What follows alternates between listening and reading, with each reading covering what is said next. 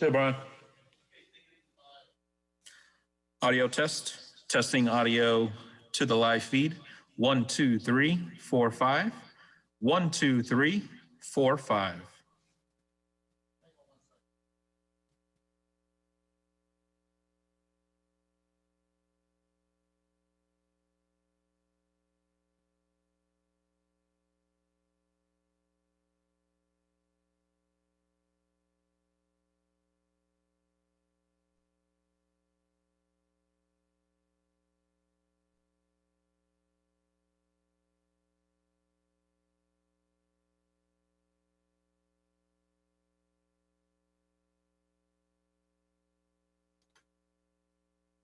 Checking audio to the live feed.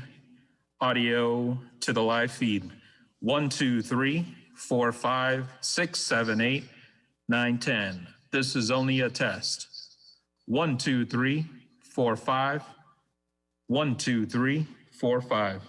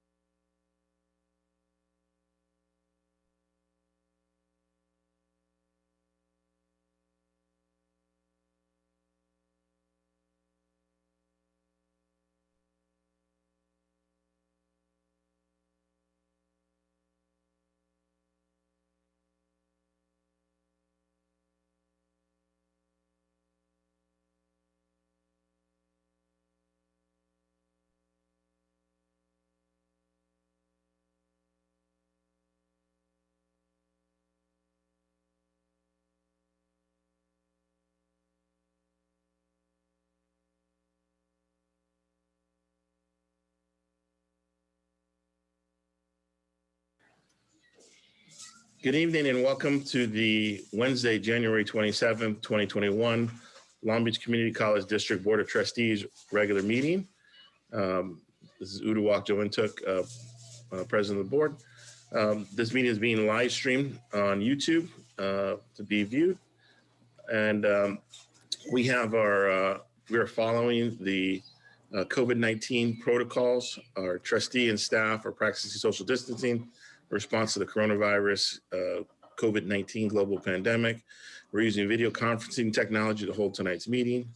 Governor Newsom issued an executive order last March that declared the state of emergency. The executive order also updated the California Brown Act regarding public meetings in response to the health crisis, which we're currently facing. Tonight's remote meeting meets these updated Brown Act requirements. And as we start today, we're going to have closed session before our regular session, but I'd like to start with a roll call. Madam Secretary, can you take a roll call of the trustees? Virginia Baxter. Here. Herlinda Chico. Present. Vivian Malauulu. Here. Uduak Jointuk. Here. And Sunny Zia. Here. All right, looks like we have full attendance tonight. Moving on to agenda item 1.3, public comments on the closed session items. Secretary Hahn, do we have any public comments on closed session agenda items? No, we do not. Okay. No requests. Okay, wonderful. So we're going to move into item 1.4, 1.5, which are closed session agenda items. And I'd like to ask everyone to move into, if Dario can do the breakout room into the closed session item. Chair Intuk, I have my hand raised. I'd like to make a statement before we go. Is it pertaining to the Yes. closed session item? Yes. Okay, go ahead, Trustee Zia. Thank you. I just wanted to have it be on the record that I intend to go closed session, although the item that is under 1.4 is vague and the subject matter is unclear. If it is what I believe it is, as I've stated before, I will voluntarily step out on a matter if it is specifically related to me, as opposed to items pertaining to any current or former employees or other trustees. Thank you. President Umtuk, may I, through the chair, address Trustee Zia on that, please? If you want to just, for the body, ask the question to everybody. Trustee Malauulu? Sure. Well, I just specifically would like to know why Trustee Zia is agreeing to sit out of that particular item after 6 months, because we've been requesting that she do that since July, August. And then, I just, December 21st was the first time that she volunteered to do that. It almost makes it sound like she's been agreeable to do that all along. That's all. That's my question. Trustee Intuk, that is incorrect, and it's factually incorrect, Trustee Malauulu. I offered in October 21. I sent you a letter. Everyone got it. December 21st, you publicly noticed it according to the Brown Act, and the case was specifically called out. I recused myself. I've asked multiple times to segment the items rather than combining it into one vague item as it is portrayed in tonight's docket. And the board counsel has refused to do so. I've asked you in your former president capacity, and you refuse to do so, and members of this board. If you segment the item, I will recuse myself on any item if it is pertaining to me. I don't know what these items are. If it is, as I've offered before, I will step out on matters specifically related to me. It is not clearly spelled out in the docket.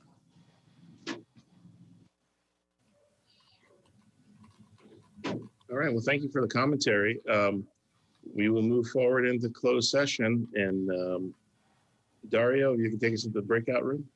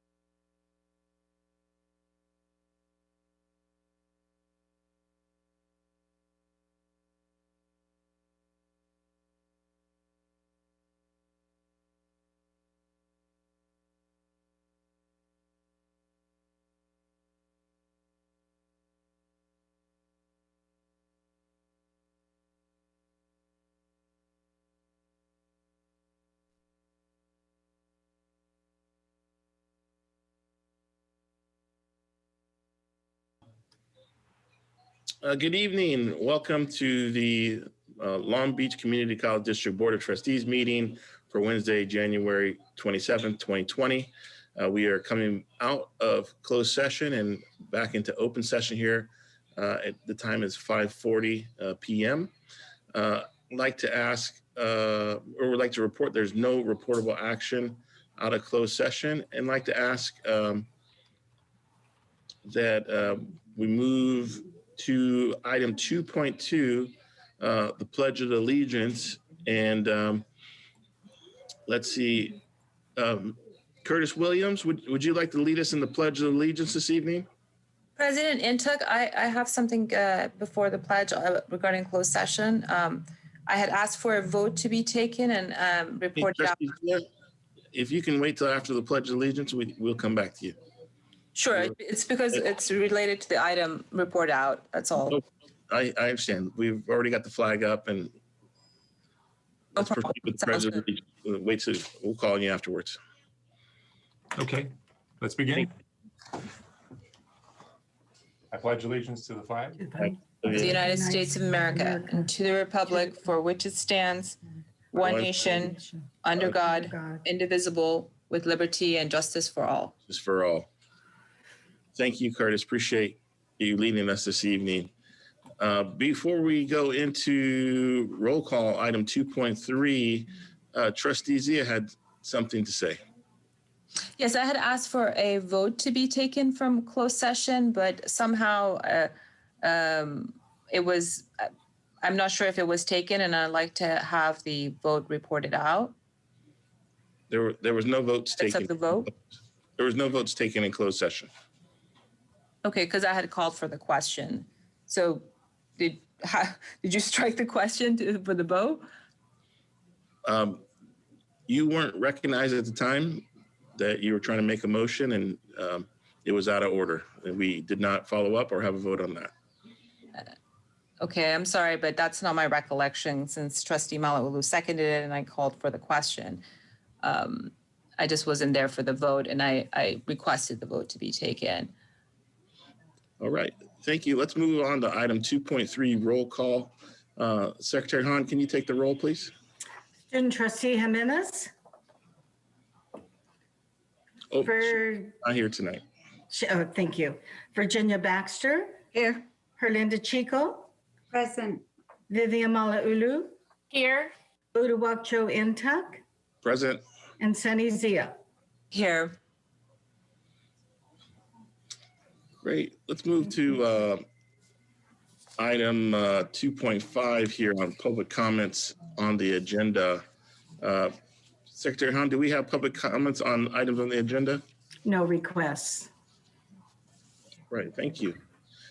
We'll move on to item 2.6, approval of the minutes from December 21st, 2020, regular Board of Trustees meeting. This is an action item. Ask for a motion and a second to adopt the minutes. Trustee Baxter, So moved. thank you. Is there a second for? I'll second it. Second from Trustee Zia. There's been a motion and a second. Any discussion on the minutes? Hearing and seeing no discussion, Secretary Hahn, can you take a roll call vote, please? Sure. Virginia Baxter, Aye. Herlinda Chico, Aye. Vivian Malauulu, aye. Uduak Joe Intuck, Aye. and Sunny Zia. Aye. Thank you. The motion passes. The minutes are adopted. We're moving to item 2.7, our ASB President's Report. I think we have Cesar with us tonight for a report out. Can you hear us? You're muted. You gotta unmute yourself. Yes, I'm muting myself. Thank you so much. So hello, everybody. It's nice being here today again. Before I actually start my report, I actually want to introduce somebody. She is part of my Associate Student Body Cabinet, and I also would like her to also explain what she has been doing in her committee and the accomplishments that she has been doing for our students. I'm going to give it to the floor for Ava Cross. Ava, if you can introduce yourself, your major, and what is your position within the Associate Student Body? Absolutely. Hopefully everyone can hear me. Okay, great. Thank you, Cesar. Yes, so my name's Ava Cross. I'm the current ASB secretary, and I'm a biology major. And yes, currently I am leading the Basic Needs Initiative as the chair of the Basic Needs Committee. It's actually a fairly new committee to ASB. I think I'm the first chair of the committee so far. So there has been a lot of work to do, definitely, especially given the conditions brought up upon by the pandemic, which is why we put together the initiative in the first place. I think a lot of the ASB members, specifically this year, have been really interested in trying to help the student body, given just, we know how much we're struggling through everything, and the teachers have been wonderful to us, but just a lot of people are struggling financially. And if there was anything we could do to add just a little bit extra to any of the aid projects that were already being covered by, the LBCC Basic Needs Program, then, we were hoping we could do so. And luckily we had that opportunity. So we ended up putting out a survey last fall to see what kind of items that the students needed most. And we ended up separating everything into 3 different categories, namely school supplies, winter items, given the time of year it was, and then also, of course, sanitary items, healthcare items. So we just are putting together tote bags for 3 months. Hopefully we're gonna get out 3 batches of tote bags. Each section is going to be divided up based off of the healthcare supplies, the school supplies, the winter items. And we were able to get a budget of about $7,400 to put this together, which was really incredible. And my committee was just wonderful. We worked through the holidays to get the financial proposals pushed through. We managed to get it through the cabinet, through our committees for winter, so we could get the buying process expedited. So luckily it all worked out before spring, and hopefully we will be able to team up with the Grab and Go, the first Grab and Go event of the semester. That's what we're set up for at the moment.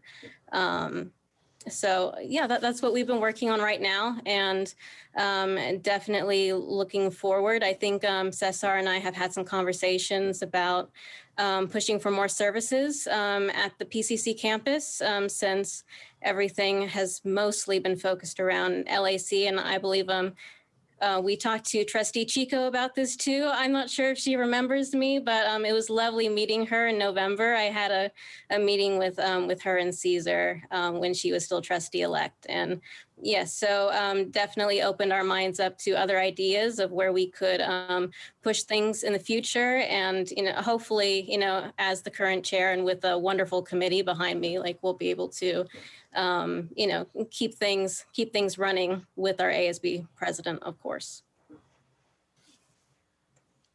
Thank you so much, ASB Secretary. I appreciate you being here at the Board of Trustee meeting. The reason why I actually wanted her to be in this meeting is because instead of me just talking about what my associate student bodies is doing, I was like, might as well get one of my students to come over here and actually, discuss about it, especially because this is her project.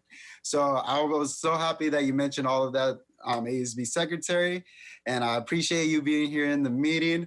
And now I'm going to transition to my report just to let everybody know what's going on. Let me just get my little pamphlet on, or my bullet points. So first things first, I just want to say, I hope everybody had a wonderful winter break. I know it was very stressful these last couple of months, but let me tell you, I really do hope it was relaxing. I did get some reading done, and that's my way to, relax. But despite that, I actually wanted to give everybody a quick update on my projects, things that I want to accomplish before the end of the year. Over the winter break, we actually created an ad hoc committee to work on stipends for our student leaders. They were able to accomplish the stipends over the winter break and actually bring a proposal. And it's actually going to be, we're going to start discussing about it during February, and hopefully moves forward from there. Once it's approved by the finance committee and with all the politics aside, it's going to move to the associate student body. And from there, from the associate student body, it's going to move to the students. And that's actually something I look forward, especially during my last semester here, during my administration. My Vice President of Legislative Affairs, Anna Barkey, had a meeting yesterday with the Chief of Staff, Sophia Khan Kim, and the head of the Legislative Affairs for District 8, going over a presentation regarding legislative priorities. And she will be the liaison, hopefully I said it correctly, between our region's community college and the legislative office. Last but not least, before I end my essay, I know I've been working closely with Mike Munoz and Marlene to push for sanitary products within our women's and hopefully our men's restroom and our non-binary restrooms as well, because that's actually that is something I still want to keep my promise as associate student body and keep on advocating for that. Lastly, the Associate Student Body Cabinet will be discussing on anti-racism, the struggles of people of color, particularly African-American and Black folks, and learning how women are still being oppressed and understanding the different types of women oppression. I actually, over the winter break, I was actually reading books, and I think, it is very important for us to discuss about racism, to still discuss about how women are being oppressed, even in today's generation, and how we need to continue fighting on. So during the ASB retreat, and I'm actually making it mandatory for all my students or all my Associate Student Body Cabinet members to read these books, because I want them to know that when they're serving the Associate Student Body for Long Beach City College, we're not only advocating for African-American Black folks, we're also advocating for LGBTQ, for women, for all those individuals that have been oppressed. And I want to make sure that when people see Long Beach City College, they feel what it means to be in a diverse environment. So that is my goal. And of course, I honestly want to thank to all my Associate Student Body Cabinet members, especially the ones I'm watching right now, for all the hard work that you have been putting into this administration throughout this year. I've never been so proud of my ASB cabinet, and it still seems to grow as the semester continues. I honestly, I'm going to say that just stick out through the end of the semester, and we're going to make it strong, and we're going to make history once we leave. So that is the end of my report. Hopefully you folks have any questions on that, but if you don't, that is going to be it. Thank you so much. Thank you, Cesar, for the report. Appreciate it. I do see two hands before we'll go Trustee Baxter and Trustee Chico. I think they have a follow-up question. Thank you, President Entuck. First of all, Ava, I want to congratulate you on a wonderful report, and Cesar too. I'll get to you in a second, Cesar. But Ava, I would like to ask a question. How many students responded to your survey? Not as many as we would have liked. Hopefully we would get to work on a larger outreach the next time around if we are able to do a project like this again. I think it was somewhere under 100. Well, I think that's good. The reason I asked you is last month we had a report from a company who did a survey, and I wanted to see if you could beat their number. I was being low class. Oh, probably not. No, you didn't. But let me tell you, in this age, I think that's very, very good. And I salute you on working toward collecting things, and also on the cabinet for supporting you on this. You may or may not know that Trustee Zia and I are involved with an associate group of the foundation called Helping Homeless Students. And so one of the things that we had, and Cesar, this keys into you, is we had a drive for sanitary products. And what we did is overwhelming support. And I'm talking about thousands of packages that my committee, they put them individually in Ziploc bags, to make them all sanitary and things like that. And they are actually, and I don't know if any are left, but we sent them to the locker room for the locker room attendants to distribute. And we sent them to the Pacific Coast campus. And also, theoretically, they're in both the Student Health Services office. Now, talking about having products in the restroom, I'm like the historian of Long Beach City College. We had machines, and guess what happened? They were broken into. So think about that, how you're going to distribute these and not have problems with vandalism. That's just my little 3 cents. But congratulations to both of you, and I think it's wonderful what you're doing. Thank you so much, Baxter. Thank you. Vice President Chico? So let me begin by saying, of course, I remember you, Ava. I'm so impressed with you and the work that you're doing. Thank you so much for taking that survey. It's a lot of work to compile all of that information. And you and I connected on basic needs and the work that needs to be done and how we can move it forward. So I'm thrilled to see that you're continuing on with that, and I look forward to partnering with you and listening to some of the challenges and issues that are facing our students so that we can address it together. There's so many resources out in our great community that we just need to tap into to kind of leverage the work that we're doing. And I'm really excited to move forward with you on that. And then I'd like to commend Cesar for being just an incredible leader. You have an incredible cabinet because you've set that standard as a leader. You and I have had several conversations before the campaign, after the campaign, and I'm just so happy that you are in this spot because you have set an example for everyone, that you aren't, it's not about you, it's about everybody and that's doing the work in your cabinet. And the way that you just uplifted the voice of Ava to bring her here and allow her to do the presentation is just an example of that.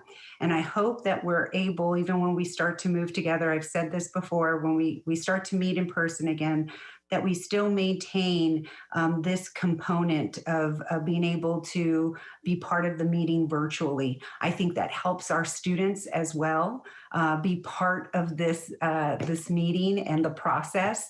So I'm excited about all the work that you're doing. Congratulations, and I can't wait to start voting on some of the things that you bring to us. Because you're doing great work. Thank you so much, Board of Trustee Chico. And President Board of Trustee Untuck, can I just mention something real quick? I know student trustee wasn't able to make it today. She was actually preoccupied with her academics, and I wanted her to focus on her classes because that was something that was stressing her out. So I do apologize that she's not here today. Great, thank you. And then Trustee Zia has her hand up.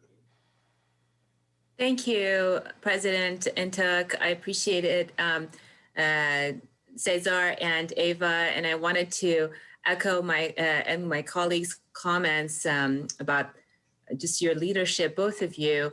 Ava, I'm really hopeful that you're going to take the charge and lead the way and get some, on the ground statistics and be able to help complement the work that Trustee Baxter and I and the rest of the community have been doing in support of our students in this regard, specifically more the pandemic impact on the students that are facing housing instability and food insecurity. If it's a possibility, it would be really wonderful to get that data as you find out about it, just so we're closer and have our eyes and ears closer to the ground and seeing on the real time what's going on. So I'm counting on you to be my eyes and ears, our eyes and ears, and hopefully we can perhaps, Cesar, if it's possible to have routine updates from Ava, that would be awesome. I certainly would appreciate that. Will do. I'll talk to our ASB secretary about that. Awesome. Thank you very much. Yeah, I hope my schedule can work out for something like that to happen. Absolutely. That will be great. Thank you. Thank you both. We're going to move on to item 2.8, student trustee report. And it has already previously been reported that student trustee Jimenez will not be able to join us tonight. She had a class conflict or academic conflict tonight. And she did give her regards and wanted to apologize for not being here, but she did give us advance notice for folks. So moving from item 2.8 to 2.9, we have the Academic Senate report. Jerry, if you're there, you want to unmute yourself? Just did. Thank you very much. Good evening. I would like to thank Mayor Robert Garcia and the City of Long Beach for providing opportunities for teachers throughout the city to receive the COVID vaccine. I know folks are anxious to return to the classroom when it is safe to do so. Thank you too to Marlene Drinkwine, Vice President of Business Services, and her team for coordinating this effort and ensuring that our essential faculty, staff, and administrative personnel get the first appointments, as they must be on campus.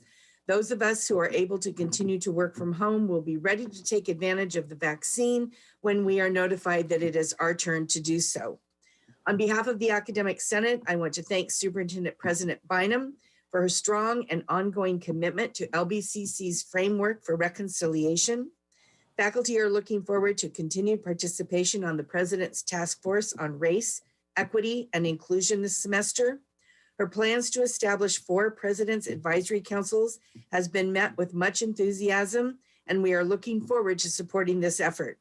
We are also proud to stand behind our students, classified staff, management, and administration as we collectively address the issues before us. The winter 2021 cultural curriculum audit wrapped up last week. More than 70 faculty representing Long Beach City College, Long Beach Unified School District, Cypress College, Cuesta College, Compton College, San Bernardino Valley College, and Santa Barbara City College participated. This work continues to draw attention and praise throughout the state and across the nation. It takes a team of committed individuals who demonstrate their passion for equity to make this a success that it has become. In particular, I would like to recognize this winter's leadership team: Michael Robertson, Priscilla Bravo Arias, Jennifer Nellis, Veronica Alvarez, and Jose Gutierrez. These outstanding faculty members gave their time, talents, and expertise and deserve the college's thanks.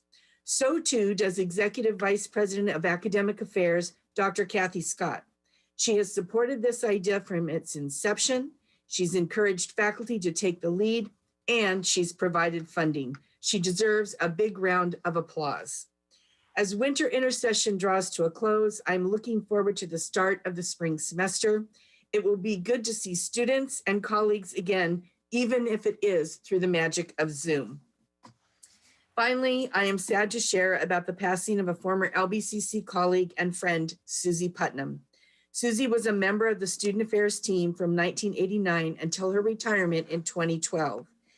The clerical support to the Associated Men Students Advisor, she was a friend, confidant, role model, and often a mother figure to the young men in the social service clubs and all of the students in the ASB programs.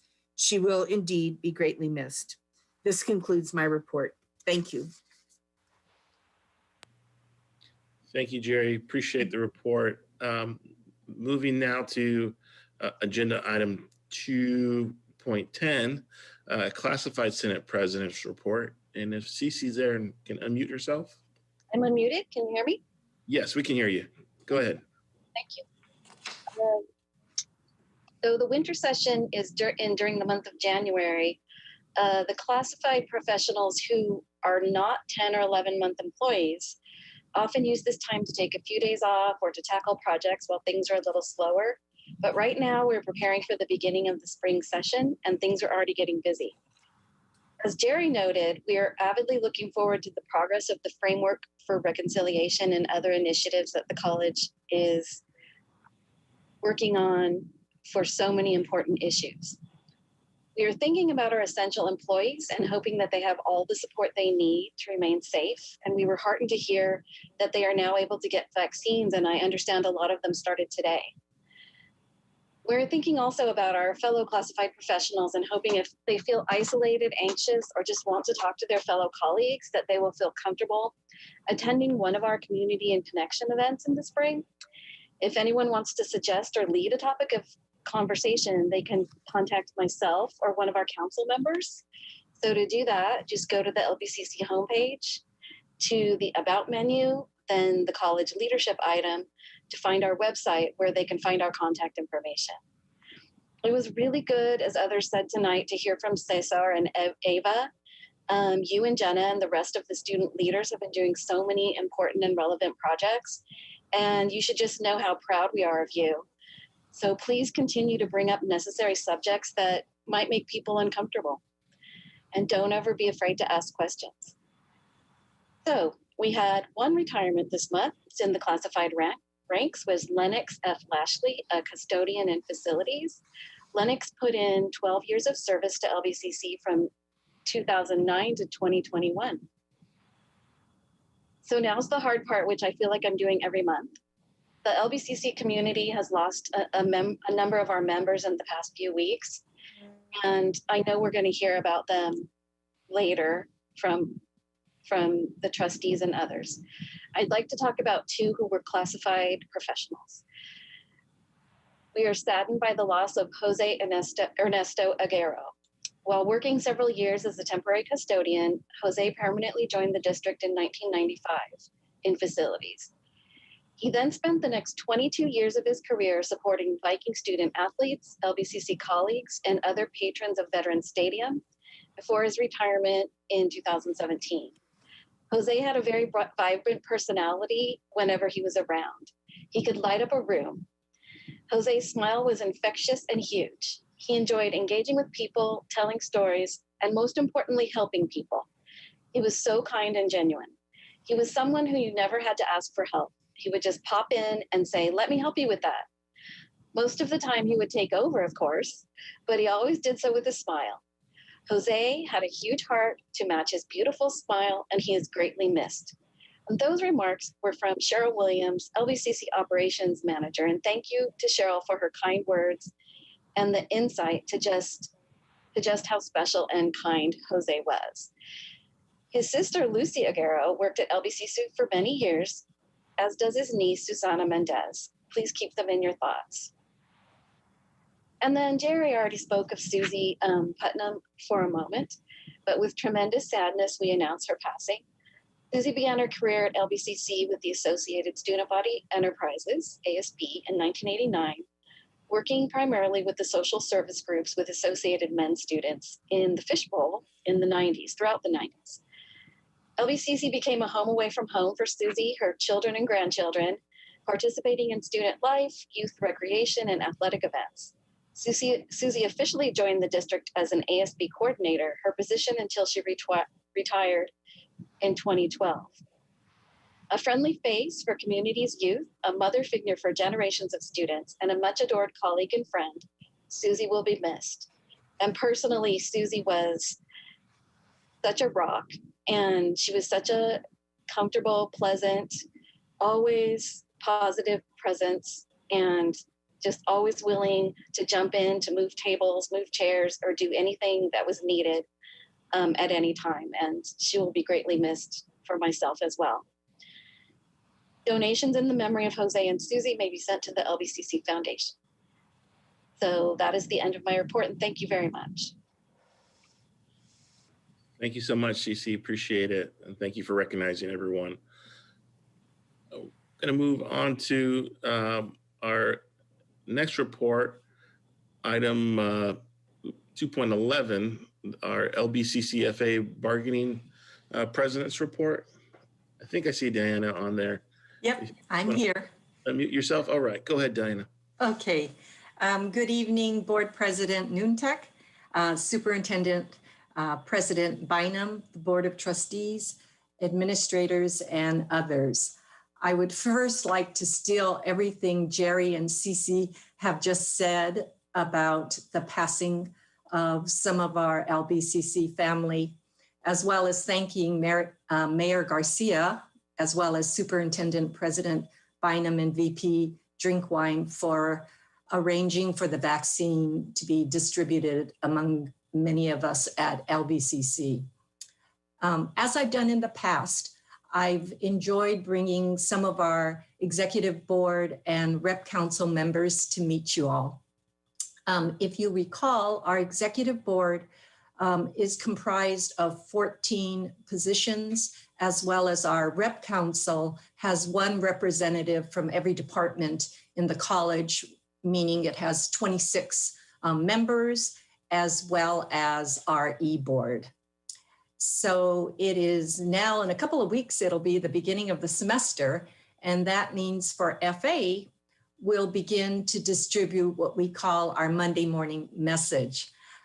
Today, I brought Dr. Sean Densis, who is our communication chair, who is responsible for compiling the Monday morning message, our weekly Monday morning message, as well as distributing all communications for the organizations to others.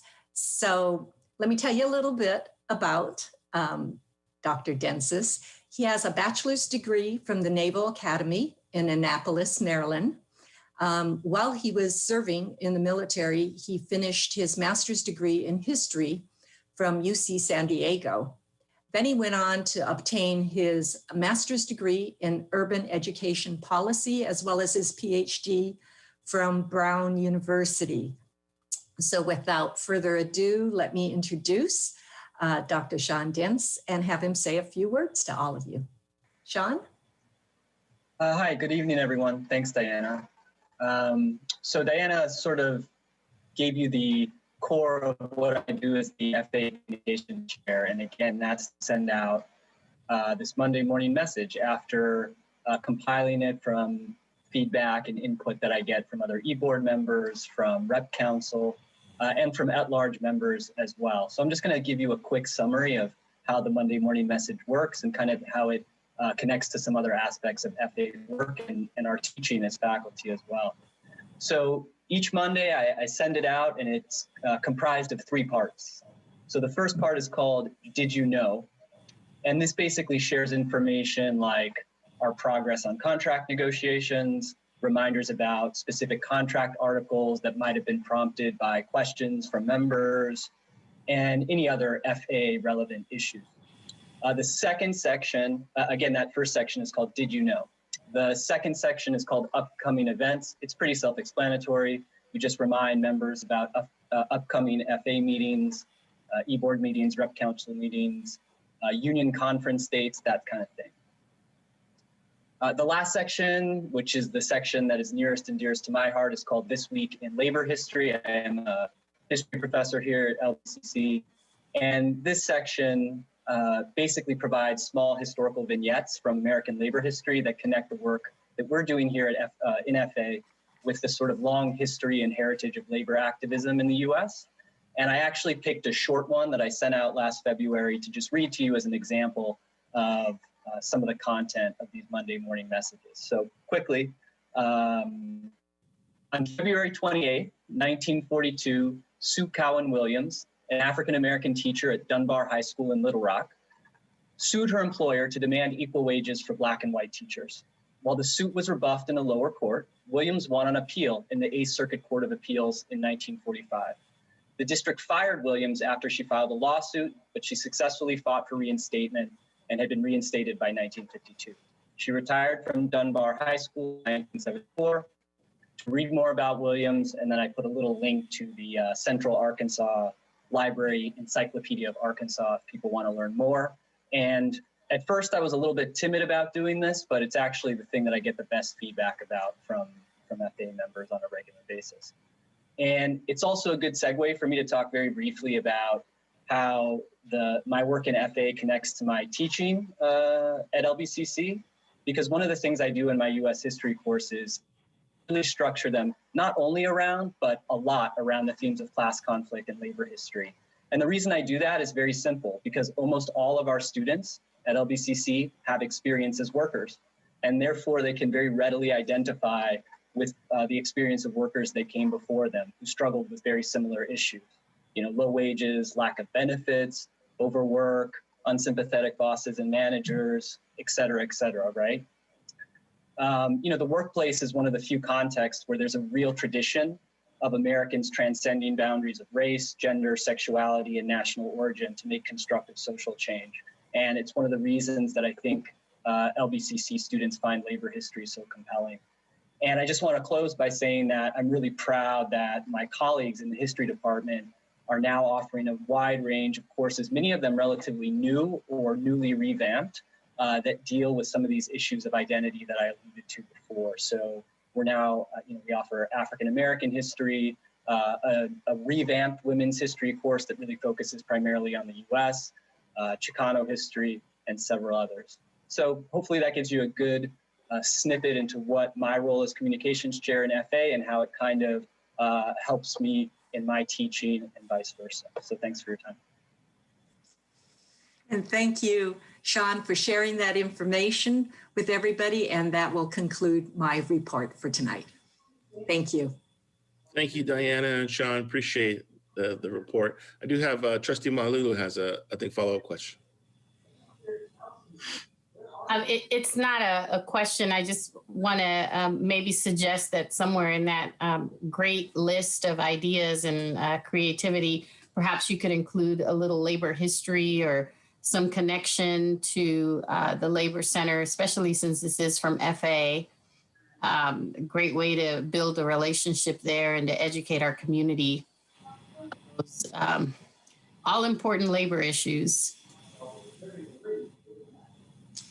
We'll have something on it in the first one this year, I promise. Wonderful. Thank you so much for the presentation and report today.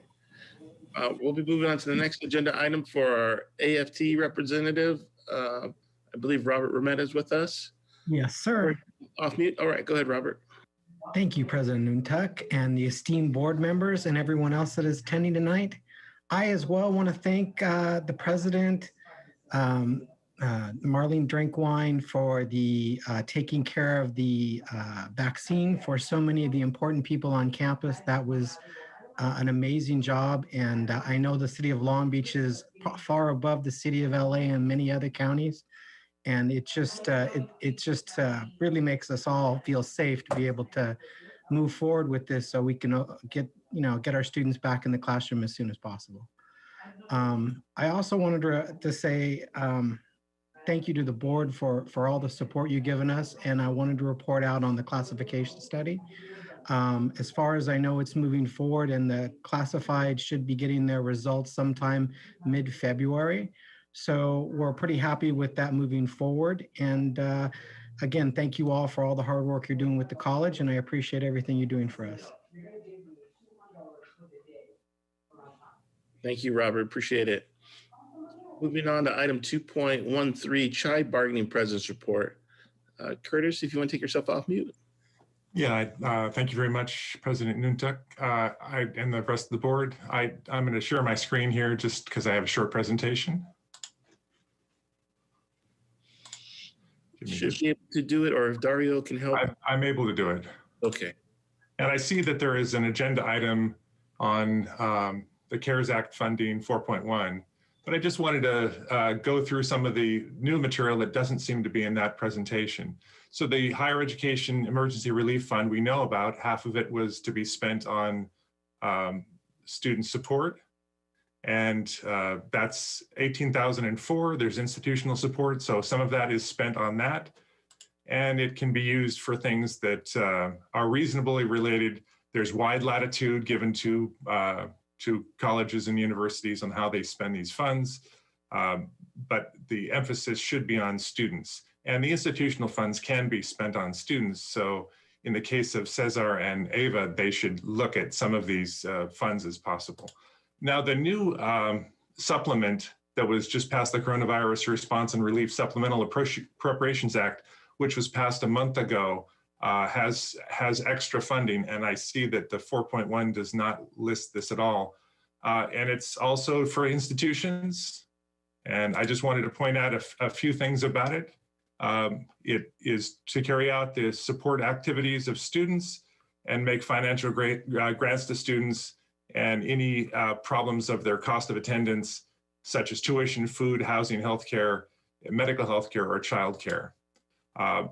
There is also the ability to spend some of this money in institutional support, and it can't be spent on senior administrator salaries, but it can be used as for institutional costs to provide additional grants to students and any other expenses related to going to remote support. So it is a add-on to the CARES Act And the one thing I did want to say is there's some reporting requirements, and it could be used for previously spent or expensed items like salary for faculty that had to do special training that haven't yet been compensated. So there's always going to be a reporting requirement. So we would ask that the Long Beach City College be completely transparent in their use of these funds. And so the Board of Trustees should be asking questions about how these are being spent, especially since Long Beach City College CHI members haven't been paid for all the time that they've been required to take mandatory training.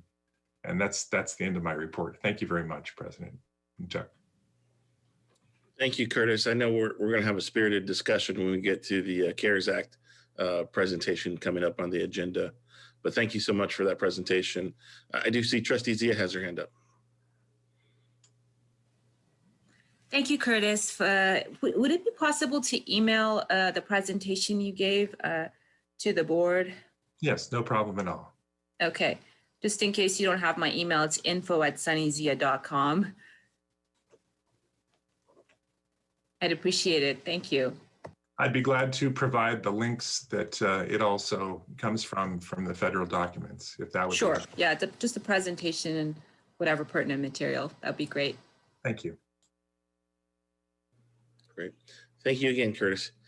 Moving on to item 3.1, we're moving to a new section of the agenda, section 3 on Superintendent President's report. Superintendent President Bynum.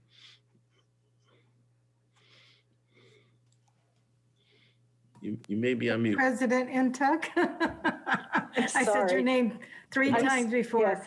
I'm sorry, can you hear me now? There we go. Oh, excuse me. Excuse me. Board President Ntuk.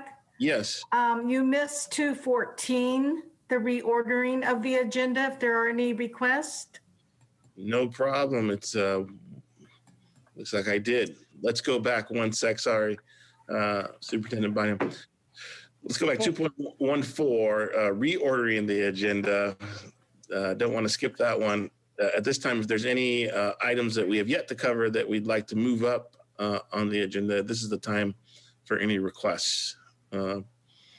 Any motions for any items?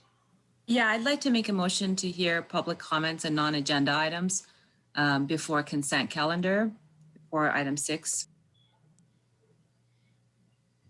Let's see. Okay. Okay, before consent. If no one has any objections to that. Yeah, if there's no objections, we can do that. Any other items anyone would like to? Thank you. Or defer? All right, hearing seeing none, we'll move the non-agenda item public comment up after section 5, after 5.2 and before 6.1. All right, let's go back to item 3.1, Superintendent President's report. Thank you very much, President Ntuk and board members. Good evening, everybody. It's hard to believe that we're moving into the second month of 2021, but I just have to let everybody know that our college faculty and staff are more determined, more prepared, and ready to meet any kind of challenge that comes to us this year. We've been through a lot. I think we're going to have some more learning experiences, but I'm very proud of everything they've done. I also want to congratulate Lennox Ashley on his retirement from the district. He did serve 12 really wonderful years here at the district, and we appreciate his contributions. Just a little bit more information about COVID-19 that's been brought up tonight too. The employees, we're part of phase 1B group, which includes educational institutions. I want to thank Mayor Garcia and Vice President Drinkwine and the vaccination task force that we put together here at the college to figure out how to work this out with the city. I know that we started today to give some vaccinations. We started with our essential workers, those who have work assignments on campus. And we're working with the city and the health department right now on the logistics of distributing vaccines to the rest of our employees. And we will continue to prioritize essential workers, but we're gonna eventually get to everybody. I should note that the city of Long Beach has about 90,000 people that are in phase 1B, and they don't expect to complete this for several weeks, but we will eventually get to everybody, and we will notify our employees as we get more information about vaccinations capability. I also want to congratulate our nursing students and our nursing faculty who are working on this. I actually got a vaccination today from Colleen Peralta, I think is her name, and she's our nursing faculty, and I was so pleased to be able to do that. A little bit of update on Framework for Reconciliation. In November, I reconvened the President's Task Force on Race, Equity, and Inclusion to share updates on the framework and hear suggestions and recommendations. I plan to continue to engage this task force and the volunteers as we can continue this campus-wide initiative. We are now in steps 3 and we'll move into step 4 in the future. This spring, we're planning on meeting again with the President's Task Force and the President's Leadership Council together to evaluate the feedback from the listening process that we had in the fall and some of the information from the climate surveys that were administered last year. We're going to be giving a presentation to the Board of Trustees at the February public meeting, so there'll be more information about that. But I'm very excited to announce that I have established 4 President's Advisory Councils: African American, Black, Asian American, Pacific Islander, DESE, Latinx, and LGBTQIA+. And I know there's some other groups that I've had some information about, participation as well. And we're working on that as well. I want everybody to know that they're going to be included. It's really important that we are transparent and honest about what we're doing. We have to be able to build trust with our students and the campus community to be able to do a good job with this framework that we're trying to put in place. I'm committed to making it a priority. I'm grateful for the passion and commitment that so many of you have demonstrated, and I welcome your input and look forward to continuing this work. Just a reminder, our students, that registration for spring is still underway. Spring semester starts February 8th with some essential labs in person and a full class schedule of online offerings. I also want to remind the community that there's an opportunity for them too to explore the selection of degrees, transfer degrees, and certificates, and some of the interest in a variety of disciplines that we have here at Long Beach. Tuition's affordable, class schedules are flexible, so please do think about becoming a member of the Viking family. Spring enrollment, credit enrollment is down about 6.9%. I'd like to say it's up, but I'm pleased that it's not worse than it is. And we have a tremendous effort going on internally too to do outreach to the students that we think we may have lost in the fall or even from last spring. So we're going to do everything we can to make sure that we grab those students that have taken a hiatus or dropped off and encouraging our students to continue. The governor's budget was released on January 8th. Overall, the budget's going to remain fairly flat compared to the 2021 budget.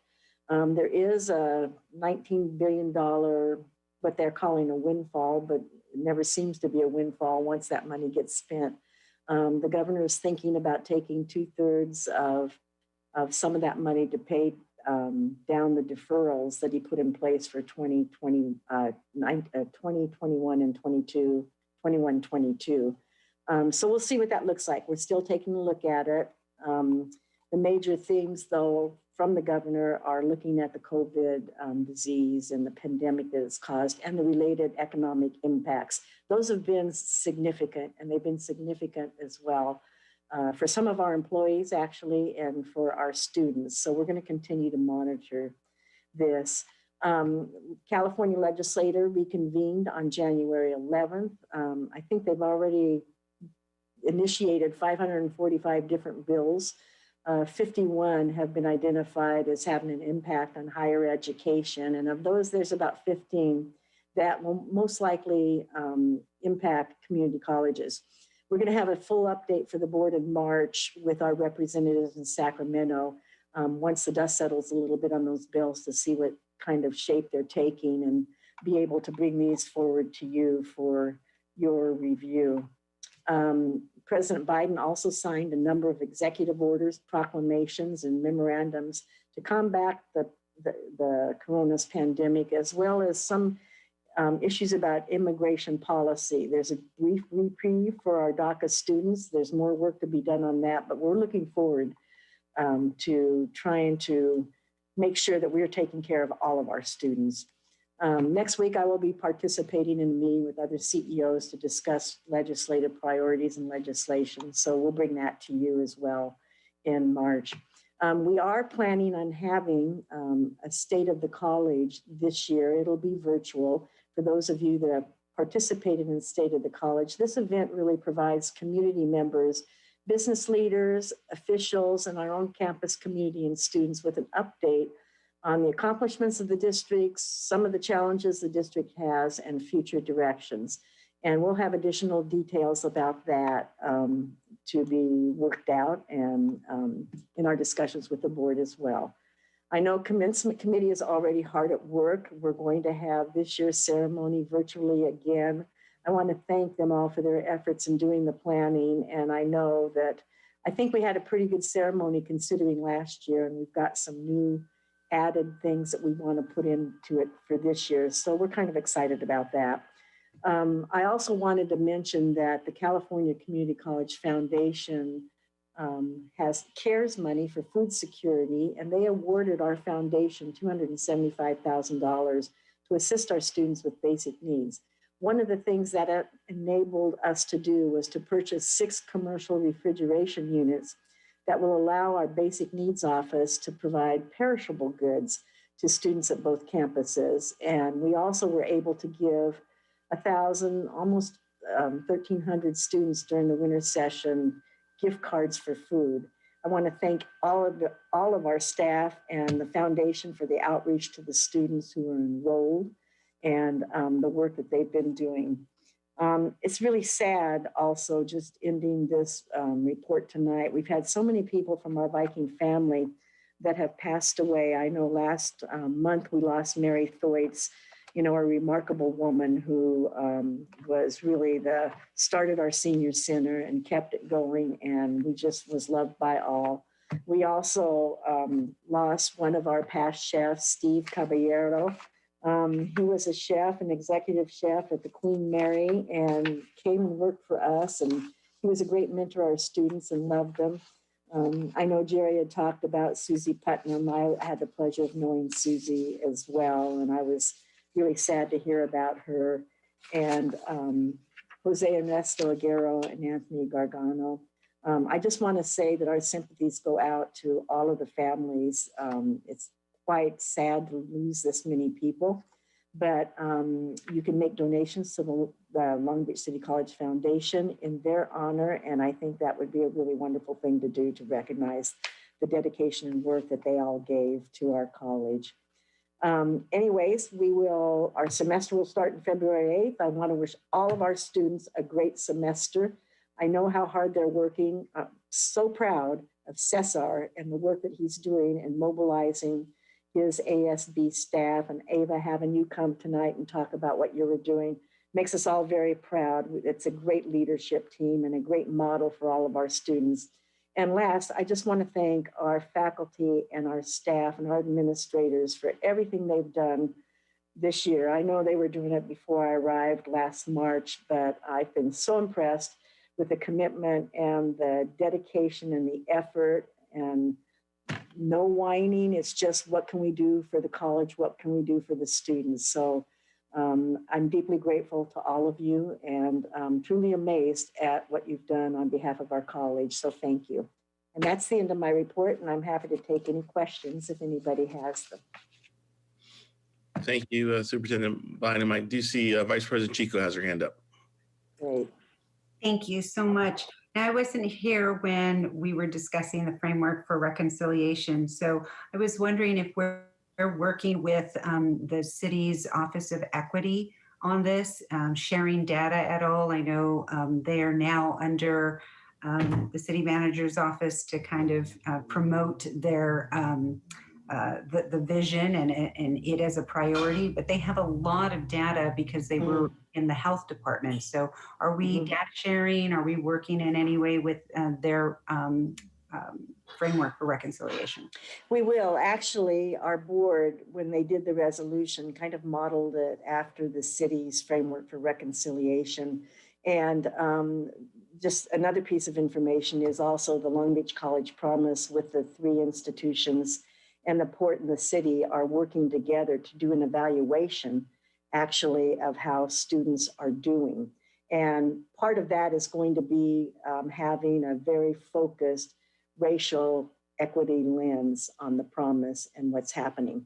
Data sharing, we've shared some data in the past. There is a commitment for us all to share more data, to bring together our directors and deans of institutional effectiveness to be able to take a look at what we're missing and what we can sift through in the data. But that's one of the wonderful things about Long Beach is the fact that we have this partnership and the city is very engaged with us. And I want to thank also Dr. Munoz and Aaron Murphy for helping to move this along. We've been working with CCEJ now and are looking to bring them on in the spring as well to help us with some of this work. And, you know, our goal is to get to action. You know, we want to be able to share the information that came out from the listening sessions, see what it looks like, see where there's things that are working, things that are not working, and make some decisions about what we need to do as a college community to actualize our desire to make it welcome for all of our students, but particularly students of color who feel the most left out, actually. Thank you for that. I appreciate it. And as part of our discussion, and I know I've brought this up before, is hopefully creating a strategy where we focus on how we are going to diversify our faculty when we begin hiring again. So students and faculty should be, you know, included in that whole framework. And I know you're working hard on it, and I'll just those friendly reminders every once in a while. Yeah. Thank you. Thank you for that, Vice President Chico. And we've had a lot of discussion with the Academic Senate and the faculty about that. You know, I'm pleased that they're so dedicated and understand the urgency about this. And so I'm looking forward to getting going too. Great. Thank you, Vice President Chico. Trustee Zia has her hand up. Thank you, Luann. That was a great report. I just wanted to see if it's possible to have a more detailed presentation on enrollment and also enrollment management and the legislative affairs and how we're doing on that front. You touched on it. I think you guys, you all are working very hard on it, but it would be wonderful if as a board we can get those updates so we can see the details and unpack the data. For sure, we will do that. We'll bring back enrollment management. I know that we are working on a new program. Dr. Scott is overseeing that area. We have communicated. There's been a meeting with our representatives in Sacramento, a couple of meetings since the beginning of the year, and they feel it's best to come and do a report to the board in March because they'll be able to see where some of these bills that might be impacting community colleges, what they look like and where they might be going. You know, part of it is to also bring this work to you to engage you all as a board in some of our legislative advocacy. One of the best things we can do is have our elected officials and our trustees and our leaders tell the stories of our students. And I just was in a meeting yesterday when a couple of assembly members said those are the most impactful things. And I wouldn't mind, and I think we've got the leadership in Cesar and some of his team to work with our students too, to have them come and advocate on behalf of students, because I think that's much more real and understandable for legislators when they actually hear from the students and some of the issues that they're facing. But we will bring that back for sure. Great, thank you. Mm-hmm. All right, thank you, Superintendent Bynum. And I know I think most of our reports mentioned that folks were passed away and from the LBCC family. And if folks are interested in a journey tonight, anyone's name will we'll take time at the end to do that.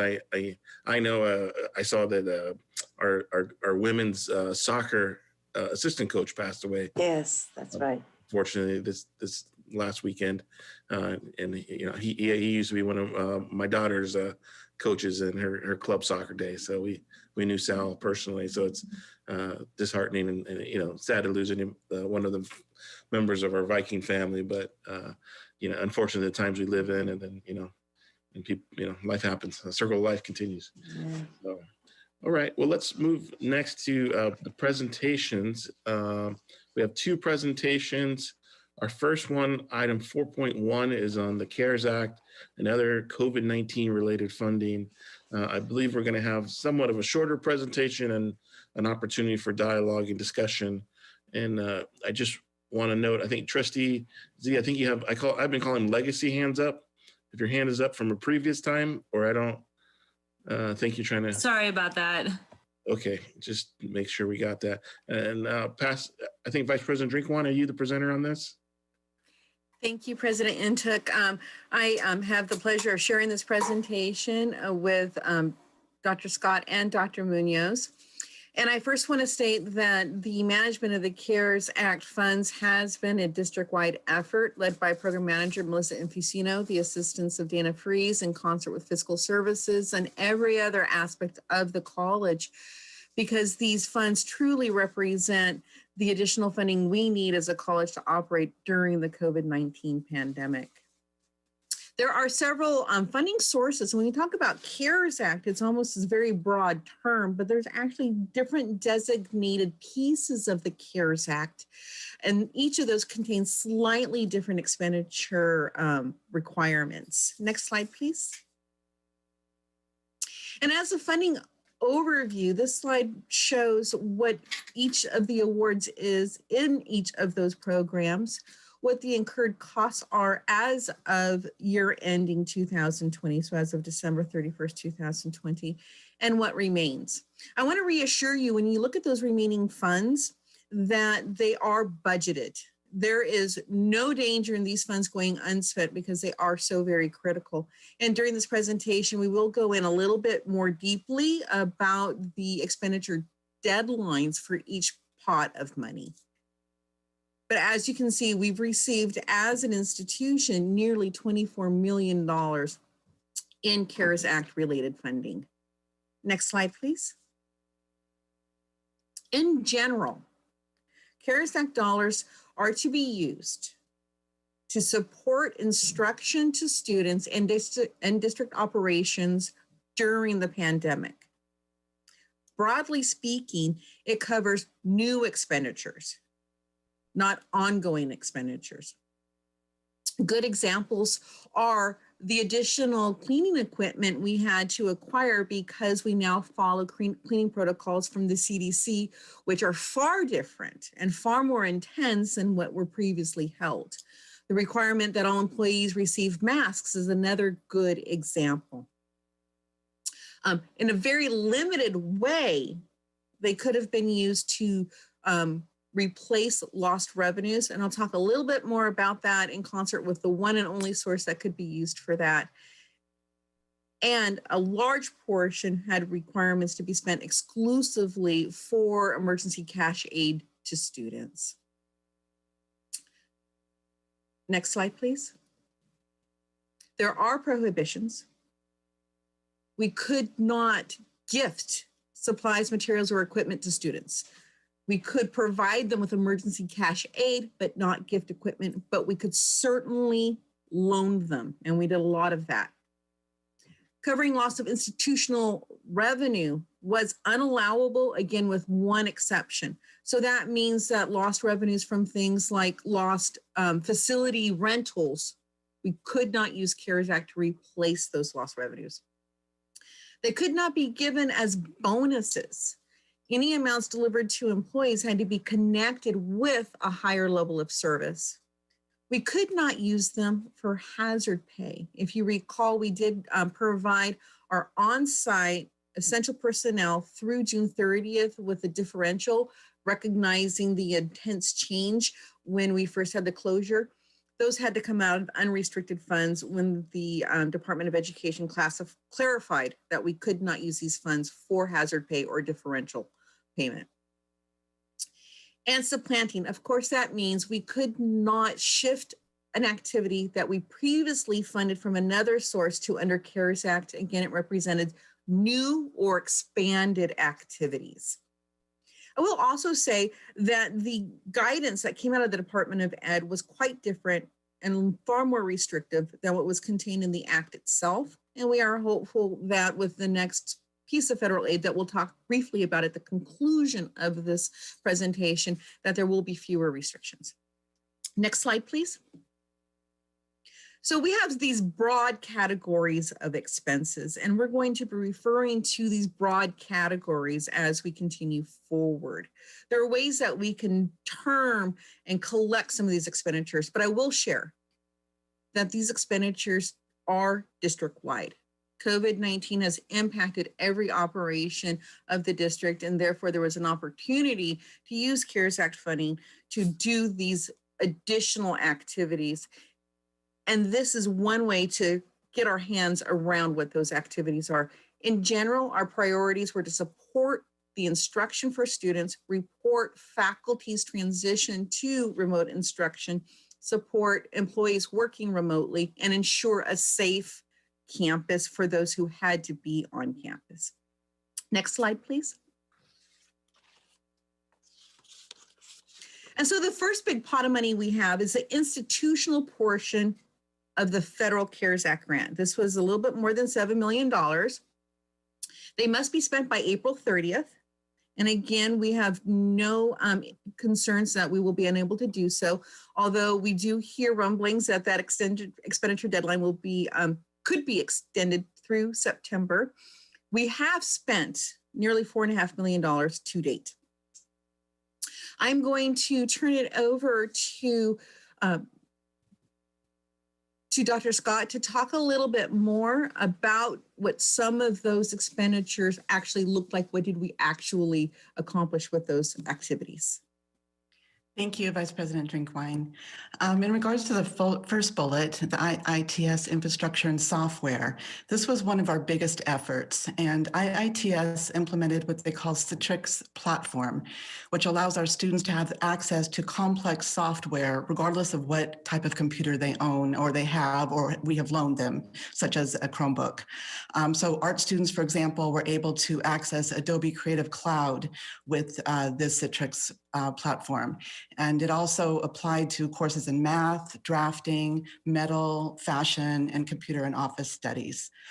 In regards to software, we also implemented the load balancing software that allowed employees to access all the services from PeopleSoft from home. We had software that helped our help desk specialist to access district computers from home. Our vocational nursing program got software to support clinical experiences and testing preparation. And we funded NetTutor, which is the software that enables online tutoring. In regards to the next item, additional staffing to support instruction. We did pay full and part-time faculty over the summer to complete the essential labs that had been suspended when we closed the campus, if you recall, back last spring. For fall, winter, and spring, and for fall, winter, and this coming spring, we have staffing to support our on-campus essential work labs. So this involves many, many people at the check-in tables, taking temperatures and making sure that students have completed the health app. We hired additional staff to work in the essential labs, and we have about 225 essential labs in the primary semesters. And these individuals help with social distancing, mask wearing, making sure everybody's doing what they need to do. They clean tools and equipment and workspaces in the classrooms between student usage and then between the classes. So it's extensive. In some of the essential labs, we had to lower the class size because there wasn't enough social distancing space. So we had to add in extra classes. We gave stipends to faculty to create new OER, which is the free online textbooks, and stipends to curriculum to help oversee the effort. We had almost, I think, 500 classes that had to have distance ed addenda done to make us compliant with the chancellor's office. In regards to cleaning and PPE, we had all of this was to support the essential labs, the 225 in a primary semester, cleaning everything during class, between classes, and a deep cleaning every night. I'm sorry, I had to take a sip of water there. Excuse me. We ordered PPE for our nursing students, both on campus and at the clinical sites, because the clinical sites, like the hospitals, couldn't provide our students anything. They didn't even have enough for their own uses.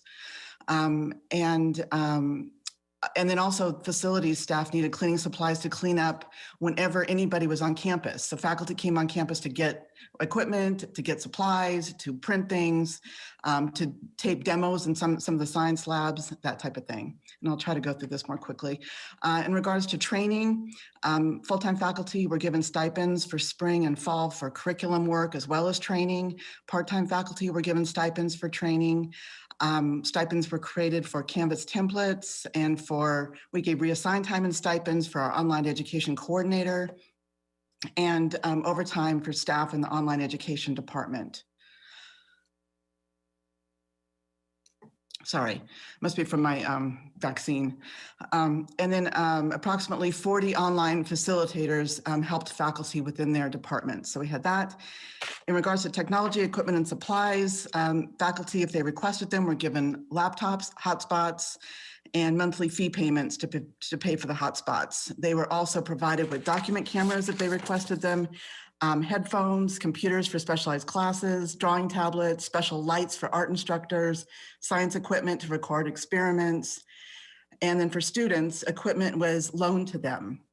As VP Drinkwine alluded to, we've loaned out sewing machines for costume and fashion, portable keyboards for music, calculators for math, laptops for non-credit students, and additional classroom supplies in essential labs to shorten the sharing time that students needed so they could move more quickly through the labs. And I will turn this over at this point to Vice President Dr. Munoz. Thank you, Dr. Scott. So I'm going to share a little bit about some of the ways that we've leveraged the institutional federal CARES Act dollars to expand and support student services. So we were very thoughtful in recognizing that the impacts of the pandemic have on our students, not just in terms of their academics, but also their mental health. This is a time where many students are experiencing higher levels of anxiety, stress. And so we wanted to make sure that we were able to help support our students through coping with the pandemic. And so we leveraged some of these funds to increase mental health clinicians. So that made additional appointments available. We also leveraged these fundings to provide additional support and build partnerships to support our homeless students. And so, as you know, we already had received some funding from the Chancellor's Office to support homeless students, but that was a limited number of students we were able to support. And so we were able to expand and leverage some of these dollars in a way that allowed us to increase the number of students who were serving, since we know that this pandemic has directly resulted in a loss of wages for many of our students, and many of our students were experiencing housing insecurity as a result of it. We also leveraged some additional fundings in the area of technology. So we are using our federal CARES Act dollars to expand supports through Cranium Cafe, which we know Cranium Cafe has become a platform in which allows our students to have a virtual face-to-face interaction with many of our counseling faculty, librarians, support services staff members. And so it's been a critical platform that we've used to expand a way that we can provide a more high-touch experience for our students while we are working remotely. We also leverage these funds to support Ocelot Chatbot, which is an artificial intelligence platform. As you know, many students will have to go fish through our website to be able to find the answers to their questions. And so this is a new technology that we're about to launch that will allow students to be able to ask these very basically frequently asked questions and get an interactive response.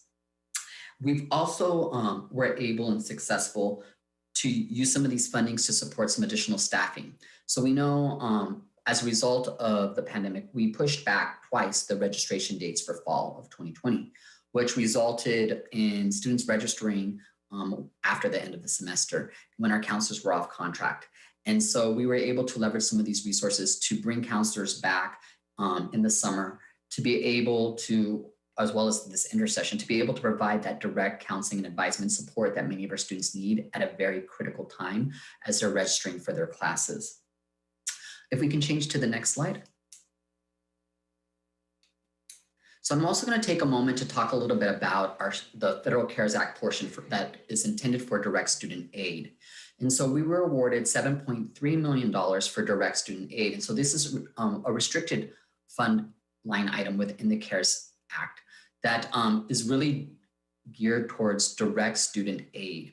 And so we must spend these funds by April 30th, 2021. And so we had to be very aggressive in thinking about how we were going to go ahead and scale up and distribute $7.3 million in student aid.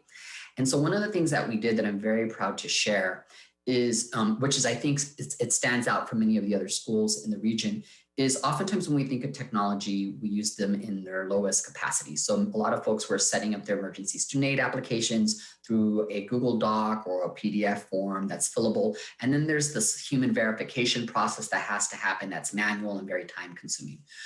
We were able to work with our partners in IT to leverage PeopleSoft to develop a form within PeopleSoft. So when students authenticate and log into the student portal, within the student portal lives the emergency student aid application. So it's streamlined for our students. It's easy. They complete that application. And much of that verification then becomes automated. So we're no longer relying on staff members or counselors or other folks to human verify these processes. We've automated them. And as such, it's allowed us to really scale up. So we received over 5,000 emergency student aid applications from students in fall of 2020. And so as you can see to date, we have spent $6.3 million.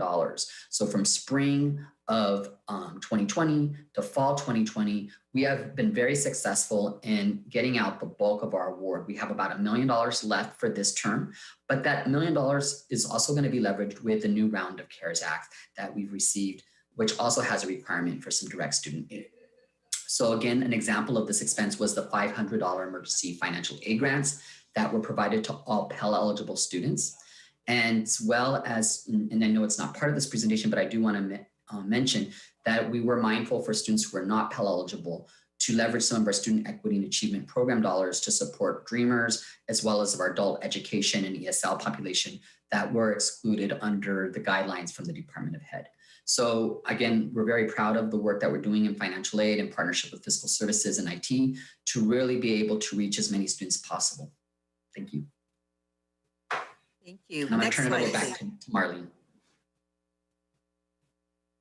We also had a small pot of money because we had been identified as minority serving institution, just under $1 million. This is the pot of money that had slightly broader allowable expenditures, and we were able to use it to backfill for student parking fee refunds. If you recall from our past budget presentations, student parking fees are used to support our student parking staff, which remains on staff, which we continue to pay. And this was really important to ensure that we didn't experience any budgetary challenges in that payment. We also use them to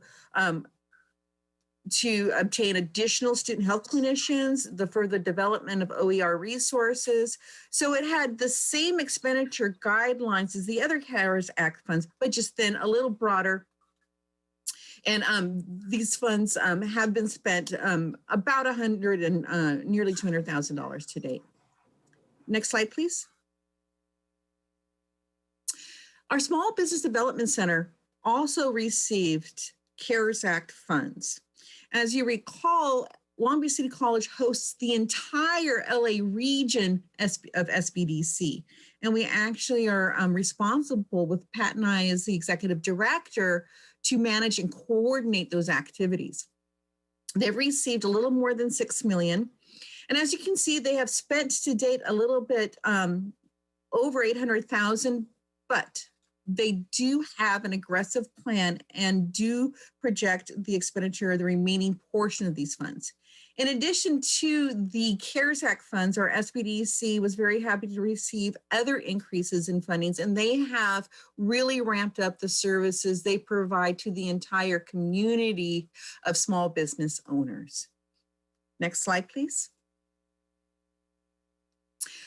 We received 2 block grants most recently. The release of the block grants was several months after the CARES Act.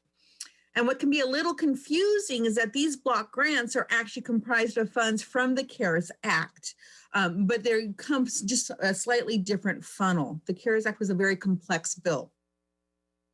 Half of this block grant came from the federal government. The other half came from the state. The state had greater latitude to make some changes, but the origination was truly the CARES Act. These funds had a very short deadline for expenditure.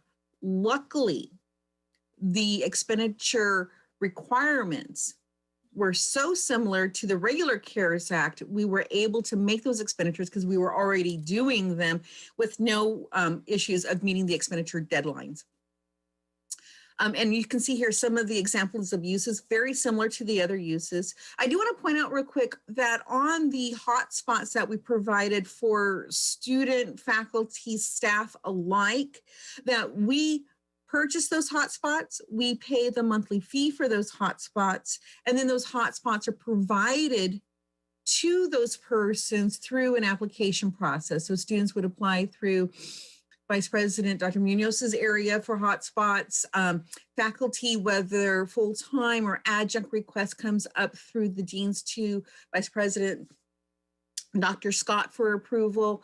Staff request comes up through their areas. So there is an organized way that people can make a request when they have a need to acquire a hotspot. Typically, we see this in areas where internet connectivity is not consistent, or there's a large draw. There's typically additional concerns why somebody's typical internet connection is not sufficient. Next slide, please. This is the state portion of that COVID-19 block grant. We have a slightly longer time to spend this. And so with all these pots of money, Melissa, Dana, and the fiscal services team do a great job of programming and scheduling the expenditure of these funds. Really, we're looking at these funds to support those on-campus essential labs. As Dr. Scott mentioned, they are very expensive to monitor. You know, a great example is the sanitization of the restrooms. We basically have to have custodians assigned to restrooms so that when persons use them and leave, they can be sanitized between use. And I think if you multiply that with employee lounges, with other areas across campus, I think you can imagine the effort that goes in to ensure a safe campus. And then those other activities that we've discussed that support remote learning. Next slide, please. This pie chart gives you a quick snapshot of where those expenditures landed. So we started off with the slide that organized our expenditures into different categories. This pie chart represents the expenditure in those different categories. And it's certainly not an accident that direct student aid is 50% because that was required. Half of that $14 million CARES Act allocation was required to be spent on direct student aid. And then you can see how the others fall. The SBDC at 7%, that's the required portion that they have to spend, and these are expenditures to date.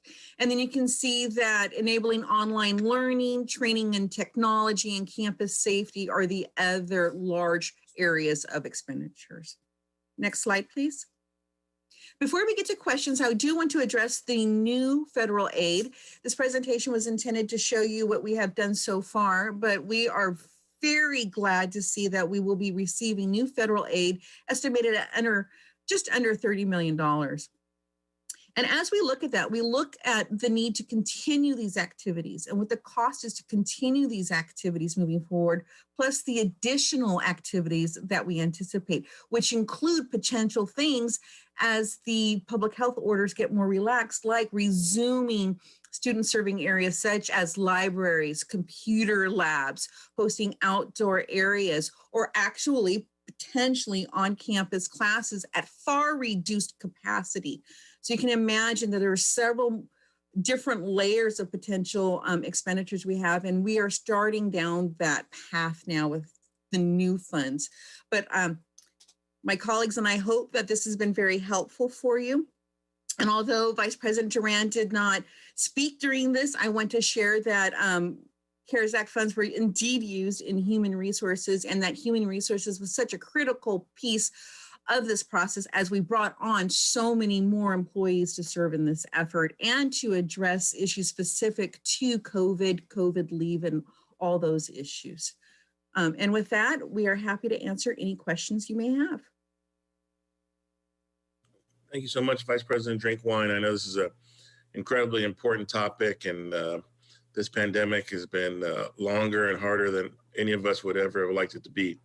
And so really seeing what kind of federal support has been there is important, and to know that we're not alone in this effort, and there's some support coming to help us out. We have opportunity to have some discussion about this. I see Vice President Chico has her hands up first, and then I'll go to Trustee Baxter next. So Vice President Chico. Sure. I have two questions. I think one for Marlene and one for Mike. The first question is about the process. I received a lot of emails from staff who did not have the opportunity to get a hotspot. So I know that there was a process to receive their request. What was our process in getting that information out to all of our faculty, full-time and part-time, to let them know that this was available if they needed it? Thank you. I can address that. I will share that hotspots were initially in very low supply. And that's an important thing to remember, that many of the supplies that we needed, equipment, PPE, hotspots, were very challenging to acquire. And I do want to thank greatly Bob Raposa and his team for their ability to actually get supplies. And so the hotspots, and thanks to Aaron Murphy for helping to coordinate that process, were one of those challenges that every institution nationwide was interested in getting hotspots the moment that they realized internet connectivity was a primary issue, whether you were public or private. We were able to obtain just a couple hundred initially, and those took several weeks to arrive. And so there was some attempt to prioritize them for faculty for online instruction. And the way they became available was through Dr. Scott, and forgive me, Dr. Scott, if I don't describe this correctly, but making it known to her team and to her deans that when they become aware, to filter those up. That because we didn't have a large supply, we needed to provide it to those folks who expressed that need more greatly. As we went on, we were able to acquire more and more. And hotspots do represent an expense because it's not just the cost of acquisition, but we do pay that monthly service fee. But we work closely with Dr. Munoz's team, and they can inform us with on a regular basis what their allocation is if we need to acquire more for them. And then as we hear from other folks, we do the same. That as those requests come in, we look at what we have and we acquire more. We try very hard not to maintain too large of an inventory, because then we're paying a monthly service fee on a device that's sitting in our warehouse. So we try very much to have this be an on-demand inventory. As the pandemic continues, we are finding that folks who thought they could manage aren't managing. And so we do expect to see those requests come forward. That as people are working in the same home with several people utilizing their internet and that there are challenges, we are anticipating that we will have more requests. I appreciate that. And I know that when every educational institution is trying to get hotspots and technology so that everybody can do distance learning, I understand that can be a challenge. However, I think that there are ways for us to communicate a little bit better. And moving forward, if we can, sorry about that. If we can get the word out and let our faculty know that if they do find themselves in a situation where they need technology, then they can let us, but we have to communicate with them as well, and not just wait for them to figure out that they can get assistance from us. I would much rather us reach out to them to say, what is it that you need so that you can successfully conduct your classes? So I think we need to be a little bit better on that end. So if maybe we can move in that direction to really open that line of communication, and then we can really assess, we'll get that feedback and we can assess needs that we may not have even anticipated, so we can work on those solutions. So thank you for that. I appreciate it, Vice President Drinkwine. And then for Dr. Munoz, if we can, I have a question about students that work at the college, student employees. Have we been able to redirect some of those positions that maybe aren't being used and utilize them in a different way, maybe to help other students with setting up hotspots or technology or anything like that? What type of pivots have you made? Sure. Thank you for that question. So in terms of federal work, so there's two types of work study. There's federal work study, and then there's district funded work study. In regards to federal work study, recognizing that, you know, we're not having students on campus, and then just the challenges of supervision with having federal work studies students work remotely, we opted to redirect the bulk of the federal work study funds into another financial aid program. The regs provide us with that flexibility. So we were still awarding federal work study, but it wasn't federal work study. It was part of it. We just reallocated those funds to another financial aid program to support our students, so that we didn't create, you know, while you're trying to go to school and manage remote instruction and everything that's happening in the pandemic, also trying to figure out how to do your work study job remotely.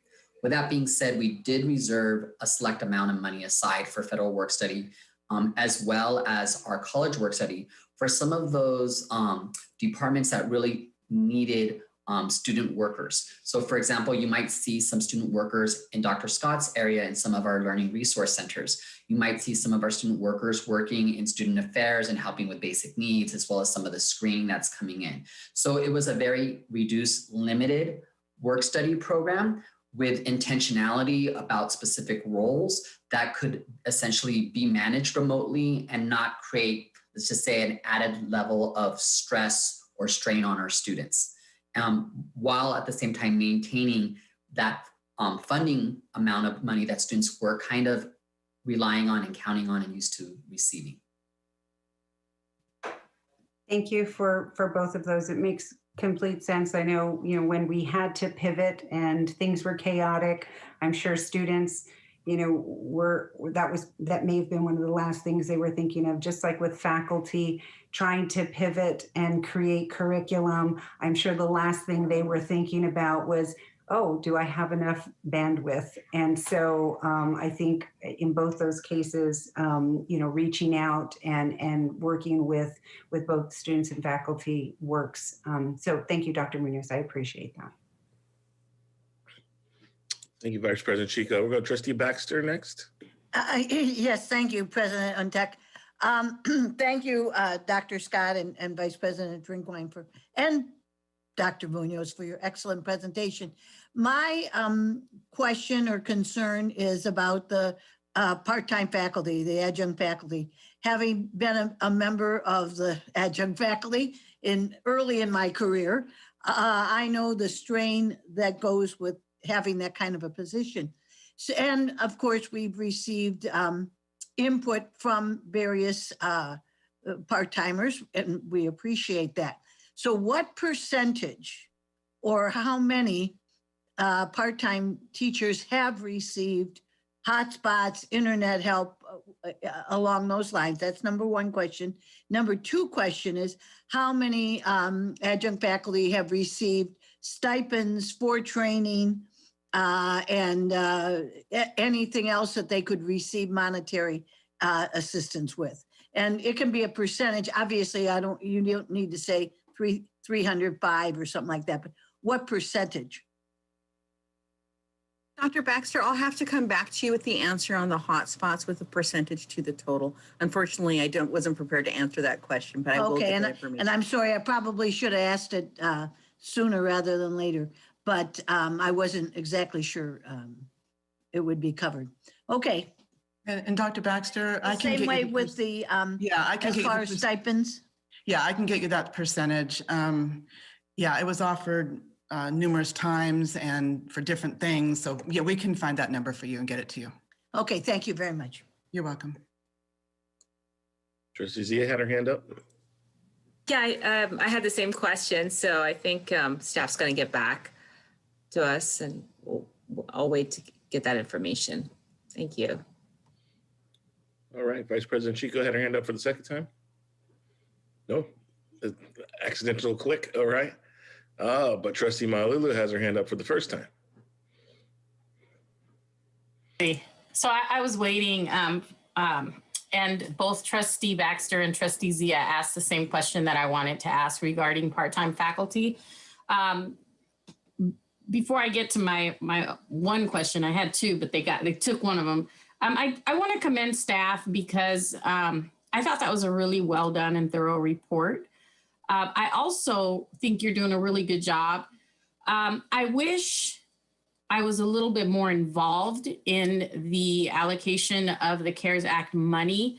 If there was some type of committee or there was some type of opportunity for board members to get a little bit more in the weeds of how the money is distributed, requested.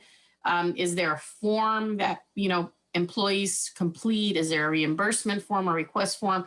I wish I knew a little bit more about it because while I haven't heard a lot of complaints or concerns or problems, which is great, I've heard a couple and I don't know enough about how to mitigate that. I don't know how to say, did you fill out the right form? Was there a deadline? So maybe if one of you can educate us for the benefit of the public on how the funds are distributed individually or if they're going to departments, that would help me.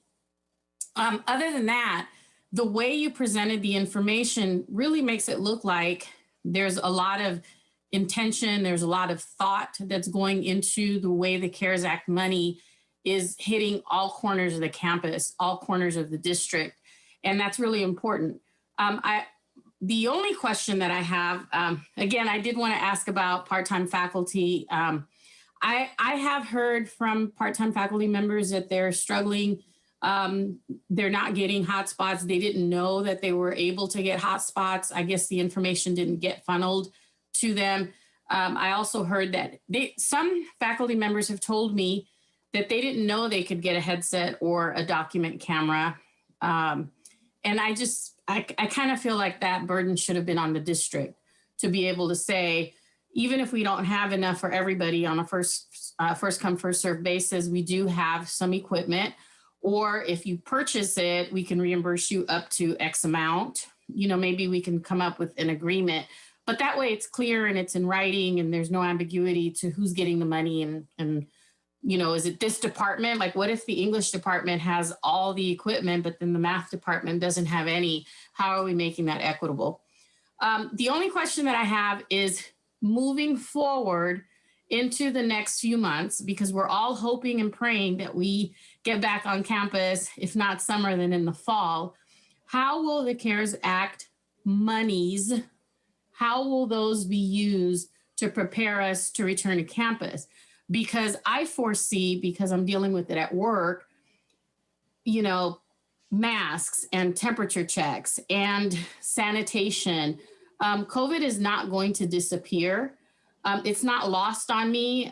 Dr. Scott, I believe, I don't know if it was a January meeting or the February meeting, but I remember asking about COVID very early, before COVID was a thing people were talking about multiple times a day.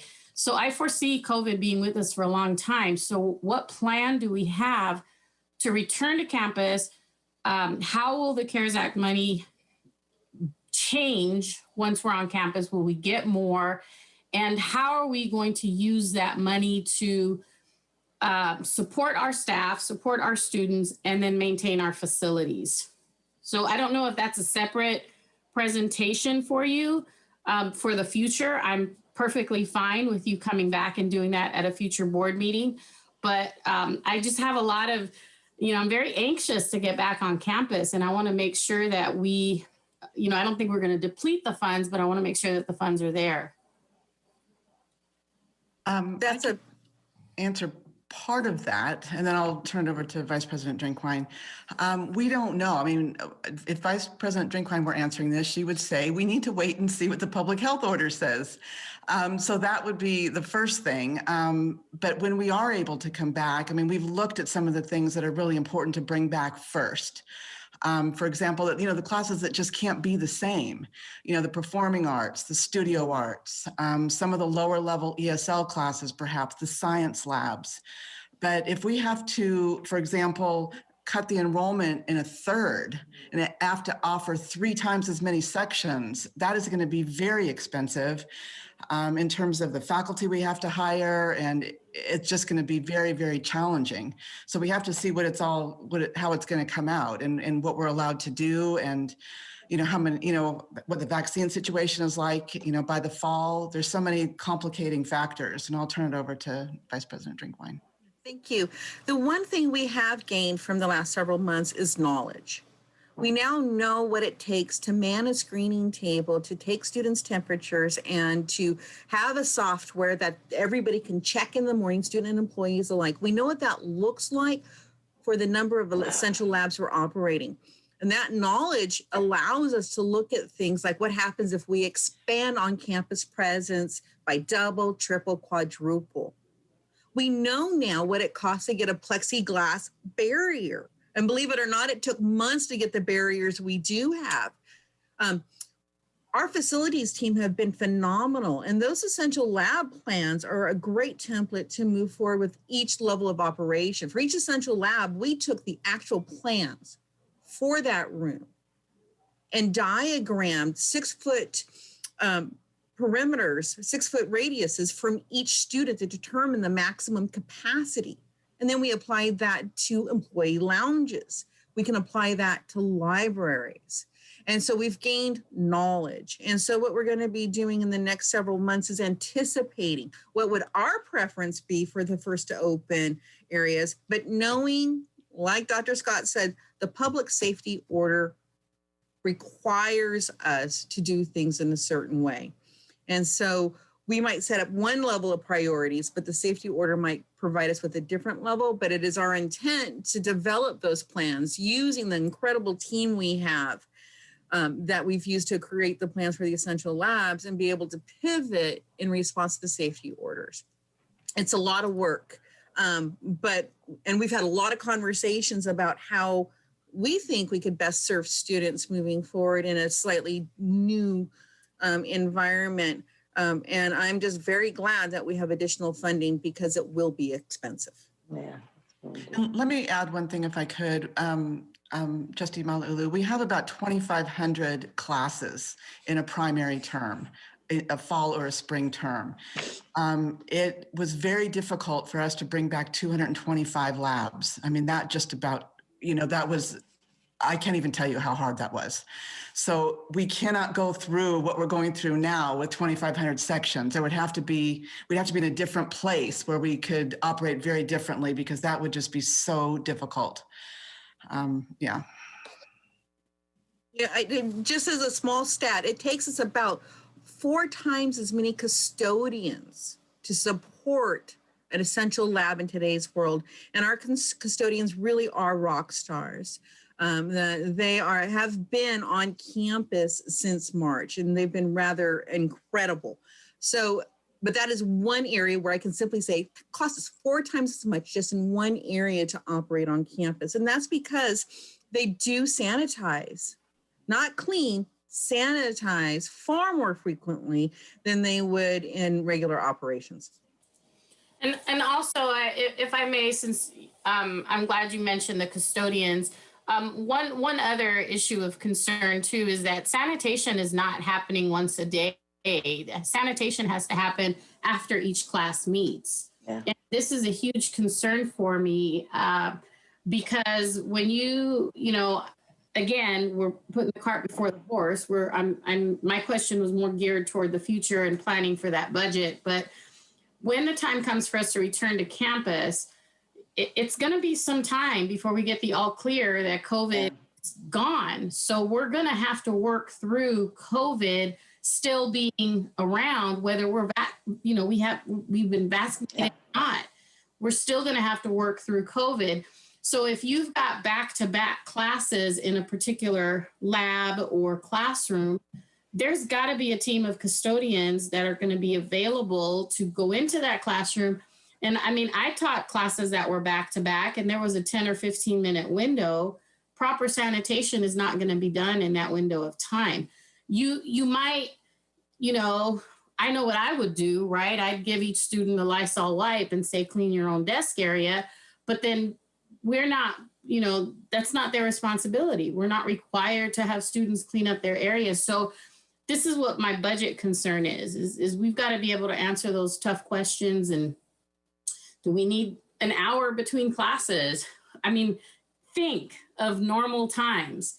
Think of how many classrooms and students and the hallways and buildings, we have to have some plan in place because faculty are going to be busy teaching, students are going to be busy learning.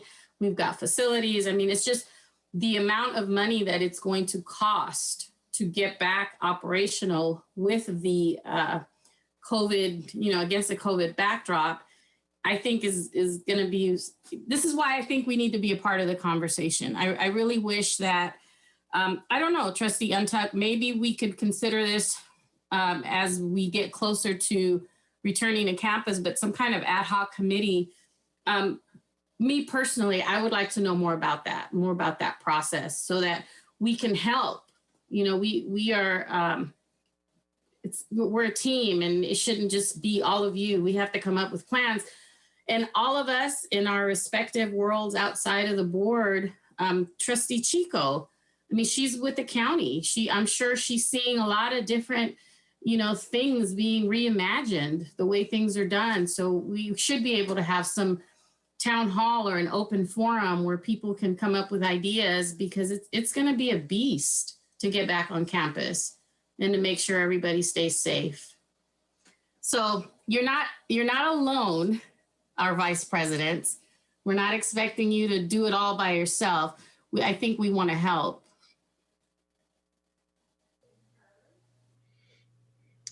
Thank you, Trustee Malauulu. Vice President Chico has her hand up. I'm sorry, I just wanted to add how much I support what Trustee Malauulu just said. I think we can see with different agencies and their rollout of the vaccine distribution, those agencies that have been planning for months and had a plan in place, I think were more successful. When the planning process was not allowed that time to really work out the details, I don't think it was as successful. So the sooner we can start planning about returning to school, I think the better, even though, just even if it's a skeleton and then we can start filling in the pieces, I'm hoping that, starting to work on that would be helpful. I also have a question about investing, if we've invested in sanitizing equipment. There's all these high-tech sanitizing equipment that many businesses are purchasing, especially for large areas, institutions. So can you maybe update us on any sanitizing equipment we're investing in? Yes, thank you, Trustee Chico. Walter Johnson is our Senior Director of Facilities. And in that capacity, he has worked very closely with Cheryl Williams, who's our operation manager, to look at the CDC's sanitization protocols and to look at facilities equipment such as filters. And so they have really led the effort to ensure that not only do we have proper PPE, but we have the proper cleaning materials, the proper equipment to use with them. We've brought on an additional custodial supervisor on a limited term using CARES Act dollars to act as the trainer of custodians and as the person who ensures that all protocols are followed. And we have looked at things like filters or air management systems to help make our campuses even safer. I'm very proud to say that our campuses were already safe, but some areas did need a little bit greater attention. So we have brought in that equipment. And so when you look at those PPE expenditures, know that that's not just masks. That represents equipment, supplies, and staff in training. Great, that's wonderful.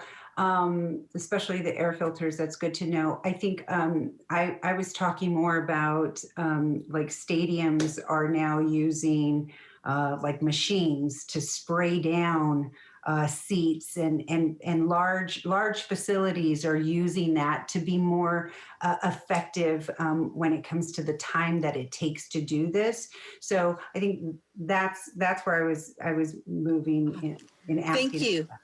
Thank you. The spaces that we have open on campus are closed spaces. So think essential labs or some offices. And so when custodians are cleaning those, it is slightly different equipment. We have not allowed any events on campus that we're not already contracted with. So swap meets are a good example, and the swap meet operators are solely responsible for sanitizing after their use.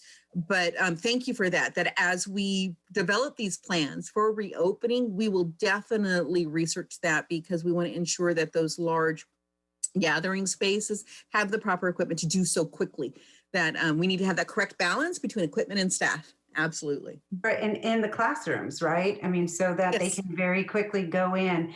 I'm sorry, Dr. Scott. Oh, I'm sorry. I just wanted to add that we have foggers that we use in some of the labs, because we have, for example, I think that's what you're talking about, some really large pieces of equipment, and it's very difficult to clean all over them. And so they use these big foggers. And I think I just wanted to add that. That's exactly what I was talking about. I didn't know the terminology, but I did know that they did use those. So that may be helpful when we do return to school in between classes to really effectively sanitize the classrooms in a short period of time. Thank you. You know, I can't emphasize enough how much we have learned over the past several months about how we approach all of this, you know, and how we approach the cleaning and sanitization and approach the check-in of students and employees on site, that we've learned a tremendous amount that will aid us as we move forward. And the plan that reflects our operation of essential labs and essential functions on campus will be published in a short amount of time. And so you'll be able to see the detail and the breadth of those plans shortly. Superintendent Bynum has her hand up to chime in. Thank you, President Intuck. Just really quickly, I really appreciate all these questions and the interest from the board, because it's very important. And one thing I do want to say is that since I've been on board, and it isn't because of me, it's just the culture at this institution, everybody has been staying ahead of the next few steps of knowing where we're going with this. We had the COVID response team. We still have the COVID response team, was meeting almost on a daily basis at the beginning, but certainly weekly. And now the COVID response team is meeting monthly. That's a number of people on campus that are critical to these areas, as well as faculty and other staff to provide input. As soon as we knew way back in the fall that we were going to have vaccines available, we put together a vaccination task force. You know, and that vaccination task force rolled out the whole plan that you've probably seen, some of the communications that have gone to everybody in the public. We have been talking for the last few weeks about how do we come back and slowly start to open the campus. We've also discussed the fact that to your point, I think, Vice President Chico, you said it, or maybe it was Trustee Malauulu, the pandemic's not going to go away for a long time. So we're not all of a sudden going to wake up one day and everybody can come back to the campus. We're going to be dealing with this the rest of this academic year and probably next academic year as well.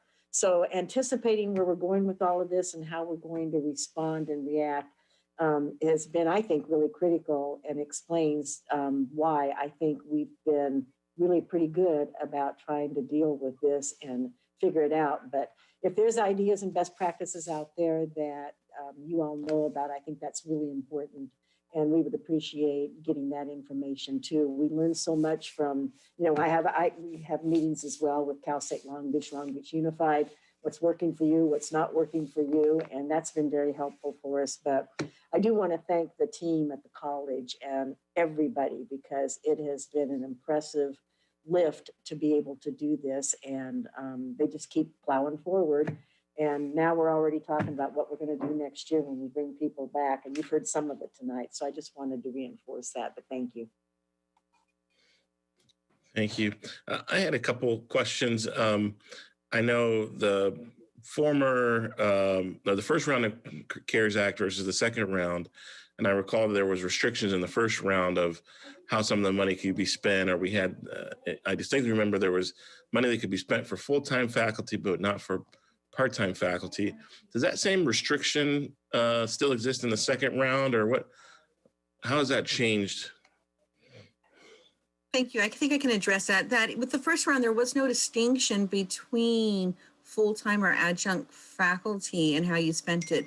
The distinction was that if it was used for training or stipends for employees to spend additional hours in training, it had to be training that addressing the circumstances related specifically to COVID and what we're currently doing. And my understanding is that the new aid package does not carry a distinction either. But we did have some CARES Act that only went to full-time faculty and not part-time faculty in the first round, correct? In training? Well, the only thing I would add to what Vice President Drinkwine said, President Intuck, is that the full-time faculty were obligated to do all of the curriculum work, to change all the course outlines of record into something that the Chancellor's Office would accept as distance ed approved. So the full-time faculty had that obligation that the adjunct faculty do not have. And they did that with about 500 courses. And so there was more obligation on the part of the full-time faculty, but there weren't rules for who could get it and who couldn't, I think in the way that you're describing. So the distinction was on the curriculum change and the obligations that full-time had that part-time didn't have. And I guess we're still in the same fiscal year here, 2020 and 2021. I got a number of communications about expenses that were incurred, and I think the Vice President Drinkwine talked about the lessons we've learned. It was much harder mid-semester to shift. But if there were, expenses incurred by part-time faculty or any faculty that haven't been reimbursed or may be qualifying for funding, is there a process for that? Like if someone, we're not traveling anymore, but if you went to travel and you had a hotel and you had a $15 internet expense that week or weekend at a conference or something, you would be reimbursed for it.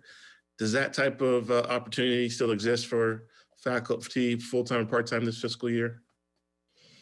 In general, reimbursements are pre-approved. It's helpful to do that so that we ensure that if it's the purchase of equipment, for instance, that equipment is appropriate and that it's priced appropriately. And so typically reimbursements are pre-approved. If we have employees who still have an unmet need, we certainly want to address that need. And so I think moving forward, we've heard clearly that we want to have a much more formalized process that's supported with some evidence of application, and so that it's much more transparent. And we will certainly work on making a process that's very transparent to ensure that we are providing our teams with what they need to be successful.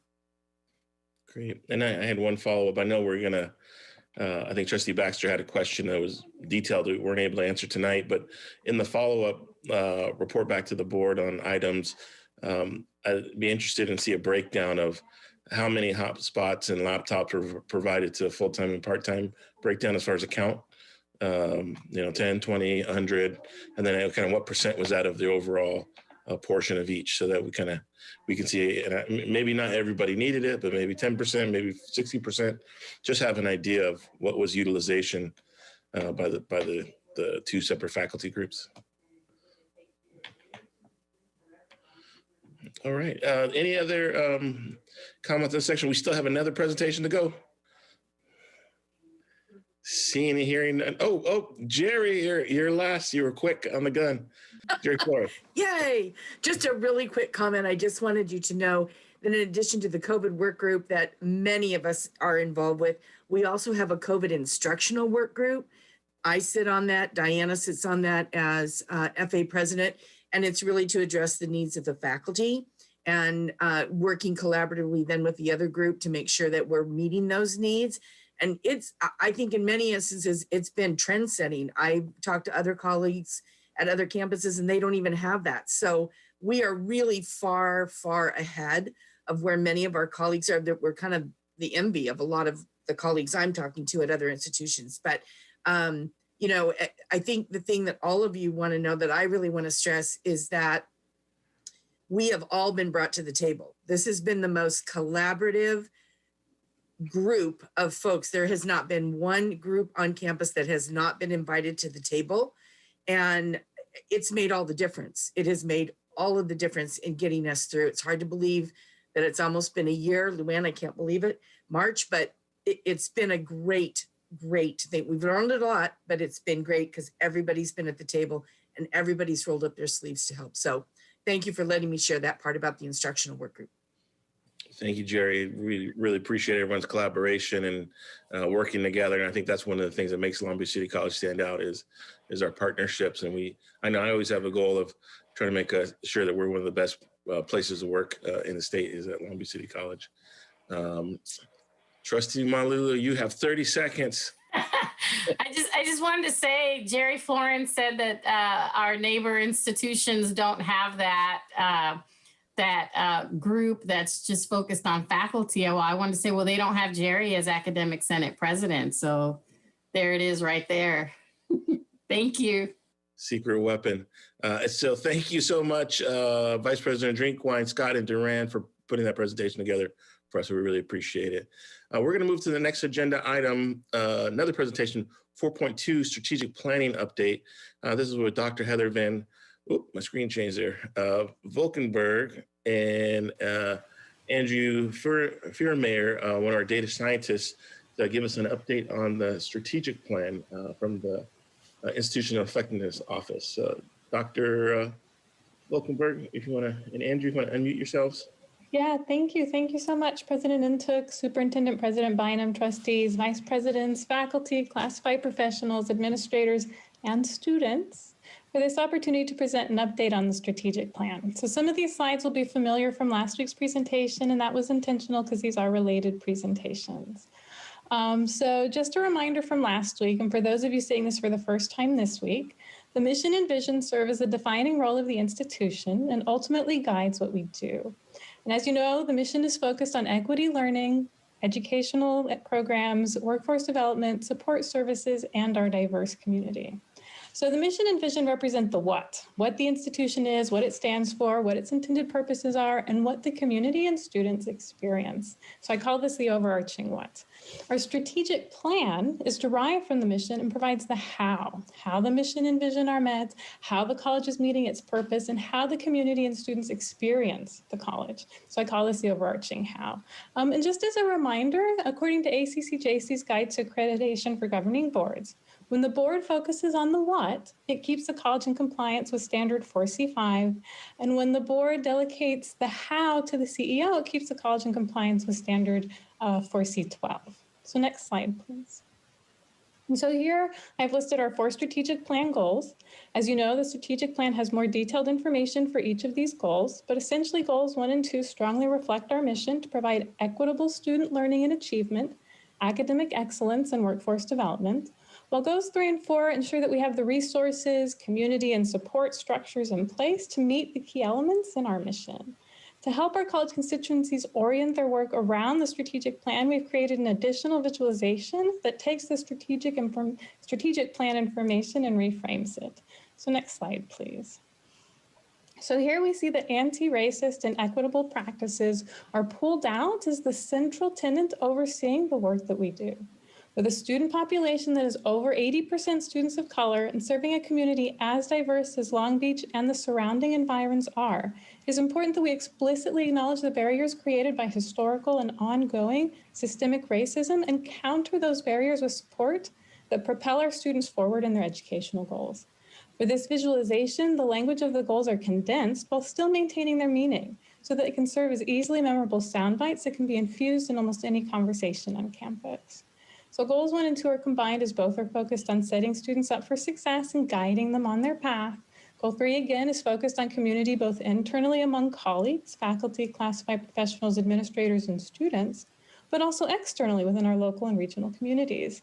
And then finally, Goal 4 focuses on supporting each other, including through the provision of resources and training that strengthen the institution, its internal constituencies, and ultimately allow us to best serve our diverse students and their educational needs. So next slide, please.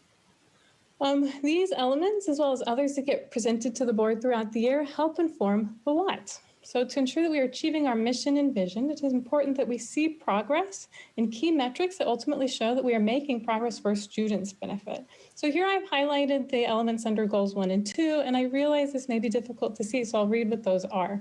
We have enrollments, course success, persistence, scheduling, completions, and transfer job attainment. So regular review of this by the board, again, keeps us in compliance with standard 4C8. So next slide, please. So as you may have noted, the strategic plan is coming to an end soon, so we will begin that process for creating our next strategic plan. This lists out what that process will look like, and it's essentially the process that we followed for the strategic plan that we're in. So essentially in spring, the College Planning Council, which is the college's highest level participatory governance committee for planning, will establish the charge of membership for a task force, which will convene and determine the methods for developing that next strategic plan. And then during the fall of 2021, so next fall, data will be analyzed and feedback will be collected from our constituencies. And then this will all be synthesized into a draft plan that will be taken for feedback through all constituency leadership groups. That final plan will be brought to the board in June 2022. And during this process, it's also possible that our mission and vision will be revised as well. So next slide, please. During that process for the current strategic plan, the college opted to utilize the completion by design framework to develop the metrics to measure that plan. So this framework focuses on milestones or key moments in the student life cycle, very similar to the elements that I just read out 2 slides ago, but focusing on the trajectory of the student experience. Similarly, guided pathways relies on key milestones in the student life cycle, and so the strategic plan metrics align with the college's efforts in providing clear guided paths, opportunities, and supports to students. So next slide, please, and I'm actually going to turn it over now to Andrew. Thank you, Heather. So I'm going to go over some of the high-level metrics that we've affiliated with each of these different elements of the strategic plan. So Connection focuses on, the first steps that the student takes with the college from application to enrollment. So we track a couple of key figures here: percent of applicants who enrolled, service area, senior class enrollment, and college readiness. And as you can see, on all 3 of those metrics, we're showing improvement, but especially on college readiness. This has a lot to do with the college's recent work related to AB 705 and getting students ready to take transfer level English and math classes immediately upon arriving at the institution. Next slide, please. Once the student enters the college, there's some first-year milestones that we focus on achieving for our students. The college endeavors to get as many students an education plan during the matriculation process, but perhaps more importantly, a comprehensive education plan by the end of their first year. And the college also endeavors to see that all students with a completion goal complete their transfer math and English requirement by the end of their first year. And as you can see, we're going down a little bit for student education plan and entry, but that's because efforts have been shifted towards the comprehensive education plan by the end of the first year, which is arguably more important. And again, because of AB 705, we continue to improve the number of students who are completing both that transfer math and English class by the end of their first year. Next slide, please. So once the student finishes up their first year, we look to the continuing student experience. And one of the key kind of middle point milestones that a lot of our degree-oriented, completion-oriented students have is attaining 30 transferable units. And we track that at a couple of different time frames, 1 year, 2 years, and 3 years. And as you can see, we're up at all time frames. The number of students attaining 30 transferable units in their first year is up quite a bit, although it's still quite low relative to some of the other time frames. A lot of our students are hitting that 30 transferable unit milestone a little bit later on, reflecting the fact that not all of them are full-time potentially during their time at LBCC. Next slide, please. One of the key parts about getting students to that progress milestone of 30 transferable units is course success rates. So I wanted to provide you all with a very long view of course success rates on our campus. And by very long, I mean going back as far as actually our computer system allows. We have digital records going back to 1984, easily accessible. And here we've broken this up by race ethnicity, which is always a lens through which we look at a lot of these metrics to kind of show you course success rates over time at Long Beach City College going back to 1985. So a 35-year view here. And you can kind of see some of the ups and downs over time. And you can kind of see those equity gaps have persisted for a very long time here at Long Beach City College. The college had a system-wide decline in success rates in the early 2000s that especially hit our Black African-American students. And since then, we've kind of been on a slow track to recovery. And we know course success rates is a key part towards getting students towards their degrees. It sounds a little saying that, but obviously students don't get their degrees unless they're passing their classes. So course success rates remains a key focus towards getting students towards their milestones. Next slide, please. And, you know, those milestones are degrees, certificates, and transfers. So here we track the percentage of students attaining those milestones at, again, different time frames. You have the canonical time frame of 2 years, but we also track it at 4 years and 6 years. And as you can see, even at those longer time frames, students are continuing to finish that degree, certificate, or transfer goal. And we're up on all 3 of those time frames, and we hope to continue to make steady progress, especially improving that 2-year completion time frame. Thank you very much.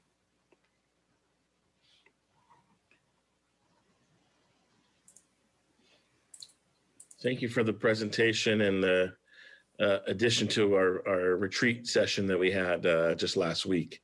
I think the first 3 or 4 slides were very familiar, and it's good to continue to reinforce the plan and the timeline and see what's coming. And I know we're gonna have a couple questions, and it looks like Trustee Malula has her hand up first. I just have one quick question about your title, Andrew, a data scientist. Yes. Is that an official title in our HR? Because I haven't seen that, and it totally caught my attention as very impressive to see data scientist. Thank you. It is real. I just got my W-2 today. It has the title on there. So yeah, no, data scientist is kind of a rebranding of a role that has existed for a while, although it has some new features to it. As far as I know, I'm the first data scientist in the California Community College system. So thank you, great. LBCC, for being forward thinking in that regard. I've never seen that before. So when my mind probably remained on that title slide for the next subsequent 2 or 3 slides because I was trying to process your title. Good work, all of you. Thank you very much for the information. Trustee Malula, we adopted that classification 4 or 5 years ago. Back when I was in the Personnel Commission, it was the same thing of like, well, this is different, but we need it, and it's the new skill sets. And glad to see the position got filled, and we have someone fulfilling the role, because it's how can you tell the story of data and then make good decisions based off it, because raw data is not very useful, or just put everything in one bar chart or pie graph doesn't help advance the mission of the college. So thank you for that. Great. Maybe don't see me a question, but one question, Dr. Van Valkenburg.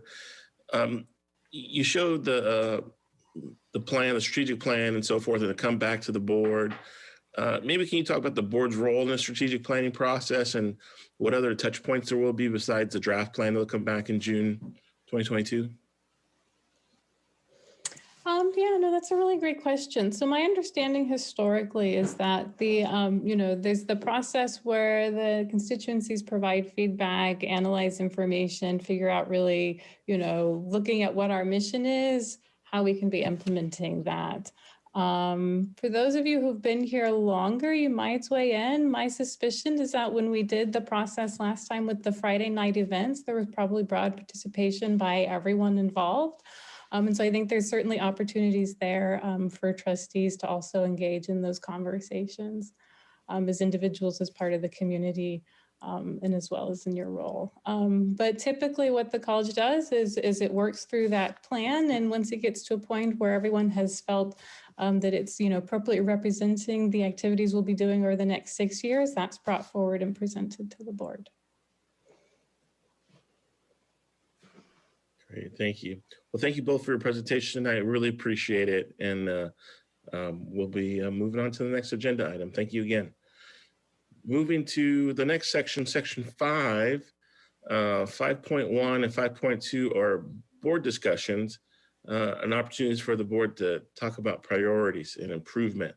5.1 is board policy on board priorities. The board of trustees will seek the top 3 priorities from each trustee for the 21-23 calendar years. After each trustee shares their priorities, the list will be grouped together and prioritize the list will come back in a future board meeting. And so this is an opportunity to do a round robin of each of the trustees of what are your top 3 policy areas that you're interested in, and an opportunity for us to team build a little bit, but also make sure we understand where everyone's at and their individual policy interests. I see Trustee Baxter's first. Thank you, President Untek. Since I always get called on first anyway, I forgot to raise my hand first. Okay, I have my 3, and my concerns, whether or not policy is, but accreditation, because that is supremely important, and having a successful accreditation and renewal of our accreditation. And secondly, the policy on what are we doing to help homeless students? And then the third is what are we doing toward student success?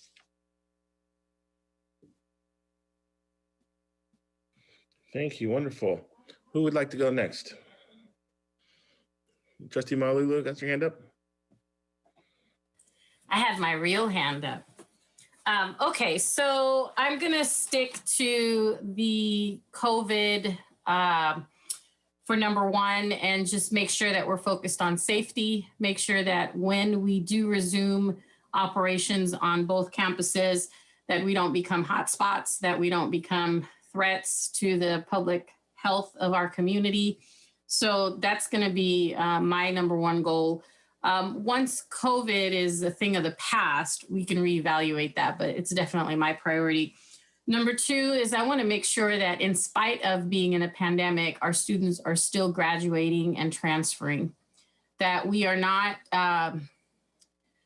as an institution, falling victim to the can'ts. I can't go to school, I can't graduate, I can't go to class, that we're still making sure that we teach and reach every student that we can in terms of matriculation, enrollment, getting them through the process, and graduating and transferring. Number 3 is focused service. And what I mean by focused service is, for example, in the board retreat, I talked about how I really want to go back into my West Long Beach, central part of Long Beach community, and make sure that we address the needs of that specific community and their engagement with the district, whether it's our older adults, our senior lifetime learners, whether it's our students who right out of high school do not enroll in college and spend a couple of years in the workforce. I want to make sure that we have focused service to their needs. By the same token, I want focused service for our faculty members, focus service for our employees, focus service for our students who are on campus, and just making sure that not everybody's needs are the same. Not everybody has the same logistical problems in getting to and from campus. Not everybody faces the same issues.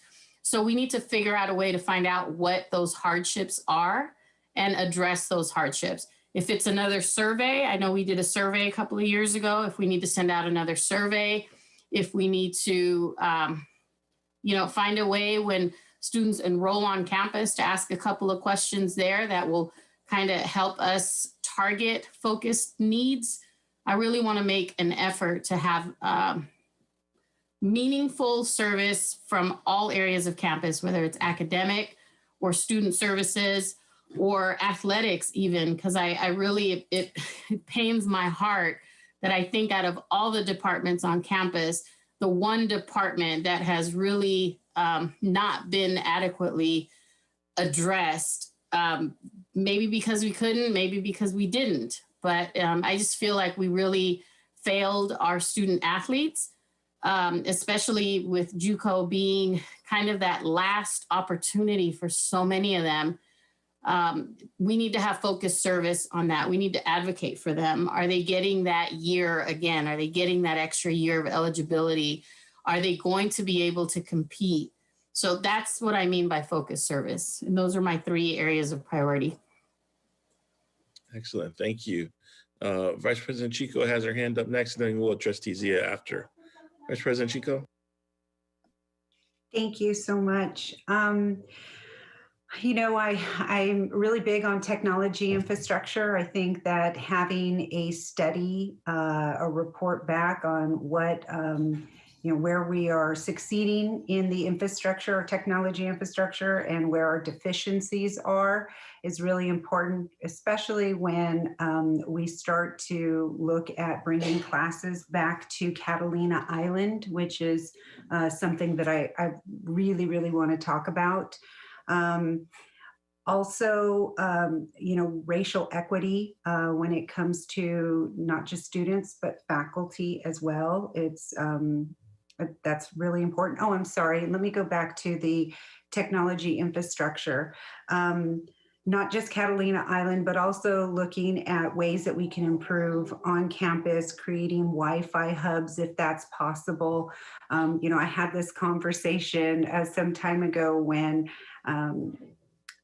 someone brought up that students were in their car studying because they didn't have a quiet space to work, and they were in their car in the parking lot. And I said, when I was a community college student, I didn't want to lose my parking space. And so I worked in the car. It's something that we kind of do. And I didn't think it was a big deal. I would love to hear from our students, but let's just make it easier. If they want to study in the car, if that is a good, comfortable space, then let's try to enhance that experience for them. Let's make it easier. And then, like I said, racial equity is really, really important. We need to have, we have wonderful faculty, but it's important to reflect the population that we serve. And I think that Long Beach, City College has done a great job in making advances towards that. I really appreciate the work that's been put into it so far. And any way that we can continue to move forward and assist, I think we should be having these conversations frequently. And then also, I want to reevaluate our communications, maybe because I was a communications major, but communication is really, really important. Getting that information out. I want our vulnerable communities to be welcomed onto our campus, kind of, piggybacking on what Trustee Malauulu referenced. But we have formerly incarcerated people, we have foster youth, we have a lot of different groups that we can bring in and introduce and create a very strong pathway for students to come in. Also being proactive in our communication to our students. one of the conversations I had with Dr. Van Volken, I just lost it. Volkenberg. Okay, so when we were talking, she was, she addressed how basic needs was a priority for me, and that I'd worked on that outside of the college, and that she had a lot of statistics about students accessing some of our resources, which I think is fantastic. But I also don't want us to wait for students to come to us to ask for resources. So if there's a way to capture that information, and what I talked to her about was maybe when students are registering, that there is a section that says, would you be interested in more information on mental health or healthcare, on housing, on food resources, so that they can check the box. And then we now have captured that data, and we can communicate with them better before they get to a point that they're desperately seeking our resources. So if we can be a little bit more proactive in that area in our communication, I think, those are my 3 priorities. Thanks. Thank you. Let's go to Trustee Zia next. Thank you, Trustee Vice President Chico. I really appreciate you mentioning some of these areas that have been an issue for me for the past 7 years, especially communications from day one. It's been an issue from a sense that how do people find us? I've heard horror stories that people get just stuck in this ether and trying to get through admissions. I still get that. And it's not very flattering on us. So student success is definitely my policy priority. And also communication, absolutely.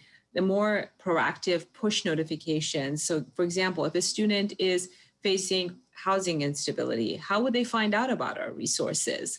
It shouldn't be word of mouth, or like you said, formerly incarcerated youth. Other 2 priorities I'd like to bring up is that not forgetting about our DACA students and our dreamers, and making sure that they're taken care of and they have protections. I know we have a little bit more to look forward to now, but still putting in safeguards to make sure that despite any changes in the administrations, at least we're out there protecting them. And also our LGBTQ and transgender students, making sure we have safeguards for them and our most vulnerable students. And also 2 other items is the shared governance policies, and making sure we follow shared governance and have a education for board members so that we honor our respective entities, such as academic senate, classified senate, faculty, classified unions, everyone. I think there needs to be a little bit more work there. And then lastly, campus safety, not forgetting about ensuring that our faculty, students, and administrators are feeling safe on campus. And that's all I have. Thank you. And I'll share my top 3. I have one, expanding, this might be, I think it was 1, expanding dual enrollment early college. I would love to see us get to joint campuses with Long Beach Unified.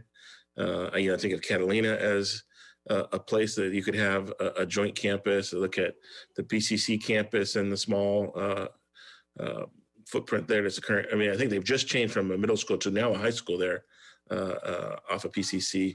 And then, North Long Beach also has that small, Baby Jordan campus that, in the future, if it's an opportunity that really empowering our disadvantaged students who can get an AA degree while they're still in high school, I think would be a powerful thing. And other school districts and other community colleges do it across the country and across the region that we could replicate. 2, I had racial equity policies. We've done the Strong Beach Bus Pass. We did the preferred name policy, framework for reconciliation. So along that vein of additional racial equity policies, and I think the framework for reconciliation will have a series of additional recommendations for us to implement. So I know there'll be some items coming back. And then continue, I joined with Trustee Malulu of service for the community. I know we did the assessment that North Long Beach has the greatest need and the greatest potential of the lowest college attainment and the most adults without college who would benefit from an AA degree. And so continue to see, as far as that is our core area of our service area that has the most potential to bring in new revenue, to make a difference in people's lives, and to make sure that the promise of education is there and available for all of our students. It sounds like we have a lot in common. I see a common thread there of basic needs, vulnerable student communities, technologies. I'm hoping Superintendent Bynum's taking dutiful notes that we can compile this back into a report back, and hopefully a plan forward to incorporate everyone's ideas. So as we're working going forward, that no one feels like their ideas left out or they've not had an opportunity to make positive change at the college. Trustee Malulu. Yes, I just want to say that I feel very encouraged listening to my colleagues' priorities on the board. I don't think any of us are really off the mark. And I think that just because we had to choose 3 doesn't mean that we don't support each other's priorities. Trustee Zia actually mentioned campus safety, which would have been one of my priorities had I been allowed to have more than 3. I think that's very important, especially with everything that's happened in the past year. I want to make sure that the community is aware that it is a priority for us to have not only our students and our faculty and our employees, but the community around both campuses feel safe and regard the district as a safe place to be. I believe it was Trustee Chico who talked about, did you talk about technology? That I think that you had also mentioned that. I think that that's also been a huge priority because of COVID. I think COVID has really highlighted the need for students to have access to technology in their homes. And I think that, it's one of the very few silver linings of COVID, but being able to mobilize as quickly as we did back in March to make sure that our faculty and our students had the capability to do remote learning. I think we passed that test with flying colors. Trustee Baxter brought up some, the homeless student population that she and Trustee Zia have been working on. And then Trustee Ntuk, when you talked about the racial equity, I support all of those causes. And I think that the rest of the board does as well. It's just unfortunate that we have to prioritize those things that are important to us personally, but I feel very encouraged that I think we're on the right track. I feel bad for whoever, Superintendent President Bynum, who's got to make sure that we get it all done, but we can do it, right? I think this was a good activity, good exercise. Actually, if I may too, the things that you're talking about are things that are clearly built in to the major initiatives with the college: student success, safety, the racial equity issues, looking at service, focused accreditation. Accreditation is huge. Yeah. So I'm really pleased to hear you all say what you've said and the fact that they are, I think, in alignment. So thank you for that. Yeah, thank you, everybody. I think we all agree with each other's priorities in one way or the other. Trustee Zia has your hand up. Yes, just one follow-up. Should we put in a plan in place? Now, this is the engineer in me, and as far as the implementation, or a forecast as far as when we're looking at putting these in place or enhancing the policies that we have? Can we do that just so it doesn't just live in the abstract and actually gets executed in a timely manner? Superintendent Bynum? Yeah, thank you. Actually, this is really good to hear because this spring we're going to be going through the same process. We're starting the strategic planning process. So this information will be discussed and embedded into what that looks like. The other thing has to do with institutional priorities. You know, by the end of the spring semester, we will be identifying as a campus community institutional priorities. I don't think those are going to be off or unaligned with what you're talking about here. So we will bring that information back to you periodically. You'll have a chance to react to that. I know that you're also looking in the future, very near future, at looking at your board goals and revisiting those and seeing if there's some tweaking that needs to be done with those. But I think the process that the college goes through, the shared governance process for the strategic plan and for the institutional priorities, and then the board goals that you're looking at, I think the timing is perfect for all of that. And that's all going to be integrated in it. And we will come back and share with you what that looks like from our side and what it looks like from your side. And the goal, of course, is to integrate that in a way that makes sense for the entire college as we move forward. Great, thank you. So I'm sorry, did I hear you're going to submit a timeline for us as far as when you're fixing to bring this back, just beyond what you've stated? For all the well, we will members? come back to you periodically. We are initiating the new strategic planning process. So we're going to have to come back to you and share with you at different points what it's looking like, how it's being shaped, what the content and the focus areas are. When we get into the middle of the semester, the VP plans from all the areas for the VP plans are rolling up into a discussion into the College Planning Council. Some of what you talked about tonight is going to be discussed as well. And we will take a look and filter the VP plans in such a way that they have major goals and objectives that are also then rolled up into institutional priorities by the end of the semester. So when you talk about the kinds of things you've discussed tonight, you know, a recommendation I would have, and this is something that you'll want to talk about in the future, is to build in continuing reports that come back to you as a board about these things that you've mentioned and what, you know, what kind of metrics we have for that. What does it look like? Where are we going with it, to give you a chance to react to it as well. And I think if you have that kind of an agenda item at every meeting, that's up to you, of course, and President Intuck. But if you have an agenda item, it keeps this conversation front and center about success and issues that will build on success for students or detract from success. Yes, that would be great. I'd like that. I personally like that. I don't know about my colleagues, but I think it'll keep us on track and focused on monitoring our progress and keeping our eyes on it. Great, thanks. Let me just run through one more time the items I heard, and anybody can clarify. We heard from Trustee Baxter about accreditation and renewal as a priority, homeless students and student success. We heard from Trustee Malulu about COVID safety and restarting and getting back on campus, student graduation and transfer rates, and then focus services, both on campus and off campus for their different either community groups or employee groups or student groups.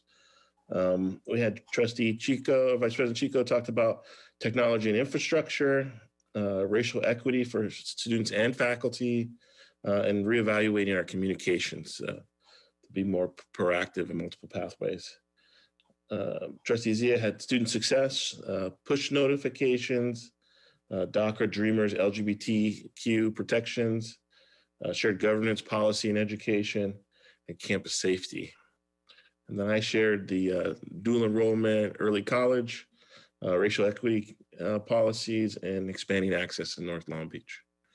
So it sounds like we have a good array. President Intuck. Did I miss anybody? Yes. Mine can be, the push notification can be weaved in under Vice President Chico's communication policy, because I think it's part and parcel. I was just dovetailing on what she was saying, so it doesn't have to be segmented out. No worries. Just rehashing my notes so we can, and that's the thing, we have all this overlap, so we can definitely make that happen. All right, well, thank you, everybody.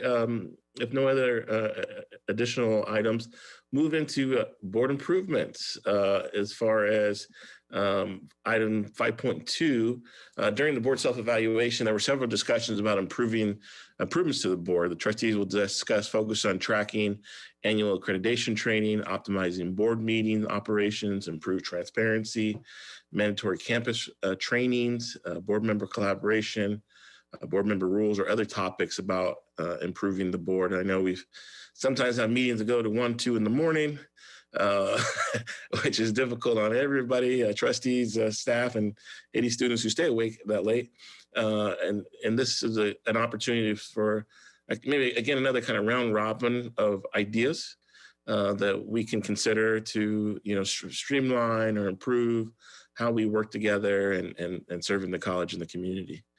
And it looks like we're going to start at the top of the alphabet with B for Baxter. Trustee Baxter has her hand up first. Yes, thank you, President Untuck. I just wrote down 2 notes. And one, I said, I think that the retreats that we've had with Dr. Luskin have been very, very successful. And so I would recommend that we have a retreat. I think you and I talked about like quarterly. And I like the idea of a time limit, and I think ours was 2.5 or 3 hours, and one topic. And then you can really dive deep into that topic rather than trying to solve everything at once. So that's number 1.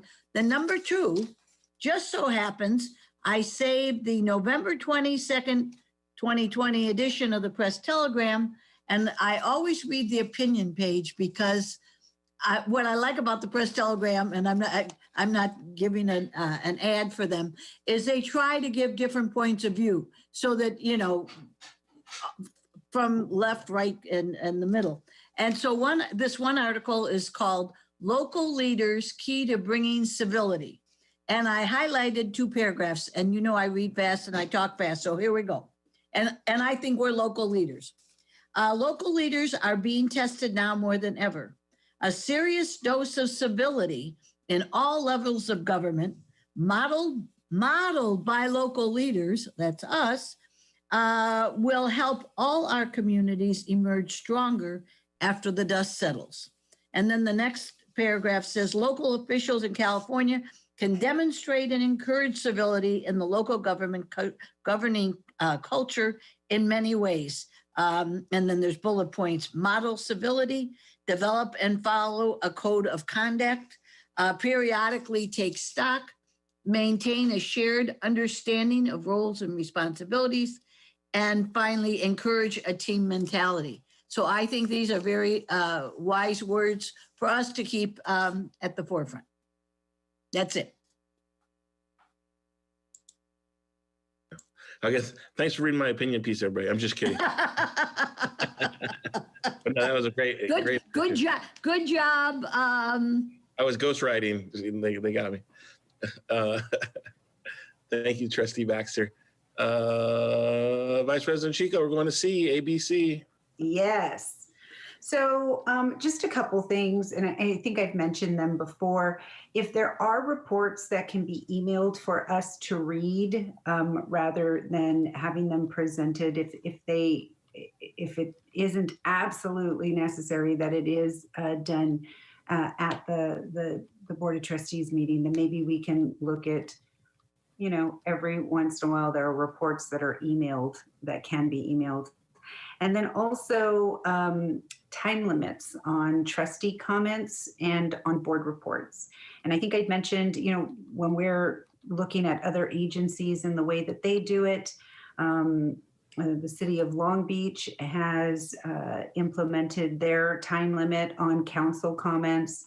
And once they get through all of the council comments, if a council member still wants to continue on, they have to queue back up, but it allows everyone to make a remark and in a timely way. And then also with, board reports or any sort of report, us really looking at that time to convey the message that we want to people that are watching. What is it that we are doing here in the district What are some of the priorities? I think just really kind of getting guidelines or ideas of what should really be in our board reports. Just a conversation and discussing those. So that's what I have. Thank you. Trustee Malulu? I really just have one area that I would like the board to work on, and that's just an overall atmosphere of congeniality. Sometimes it feels like, as I'm preparing for our board meeting, I'm preparing to walk into the lion's den at times, and it shouldn't be that way. I feel that over the years, we've become unnecessarily combative toward each other. And I feel like sometimes we kind of get into this tit for tat and we become catty. All of us, I think, with the exception of Trustee Chico, who hasn't been with us long enough to, I don't want to say give it time. Engage. Yeah, I won't engage. I want to say, I hope that it never gets to you. I don't even know how that's coming out.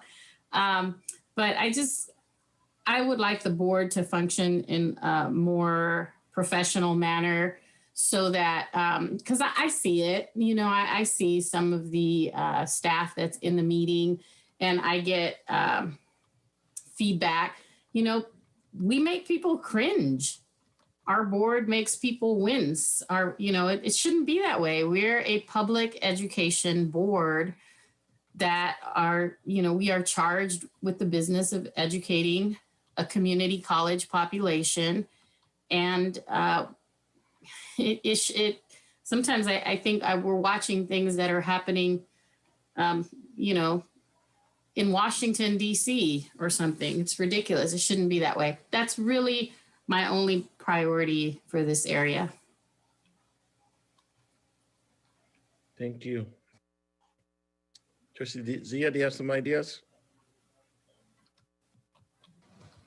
I think most of it has been said, and I don't want to belabor the points. I do agree we need to exercise civility.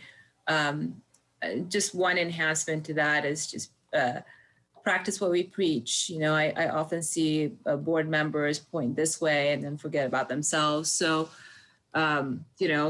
this is something that I am personally going to take on to exercise myself, practice, and I encourage my colleagues to do the same. And that's all I have. Thank you. Vice President Chico has her hand up again. Can I just echo those comments? And I think that, like you said, President Ntuk, that we have a lot of shared values. And I think that was one of the things that I also mentioned on my first board meeting. I was really excited because there are so many, we have so many shared values. There are so many things that we can work on. And I'm hoping that this can be a reset of some sorts in the way that we move forward from here. There's a lot of issues that still have to be addressed and will be addressed, but it doesn't mean that we can't do it with professionalism and civility. And I'm confident in my colleagues because I know you outside of this area and the professionalism with which you carry yourself. So I'm very hopeful. Great, thank you.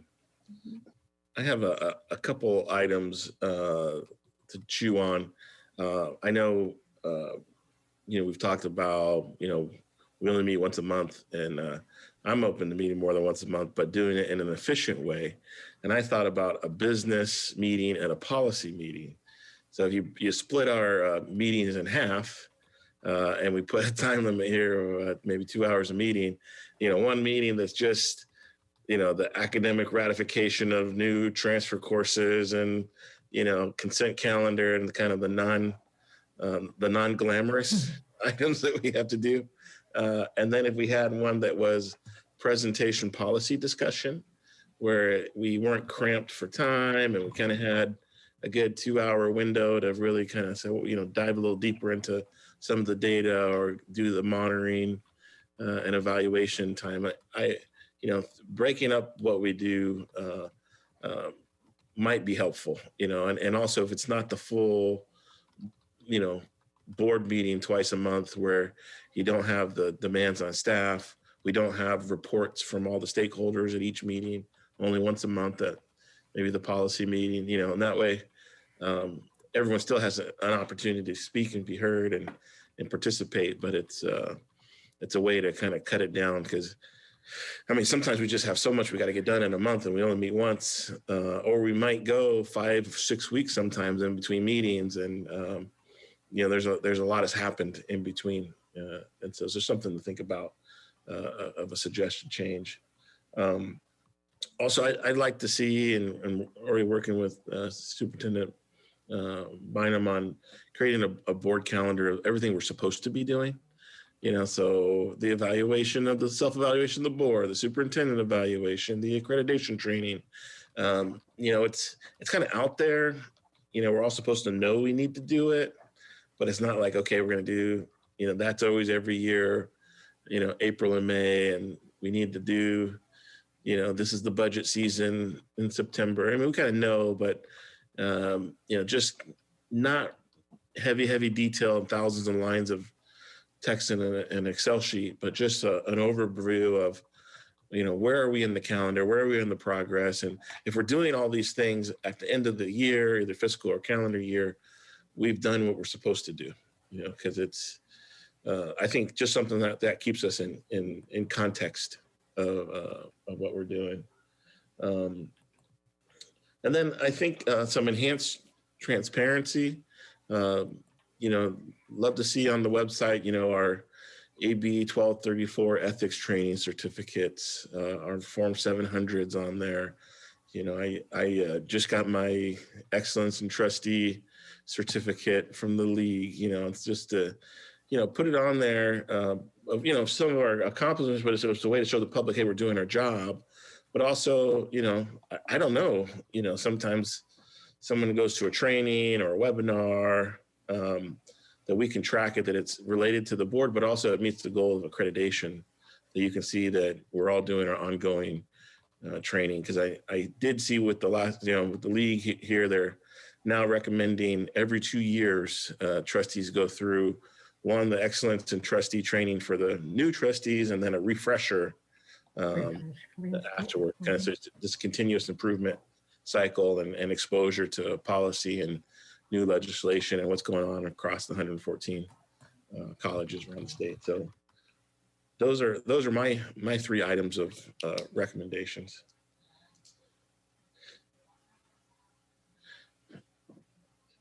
So I don't know, anything else, Trustee Malulu? I just want to say congratulations on you completing the Trustee Excellence Certificate Program. I know that was a lot of work, so I'm happy that you did that. Thank you. It did take me 2 years. I did not get done faster than you, Trustee Malulu. You beat me, and I could not keep. I think you did it like 9 months or something. But you were, I had a pandemic to deal with. 6 months, but who's counting? Who's keeping count? Well, great. And I added these 2 items on the agenda as a way of kind of team building. I think these have been, areas of we always talk about, but we don't actually talk about at the board. We complain about, but an opportunity for us to kind of think about some of these improvements. And while like the previous agenda item, we'll work with Superintendent Bynum to bring it back for consideration and making decisions on what we'd like to do, because I think all of these ideas are plausible and will improve both our board dynamics, our operations, and keeping our meetings before midnight every month. So, all right, if no other items, we'll go to our next agenda item. We did have a change in the agenda where we're going to go to public comment on non-agenda items. And Secretary Hahn, I don't know if you have.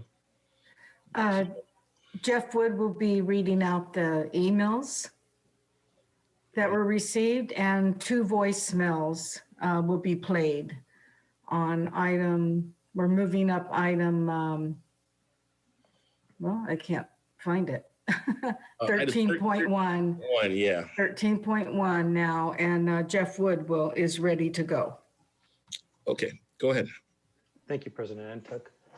The following non-agenda item comments have been submitted in support of a proposal for the district to adopt the International Holocaust Remembrance Alliance definition of anti-Semitism. Written comment from David Alpern. To the Board of Trustees of the Long Beach Community College District.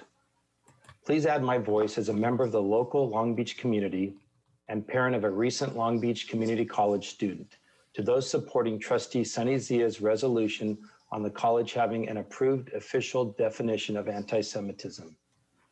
It is healthy for an academic environment to encourage exploration, discovery, debate, and intellectual challenges. At the same time, I feel it is incumbent on any academic institution to ensure that the conversation remains free from discrimination, and as such, I'm grateful that Trustee Sunny Zia's resolution addresses the specific issue of anti-Semitism that has historically plagued many global and domestic arenas. While it is proper to have critical debate on any country's policy, it is when positions harden and emotions run high and invocations such as to Nazi Germany and to systemic exterminations like the Holocaust that the discussion is no longer academic and rational and becomes unacceptable. Thank you for your time and consideration of this important resolution at your December 21st meeting. The next is written comment from Richard Hershot, Director, American Jewish Committee, Los Angeles. To the Board of Trustees, on behalf of the American Jewish Committee, AJC, among our nation's foremost civil and human rights organizations, we are writing to wholeheartedly support the proposal to adopt the International Holocaust Remembrance Alliance, IHRA, definition of anti-Semitism for the Long Beach Community College District. AJC's mission is to advocate for the safety and well-being of the Jewish people, the State of Israel, and to defend democratic values for all.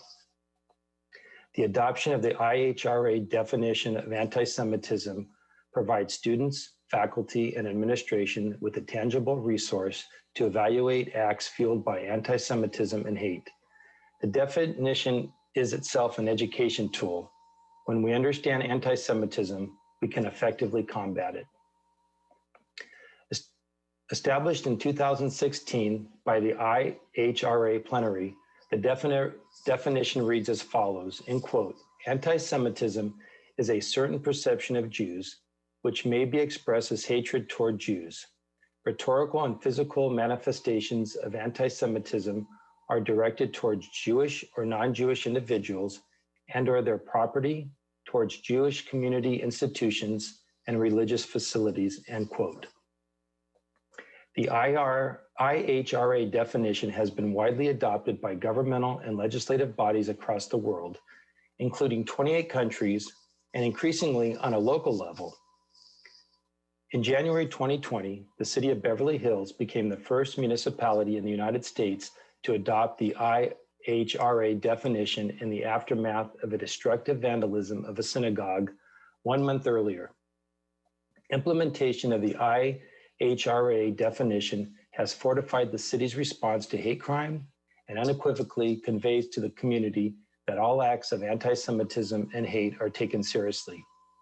The IHRA definition is, in quotes, non-legal binding, end quote, definition intended to guide and educate. It is not a means to squelch debate or free speech. We encourage the Long Beach Community College District to adopt the IHRA definition to ensure a safe educational environment for students, faculty, and administration. Please feel free to call upon us for any further guidance in support of this measure, with all best wishes for a safe and peaceful holiday season. Next is written comment from Miran Khaledijian to the Board of Trustees of the Long Beach Community College District. Please add my voice as a member of the local Long Beach community and a parent of a recent Long Beach Community College student to those supporting Trustee Sunny Zia's resolution on the college having an approved official definition of anti-Semitism. It is for a an academic environment to encourage exploration, discovery, debate, and intellectual challenges.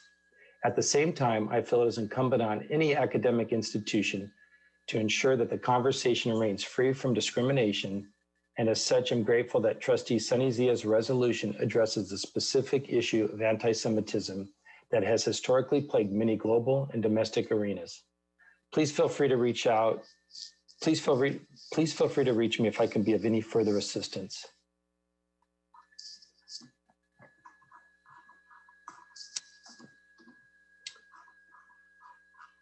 Sorry, just a sec.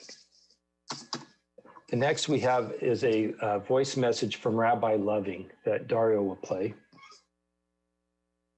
Hello, my name is Rabbi Michal Loving, Loving, and I am calling in support of the resolution of the Board of Trustees of LBCC to condemn anti-Semitism, resolution number 012721. It is going to be at the January 27th meeting. I'm not sure which number it will be. But I just wanted to say I think it is extraordinarily important to recognize anti-Semitism in this culture where hate crimes are on the rise, everything going on politically in D.C. with all of the riots. And I just think it's hugely, hugely important to recognize, especially on International Holocaust Day, the fact that we want to do everything we can to curb the spread of hate and anti-Semitism. My number is 562-743-0312. Thank you so much. Bye.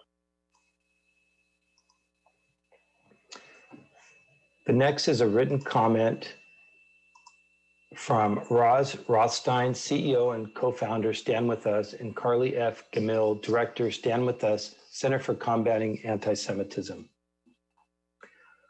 Dear Board of Trustees, on behalf of the Center for Combating Anti-Semitism, CCA, a division of Stand With Us, an international nonprofit education organization supporting Israel and combating anti-Semitism, we write to express our strong support of Resolution 012721, introduced by Trustee Sunny Zia for the adoption of the International Holocaust Remembrance Alliance Working Definition of Anti-Semitism, IHRA definition by the Long Beach Community College District. The mission of the CCA, the reason it exists, is to meet head-on the threat posed by the disturbing rise of anti-Semitism around the globe and across the political spectrum. The first step in combating and defeating anti-Semitism, however, must be to define it. For without a clear definition of anti-Semitism, how will it be identified? And if it's not identified, how will it be exposed? And if it's not exposed, how will it be adequately addressed? The IHRA definition provides a consensus tool adopted not only by the 34 IHRA member nations on behalf of the IHRA itself, but also nearly 40 individual nations, as well as numerous government agencies, educational institutions, and civic organizations.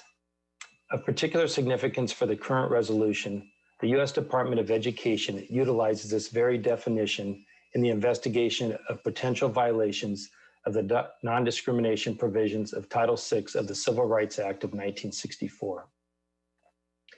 The IHRA definition assists leaders within the campus community in identifying, educating about, and addressing anti-Semitic incidents.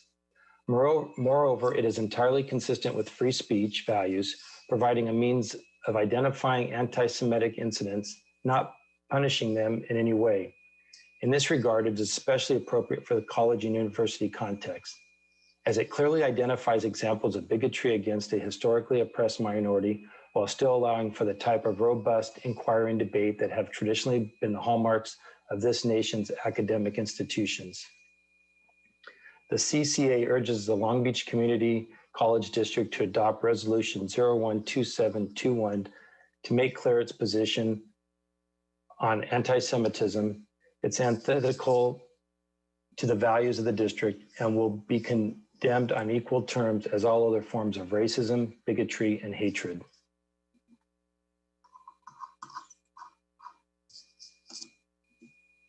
The next is a written comment from Zachary M. Benjamin, CEO, Jewish Long Beach. Dear Board of Trustees, On behalf of Jewish Long Beach, I am pleased to submit this letter in support of the resolution calling for the Long Beach Community College District to adopt the International Holocaust Remembrance Alliance, IHRA, definition of anti-Semitism.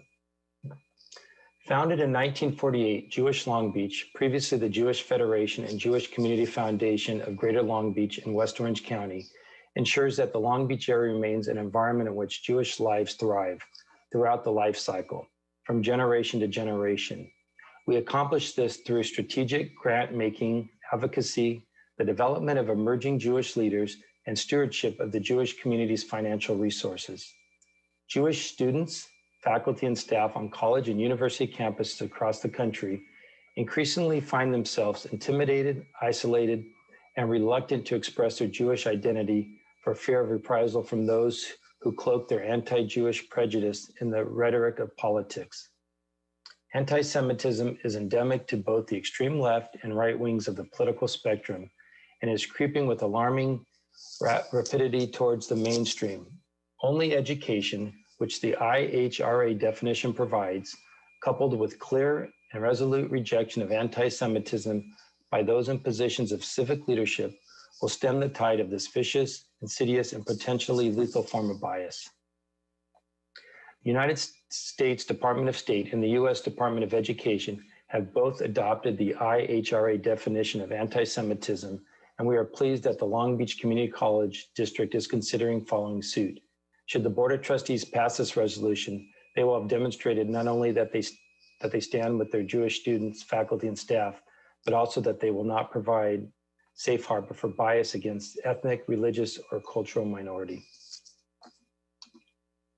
The next comment, written comment, is from Peter Levi, Regional Director, Anti-Defamation League.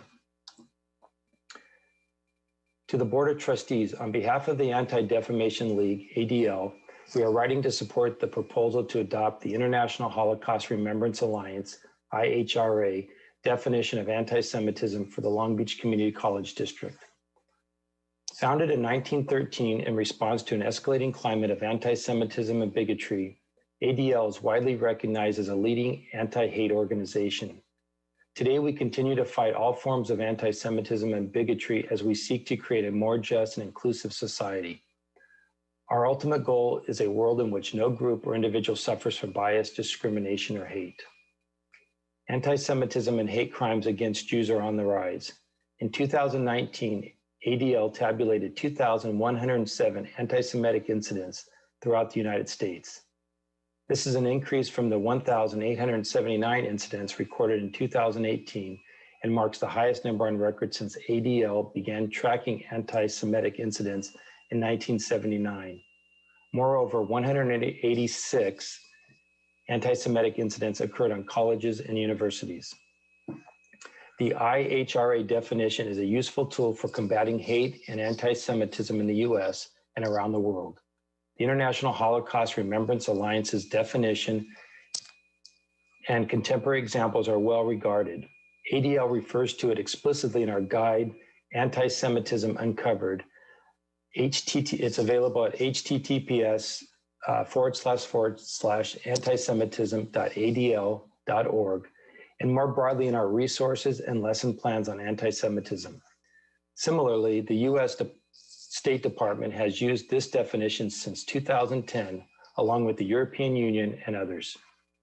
This legally non-binding working definition provides valuable guidance for elected officials, law enforcement, university administrators, educational professionals, and community leaders on what exactly is anti-Semitism and the many different forms it can take. This includes when criticism of Israel crosses the line from fair critique of the policy of the Israeli government into delegitimization of the Jewish state. We encourage the Long Beach Community College District to adopt the IHRA definition and use it as a guidance to ensure a safe educational environment for students, faculty, and administration. The next written comment is from Debbie Amini. To the Board of Trustees of the Long Beach Community College District, please add my voice as a parent of a college student to those supporting Trustee Sunny Zia's resolution on the college having an approved official definition of anti-Semitism. I believe that the academic institutions must encourage debate and conversations that are free from any discrimination, any bias, and any prejudice. I strongly believe that respecting and observing the Jewish holidays will provide an opportunity to teach and learn the facts about Judaism and Jewish tradition, as well and as the result, uneducated, unfair, and horrible acts of anti-Semitism will be prevented. The next is written comment from Deborah Huranian, Director of Community Public Relations, Saving Lives Coalition. To the Board of Trustees of the Long Beach Community College District, please add my voice as a supporter of Trustee Sunny Zia's resolution on the college having an approved official definition of anti-Semitism. Anti-Semitism is unfortunately on the rise, and we witness hate crimes all over the country. It is the duty of academic institutions to teach the facts about history, different religions, and the meaning of freedoms of practicing your faith without disrespecting or harming those who don't share the same faith or ideology. If any academic institution fails to respect and observe the Jewish holiday and tradition, it is not only a setting example of disrespecting Judaism, but also misses an opportunity to educate the students about anti-Semitism. The next is written comment from Isaac Yotovian. To whom it may concern and the trustees of the Long Beach Community College, please add me and the 360 members of the Courage Alumni Foundation, KAF, in support of Sunny Zia's resolution. The next is written comment from Dan Weitzman. Dear Board of Trustees of the Long Beach Community College District, I write you today to express my strong support of Trustee Sunny Zia's resolution on the college district having an approved official definition of anti-Semitism in accordance with the International Holocaust Remembrance Alliance working definition of anti-Semitism. It is my strong belief that college level instruction should include a vigorous debate and mental challenge. These debates and challenges need to be discussed in a free and open dialogue that is free from prejudice and discrimination. This common sense resolution addresses the specific issues of anti-Semitism that has plagued many higher education institutions and arenas. I agree that healthy debate on a country's policy is part of a good educational experience, but it must be based on fact and not extreme points of view from groups that deny historical facts like the Holocaust and hate. I appreciate your time and consideration. Excuse me, Mr. Wood? Yes. I'm sorry, but I think we have reached our 20 minutes. I was not aware that you didn't time the comments. Did you time them? We're only at number 10 and we have 6 more to go, including 2 voicemails. How does the board want to proceed? Thank you, Jackie. Yeah, I do see under this item that a total of 3 minutes will be allocated for each speaker with a maximum of 20 minutes per subject. I think all of the comments we've had so far are on the same subject. And so if we've hit our 20-minute time allotment, then I think we should enter the rest of the minutes into the record, public comments into the minutes for the record, and then we can proceed. I do think Trustee Zia has her hand up.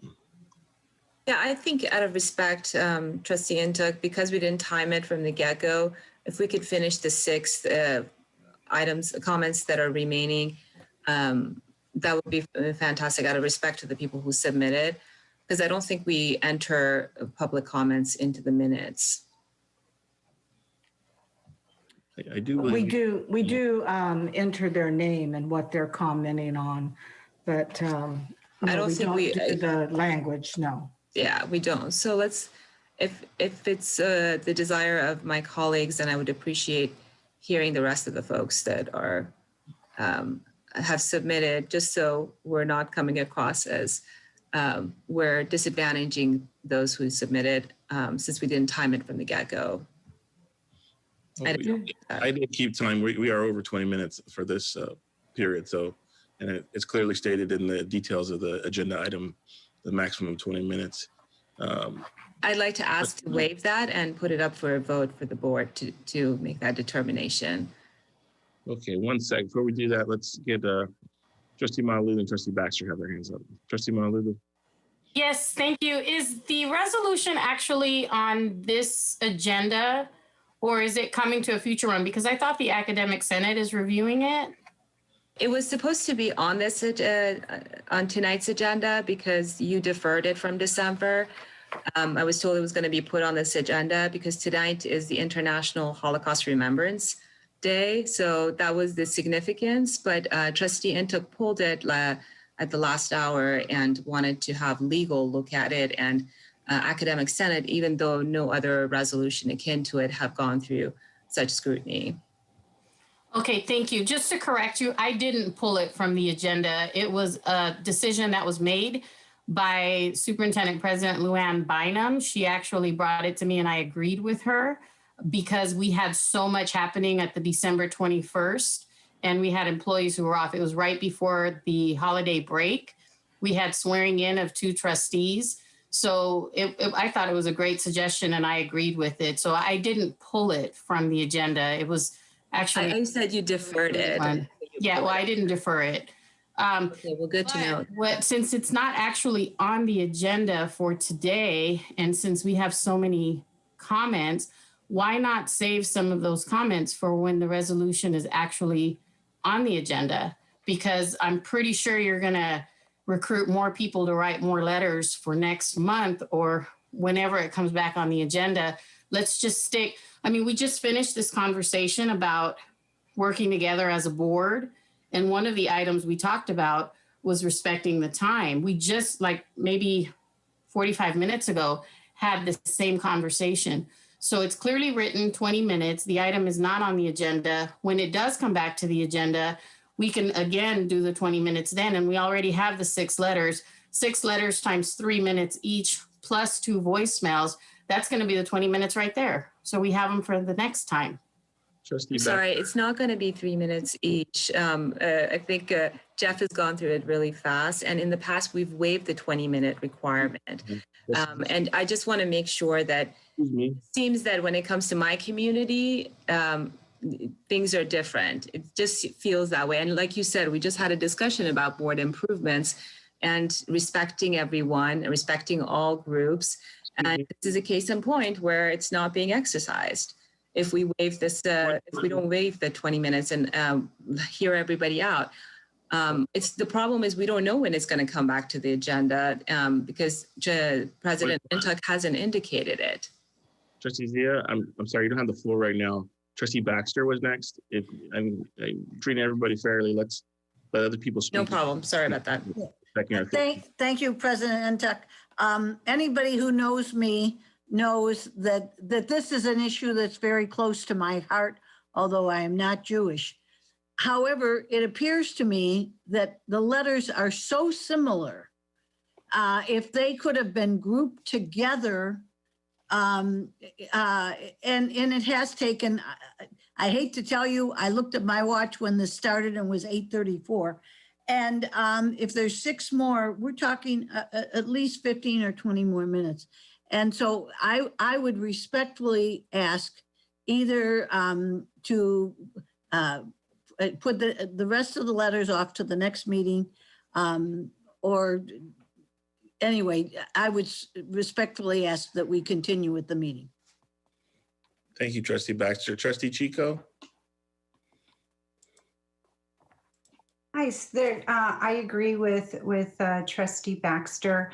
For the same reason, time. I don't know if we have a process for resolutions. I think that's probably something, if we don't have, that we should have a process. If one of the trustees is going to bring a resolution, then they should all be scrutinized or go through the same process. And I don't know if public comment is emailed to the trustees, but that's also something that we can do. We can ask that included in the minutes for the record, but also that they are emailed to each of the trustees, so we have an opportunity to read them. Just afterwards, especially when we have comments that just come in I think after the board meeting, if we run past our 20 minutes, then it would be nice to be able to read those. Thank you, Vice President Chico. I see Secretary Hahn has her hand up. Yes, my suggestion is that Mr. Jeff Wood read the names and maybe their title if they have one or organization. Just read the rest of them and not read the content because they all are in support of the same subject matter. Read their name, their title, and then the two voicemails are the same thing. And he can read that. And let's move on. Public comments are allowed at public meetings, Vice President Chico. So we wouldn't do it by a matter of emailing to trustees differently and not allowing them to speak. But we were just under the understanding these were pretty much timed out. They're left over from 2 meetings. So let's just let him announce the names will be done and I'll record their names in the minutes that they all got submitted. And I'm sorry if I misspoke. I meant any of the emails that we receive even up until meeting time. No, we have a cutoff time so that we can prepare. These were all presented actually last month or up until, I don't even know if one came in today, I think only one. So let's move on because now we spent 6 minutes discussing it. So do you mind, Board President Intuk, if he just reads the names real quickly? Before we do that, suggestion, Trustee Malulu has her hand up again. Okay. Thank you. Second time speaker. I just want to assure Trustee Zia that this has nothing to do going against her community. She made a statement saying that this always happens against her community. And I want to assure you, Trustee Zia, that is not the case. I have personally introduced several resolutions. I've never recruited anybody to this day to submit public comments, either in person or in writing. I've never asked anybody to do that. And the few people who, it was on their heart to do that of their own free will without, being pressured into doing it, they did it and they spoke, and it was very nice to hear people do that. And it was a normal thing, I don't know too many people that sit there and go through our agenda. So those that may have heard about some of the resolutions that myself or other trustees have introduced and it interested them, it was very refreshing to hear their unique perspective, different opinions or experiences when they spoke for a minute or two or submitted commentary. But, I don't think anybody would have abused their time and gone over and over for minutes and minutes. And like Trustee Baxter pointed out, so many of these comments sound exactly the same. It's almost like either the same person wrote them or they were all written together. And I just, you can tell that the people submitting public comments really adore you because they all mention your name. And I want to assure you and them that it has nothing to do with the community. It has to do with the respect for the time, and it has to do with the respect for the agenda.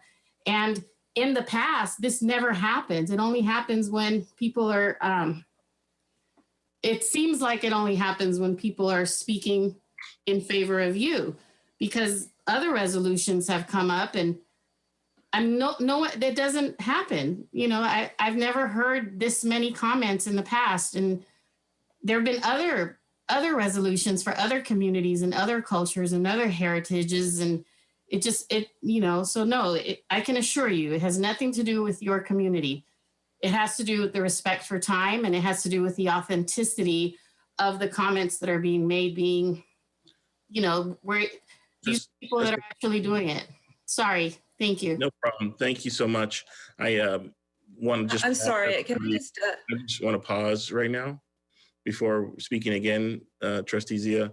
As a presidential prerogative, I'm going to recognize that we've heard from everybody. I hear a majority would like to move on. It's going to be in the minutes. When the resolution item does come, there's going to be another opportunity for public comment.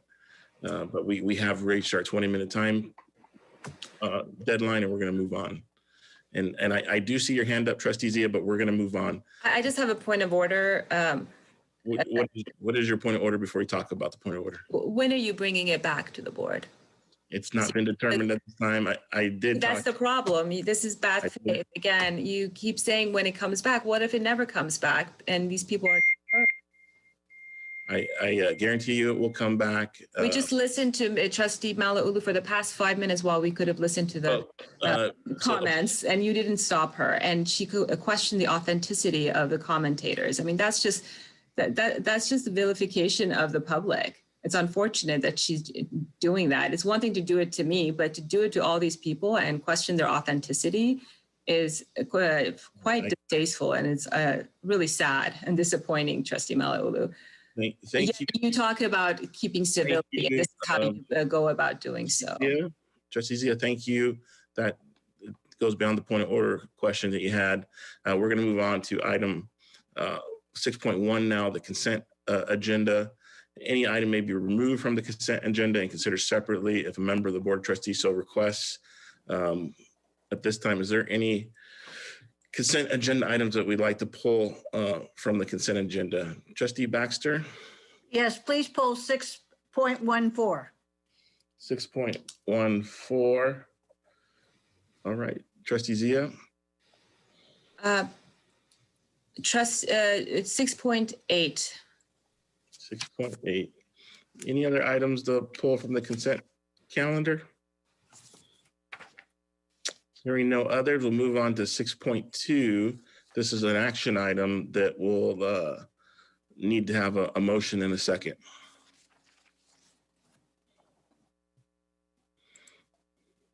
And we'll need a motion to adopt the consent calendar excluding 6.8 and 6.14. So moved. Second. All right. I raised my hand. I know. Everyone's jumping down. I'll go with That's okay.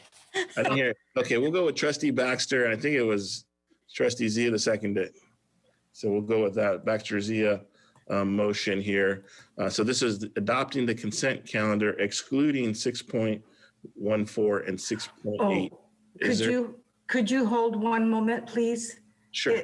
It did not take my change. So 6.8, oh yes, it did. Sorry. 6.8 and 6.14 has been changed. Okay. Baxter and Zia. Okay. Okay. Any other discussion on the consent agenda before we take a vote? Hearing and seeing none, Jackie, can you do a roll call vote, please? Sure. Virginia Baxter. Aye. Herlinda Chico. Aye. Vivian Malauulu. Aye. Uduak-Joe Ntuk. Aye. And Sunny Zia. Aye. All right, the consent agenda has been adopted. We're going to go back to item 6.8, purchase order ratification.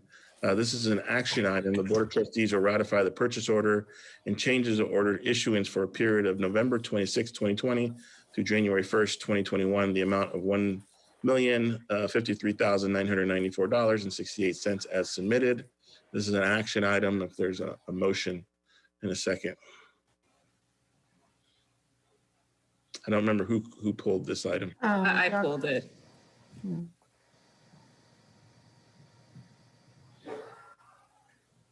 Is there something in particular that you? Yeah, I'm sorry. I thought you said there's a motion. Do we need a motion in a second to discuss? Is that what you're asking? We do. Okay, I'll make the motion for the discussion. Second. So what is the motion? The motion to adopt? To discuss. You said you needed a motion in a second to discuss the item. So I made the motion to discuss it. On page 5, I see Alvarez, Glassman, and Colvin for legal services. And it seems that we have expenditures as of January 1st, 2021. That's one question. It's the expenses are $172,839.20. The report says it's as of January 1st, 2021. Is that correct? That is correct. Okay, so if that's the case, the contract term expired in June 2020. So how are they allowed to charge afterwards?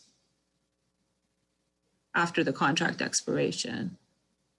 The contract amendment that extended the term as well as the amount. Well, where is that contract amendment? I don't see it. It just says this is the term. Is it just an error?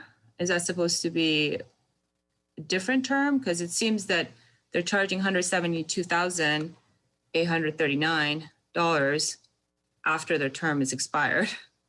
You are correct, Trustee Zia, that it is an error, the reflection of the ending term date on the PO report. What's the term date? Is that the 2023 date? Correct. Okay, what's the expenditures for? The expenditures reflected to date are expenditures for the activities by that firm as directed as board counsel.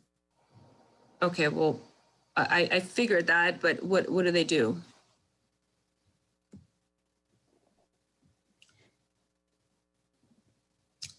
For clarification, are you asking for the specific activities reflected on the That invoice? they've charged $172,000 already.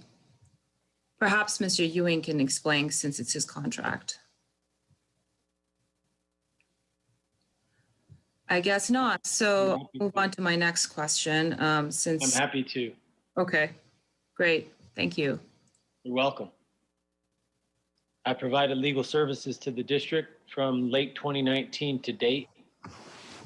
Those legal services consist of advising the board and staff on a variety of issues that have arisen since my retention.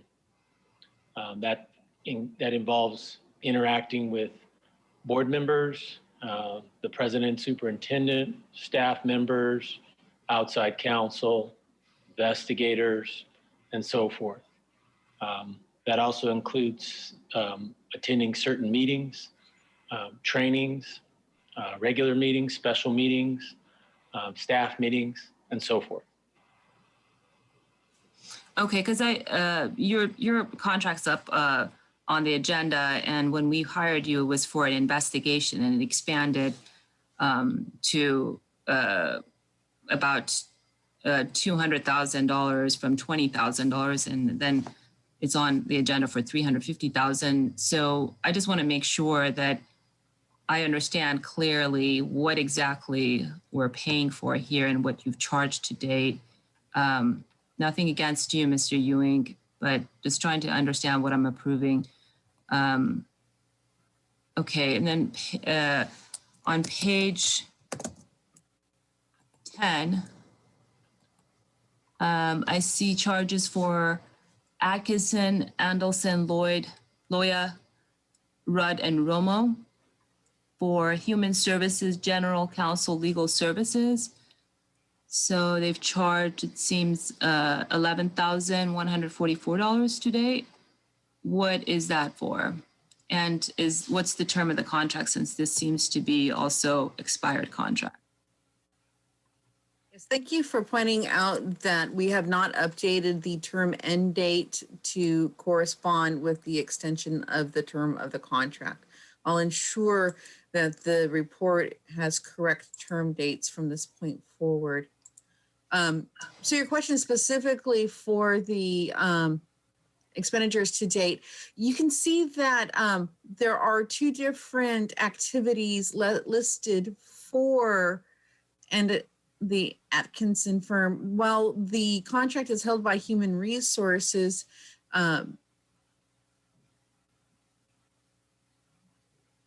it appears that the services have been directly for Human Resources. No, there's two line items. One is for, unless I'm missing it. One is for human resource. It shows up under human resources, but I know they provided services for us for our properties and other legal services.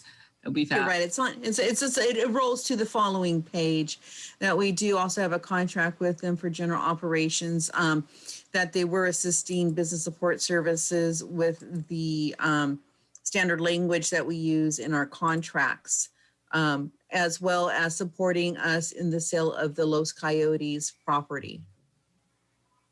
Yeah, so what's this 11,000 for?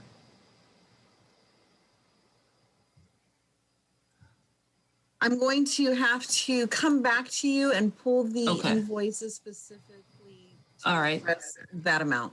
No problem. And on page 60, I see Liebert Cassidy Whitmore, campus safety and sexual harassment, sexual assault training, and then general operations. What's the $120,000 and $944.44 charged to date for?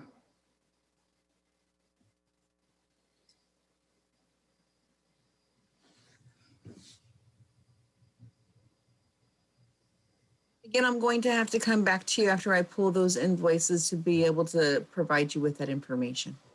Okay, thank you. That's all I have. Thank you. We'll go to Trustee Chico, or Vice President Chico. Oop, you're on mute. We can't hear you. See, I was so focused on lowering my hand, I lowered my hand and I didn't unmute.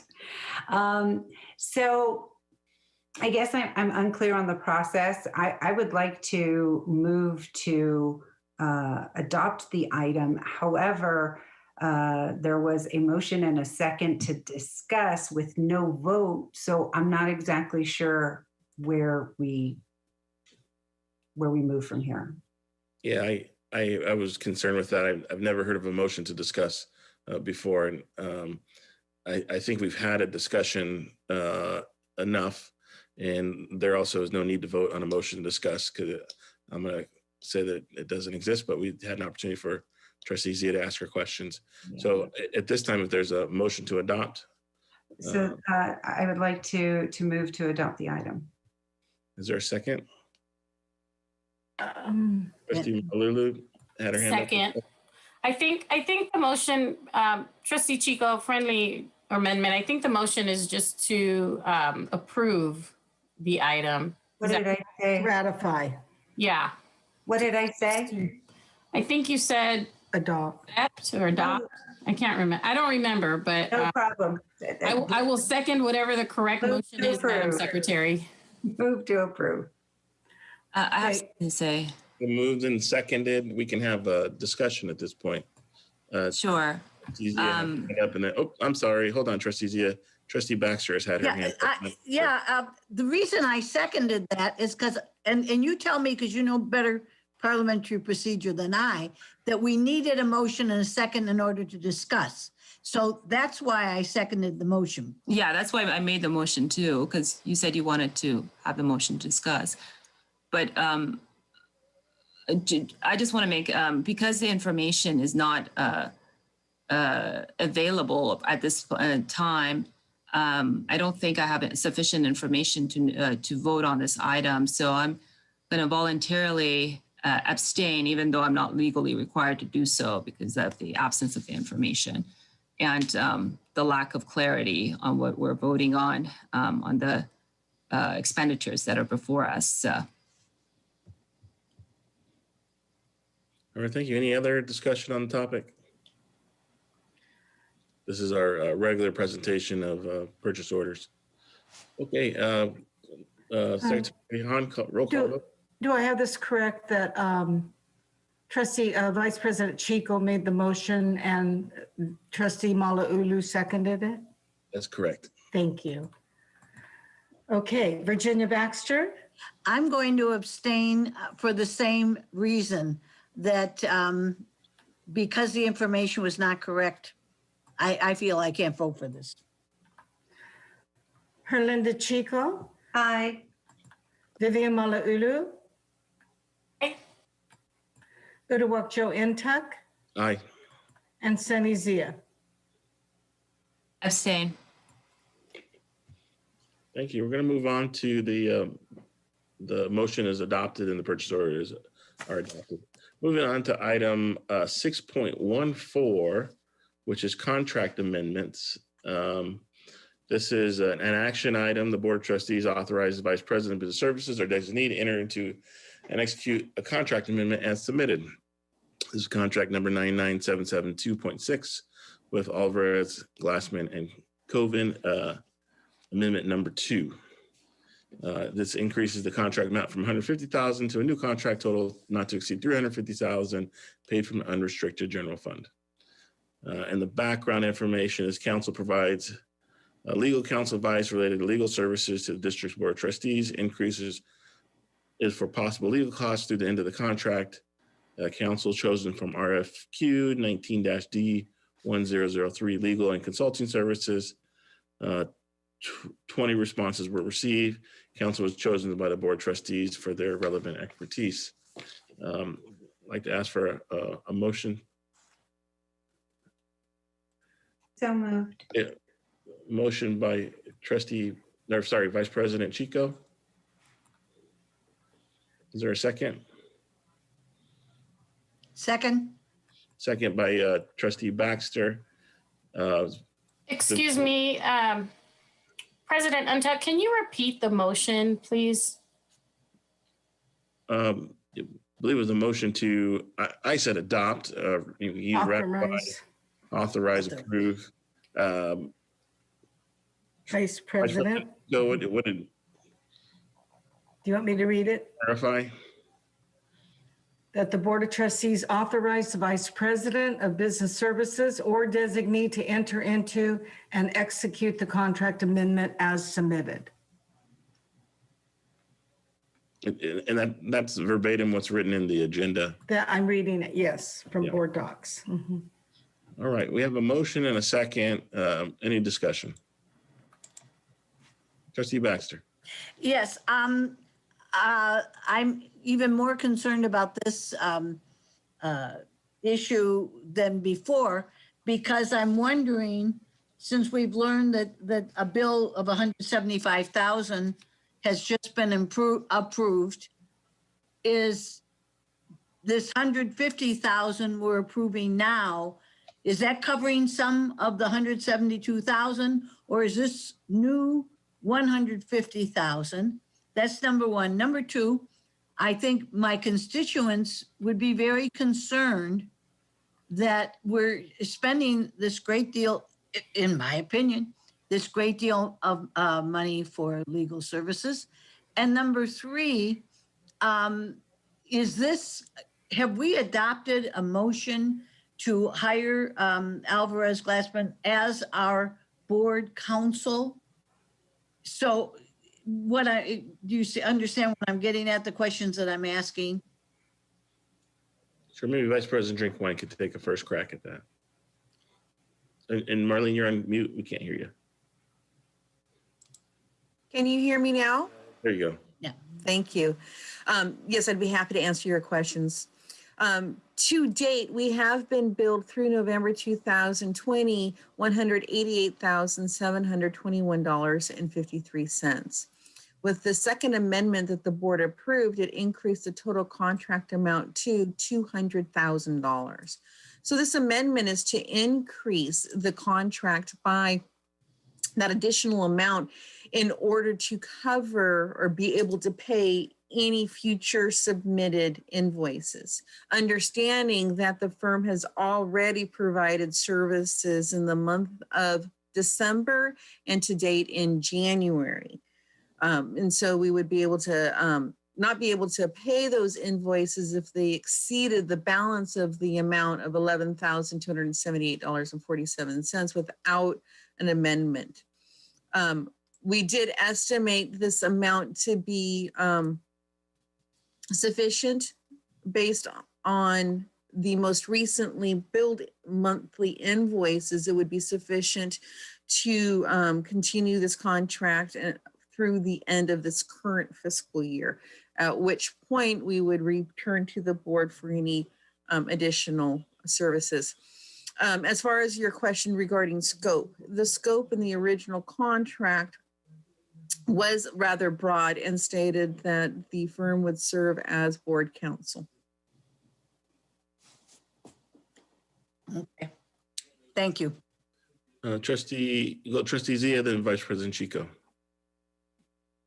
I'm sorry, I'm looking at the contract that we approved in September, and I've looked at the board meeting where we interviewed board counsel Ewing, where I asked the question, how did you find out about this information of us needing an attorney or a board counsel or a counsel for the investigation? Was how it was categorized. That's what we approved, and that's what it says in the original contract. And I'm looking at it, it says under scope of work, the district shall retain counsel to represent the district in connection with the board with this engagement. With the engagement, we defined as the investigation. And it says here that the amount we approved was $20,000. Now we're taking a $20,000 contract, and that was my concern at the time, that this is going to become scope creep, and there's not going to be measures in place to curtail the cost. And sure enough, it is the case. 6 months ago in June, we approved an amendment for to take it to $200,000 from $20,000. Now we're taking it from $200,000 to $350,000, and it's ill-defined. Its scope has been vague. I think here we talked about transparency in the board improvements dialogue that we had tonight. I don't think it's transparent.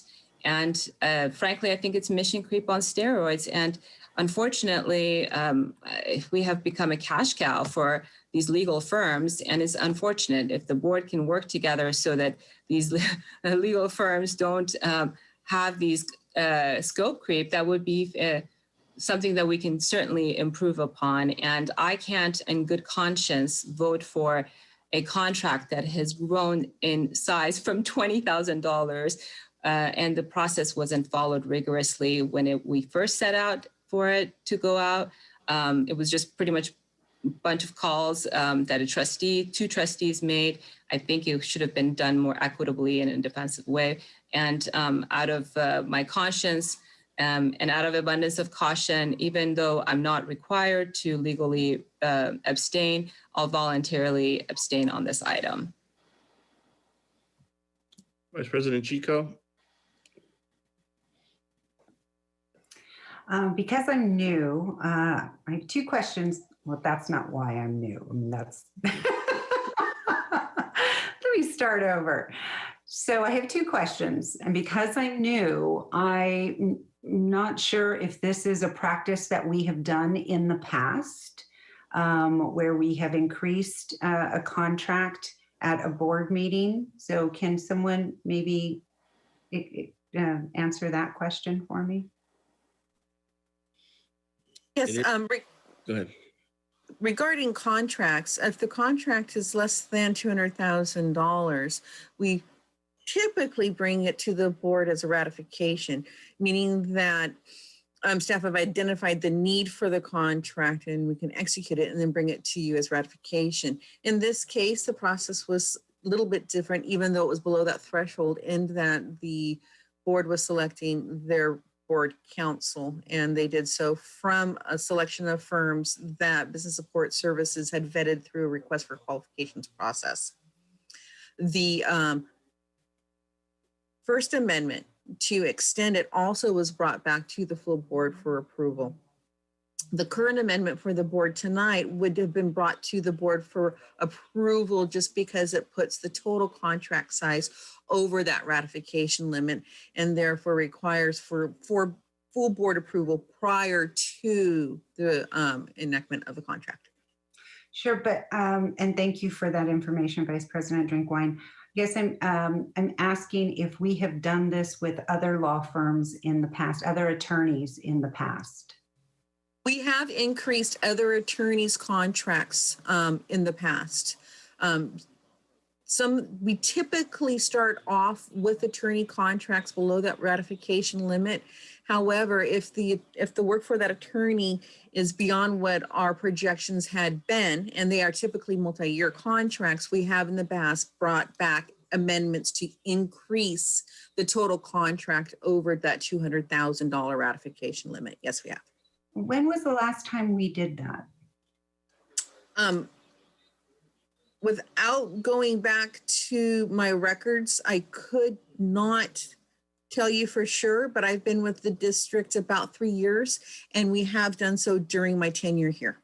Okay, that I wanted to know if it was recent history, so I appreciate that.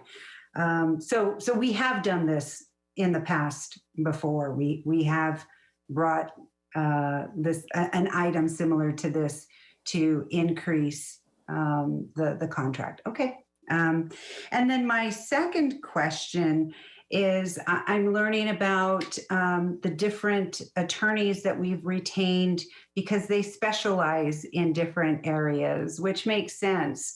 But when was the last time we evaluated the attorneys that we have retained or that we have contracts with, and just evaluated on a whole if we still require an attorney for this particular area? Have we ever done any sort of audit like that for the legal contracts we have? Thank you. One of the reasons we did the request for qualifications prior to contracting with the Alvarez firm was because we did have an examination of our firms, and we wanted to broaden the firms who met minimum qualifications that we could select from to serve the district. And so through that effort, we added to our bench, is what we commonly call it, of firms that we have determined meet the minimum qualifications for the district, and that then whatever department is needing a legal firm, they can use that to examine and select the firm. The other firms we have were grandfathered in at that point. We were already in contracts with them. And in some cases, we will continue to use them. The legal firms tend to specialize in specific areas. And so we continue to use them in those areas. And we do have attorneys representing us from everything from bond and construction contracts to human resources to just general representation. And just for your information, I will also tell you that through our property and liability insurance, depending on the case, they will assign an attorney to us from their bench. So sometimes the attorneys representing us are not coming just from our list, but for instance, if we had been sued, then the insurance company would supply counsel for that suit. Got it. And that makes complete sense. I guess my only question is, when was the last time we examined the contracts that we have, just to make sure that we need to continue with all of those contracts. And we very well may. We may need all of these different types of attorneys, and I'm okay with that. But I just want to make sure that we've circled back to make sure that if we've had someone in a contract for 10 years and really haven't utilized it, which I can't imagine that would happen, but just an example, if we're reviewing that contract to see if this is something that we really need to engage in. I just want a good idea of everyone's roles, because like you said, they specialize in different areas. Thank you. Contracts are reviewed in general, not just legal contracts, but contracts are reviewed as they reach their expiration, as well as during the budget development process. And for that reason, we do not exceed typically a 5-year contract, and most of our contracts are shorter than that, perhaps a 3-year term, so that we can re-examine it. And they can be re-examined midterm if there's an issue of performance. And typically our contracts have a very broadly worded termination clause that allow us to terminate a contract without cause with a specified number of days of advance notice. So they can be re-examined if there's an issue of performance, or they're re-examined as they near their termination, or also re-examined as part of the annual budgeting process. In this example, if we had a 3-year contract and we needed to increase it, that would be part of the budgeting development process as well. Thank you. That was helpful. Trustee Baxter? Yes, I'm sorry, I should have asked this before. What is the termination date of the Alvarez contract for 150,000. It has been extended to June 2023. That extension was done with the First Amendment that increased the total value of the contract, and it also extended the termination of the contract from 2020 to 2023, June 30th, 2023. So, okay, thank you. So that means that another extension could be proposed. Yes, although I will say with the multi-year contract, if we were in the year 2023 today, then typically we would bring it back to you as a new contract, not an amendment to this contract. That is our practice, that if we have a multi-year contract, we typically bring back a new contract versus an amended contract. Okay, thank you. Welcome. Thank you. Board Secretary Hahn, we have a motion and a second to adopt the agenda item 6.14. Can you have a roll call vote, please?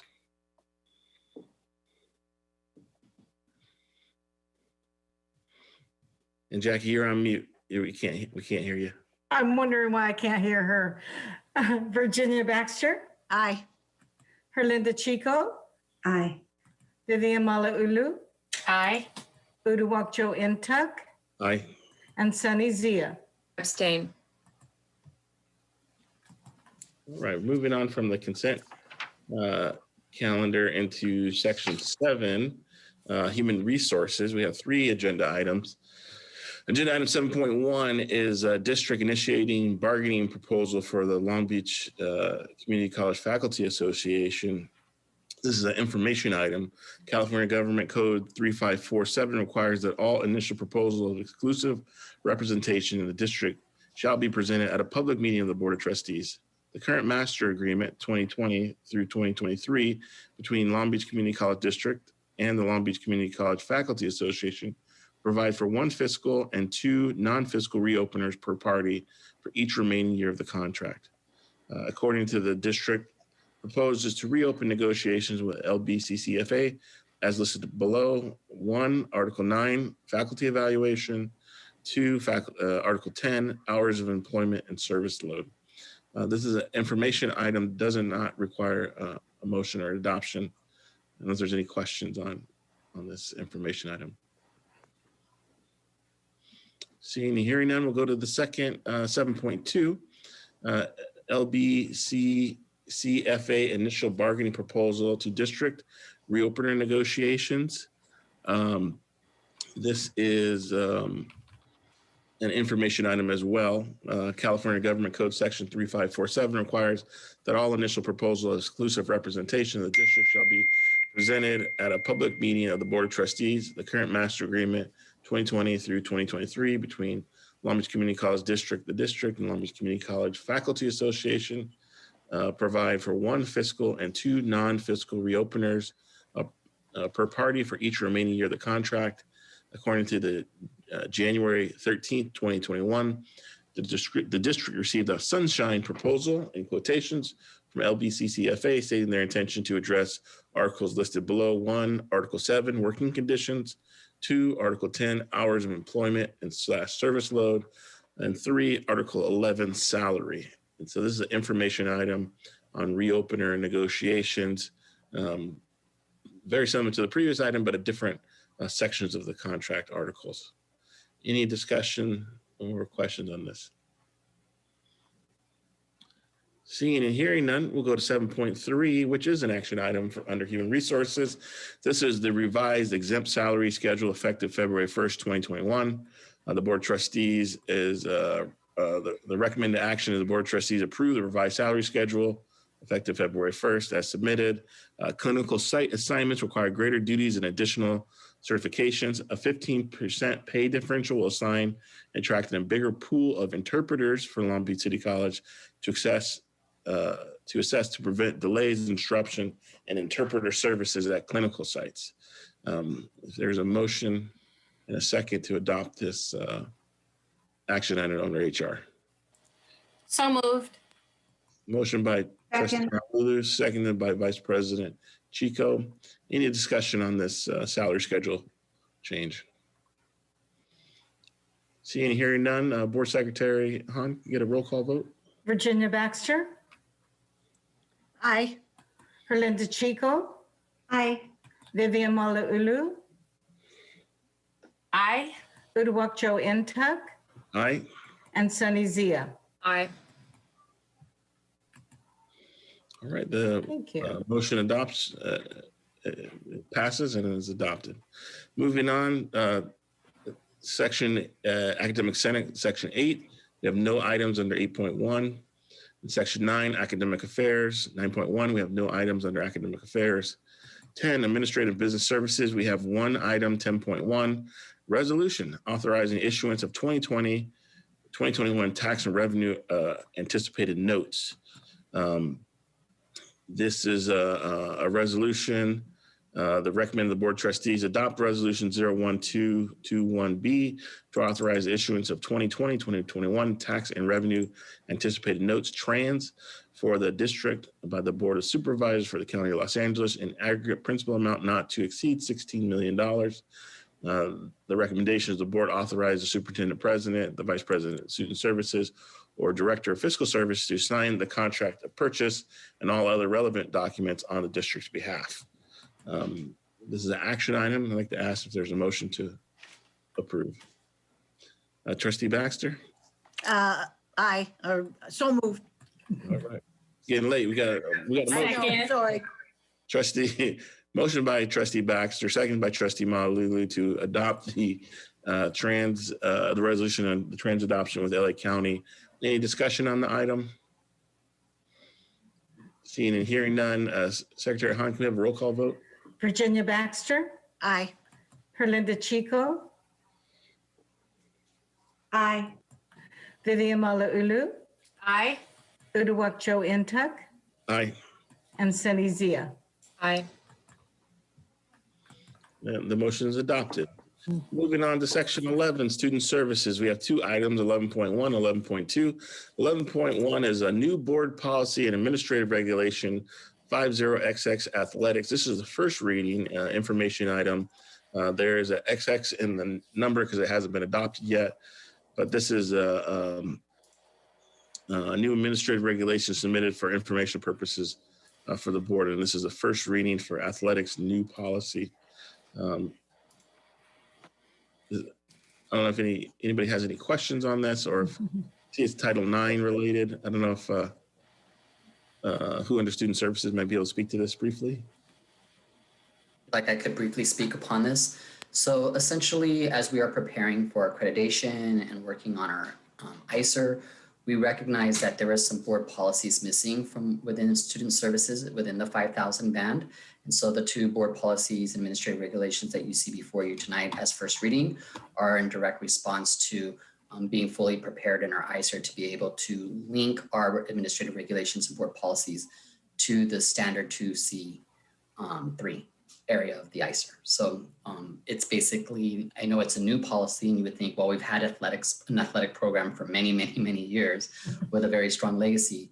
We just have not had a board policy or administrative regulation tied to it. And so we are kind of just getting ourselves ready for accreditation and cleaning up our board policies, administrative regulations so that we are more in line with other colleges in the region.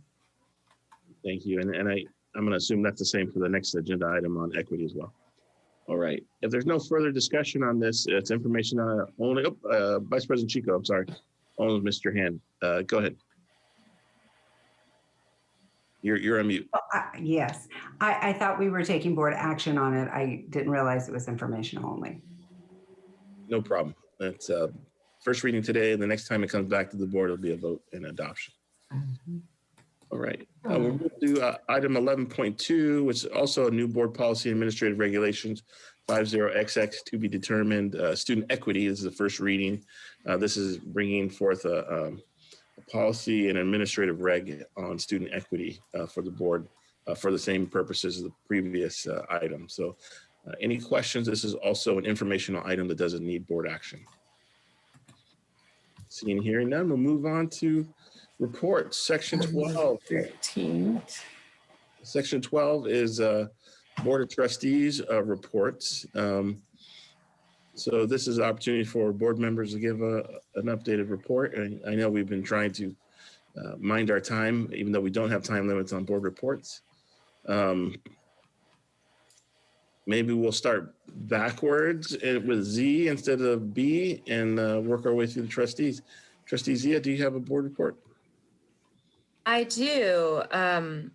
I wanted to wish everyone a happy International Holocaust Remembrance Day, and just in commemoration of those who have been perished and the lives that have been lost. I hope that this board and President Intuk, you agendize this very important item on February 24th board meeting and listen to the comments that have been received, and also my colleagues. I also wanted to, I believe, Daria, are you still there? I sent you a picture. So if you could bring it up, if you don't mind. It's up. A little latency on my part. Yeah, so I went and got vaccinated today, and the best part of it, I get emotional. I got so touched by these two. I think somebody's not on mute. These two awesome students of ours who are second year. If you can zoom in a little bit, Daria, if possible. We got Jesse and Amy, they're second year nursing students at Long Beach City College. They're the ones who administered my vaccine, and I was so thrilled. I started tearing up. I couldn't stop talking, and I was like, you guys are the reason why I do what I do. We all do what we do, and you make me get up every morning and want to go and just really 7 years in the making and fight for you. And it was just so special. They also were going to get vaccinated, and thanks to Trustee Baxter for being my partner and for advocating for our students to get vaccinated who are in the front lines. I want to really thank her, and also Joanne Armenia, who actually flagged that for us. Yes, so thank you, Daria. I appreciate it. And yeah, I also want to give a big shout out to our health department for doing such a fantastic job of administering. It was so perfect. It was just fantastic. And then lastly, I wanted to just inform you all that on January 29th, Friday, 9 a.m. to noon, my employer, Port of Long Beach, is partnering with Labor Community Services, the Los Angeles Regional Food Bank, and the ILWU Locals 13, 63, and 94 to hold a food distribution event from 9 a.m. to noon, and for the members of the public to know about it and go and take advantage of this great opportunity. Trustee Zia, that's been canceled. Oh, thank you for letting me know. I appreciate it. They sent an email today reminding us of it. So because of the forecast. Oh, okay. Well, thank you. Thank you for get that update. It was announced today as a reminder. So, well, scratch that, folks. I'm sorry it's been canceled, but hopefully it'll get rescheduled. And nevertheless, thank you to our partners in this regard for providing service to the community, ILWU, Port of Long Beach, and many other partners in this sponsored event. Thank you. That's all I have. Thank you. Trustee Malulu. Yes, hi. Okay, so first of all, I just want to wish everybody a very happy new year. Welcome back. I hope that you got some much needed rest over the holiday break, and I hope that winter session is going well. I'm happy that from what I understand, our enrollment in winter session is not as bad as we had prepared for, and I'm happy that our students are still able to engage and take advantage of the classes.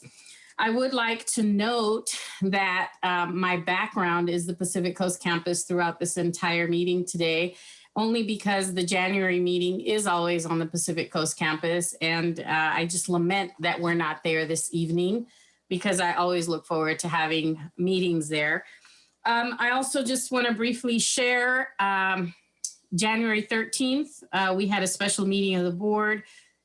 January 18th, I participated in a virtual Martin Luther King community celebration that was organized by newly recently elected Dr. Suli Saro in the 6th district.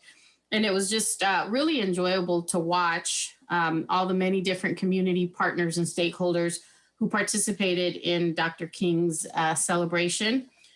On January 20th, I, along with probably the world, got to watch the first female vice president of the United States be inaugurated.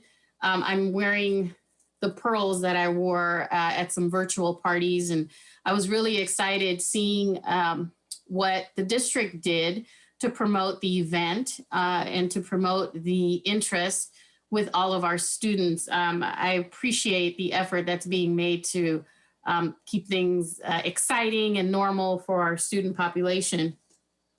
On the 21st, and I'm sure Dr. Baxter is going to expand her First Lady's lecture to include the first vice president, right? There's going to be a whole subsection there.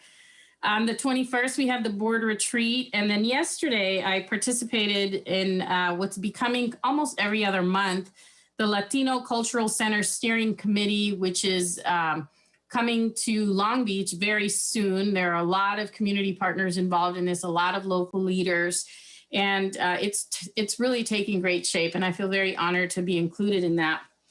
I also want to just mention that in looking at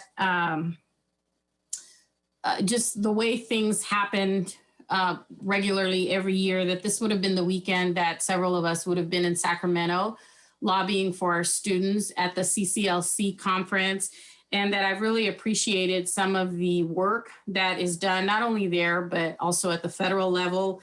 Vice President Drinkwine shared some exciting news with me a couple of weeks ago regarding some lobbying that we did, that although it takes years for it to happen, it probably won't hit us until maybe 2024, but we made some suggestions and recommendations for the FAFSA application, and it appears as if that has been approved. So I appreciate Vice President Drinkwine letting me know, because sometimes when we attend these conferences, we don't really get to see immediate action.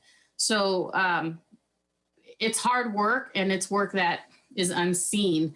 And it made me really miss not being able to go up and have an agenda with our legislators in Sacramento and to advocate on behalf of our district.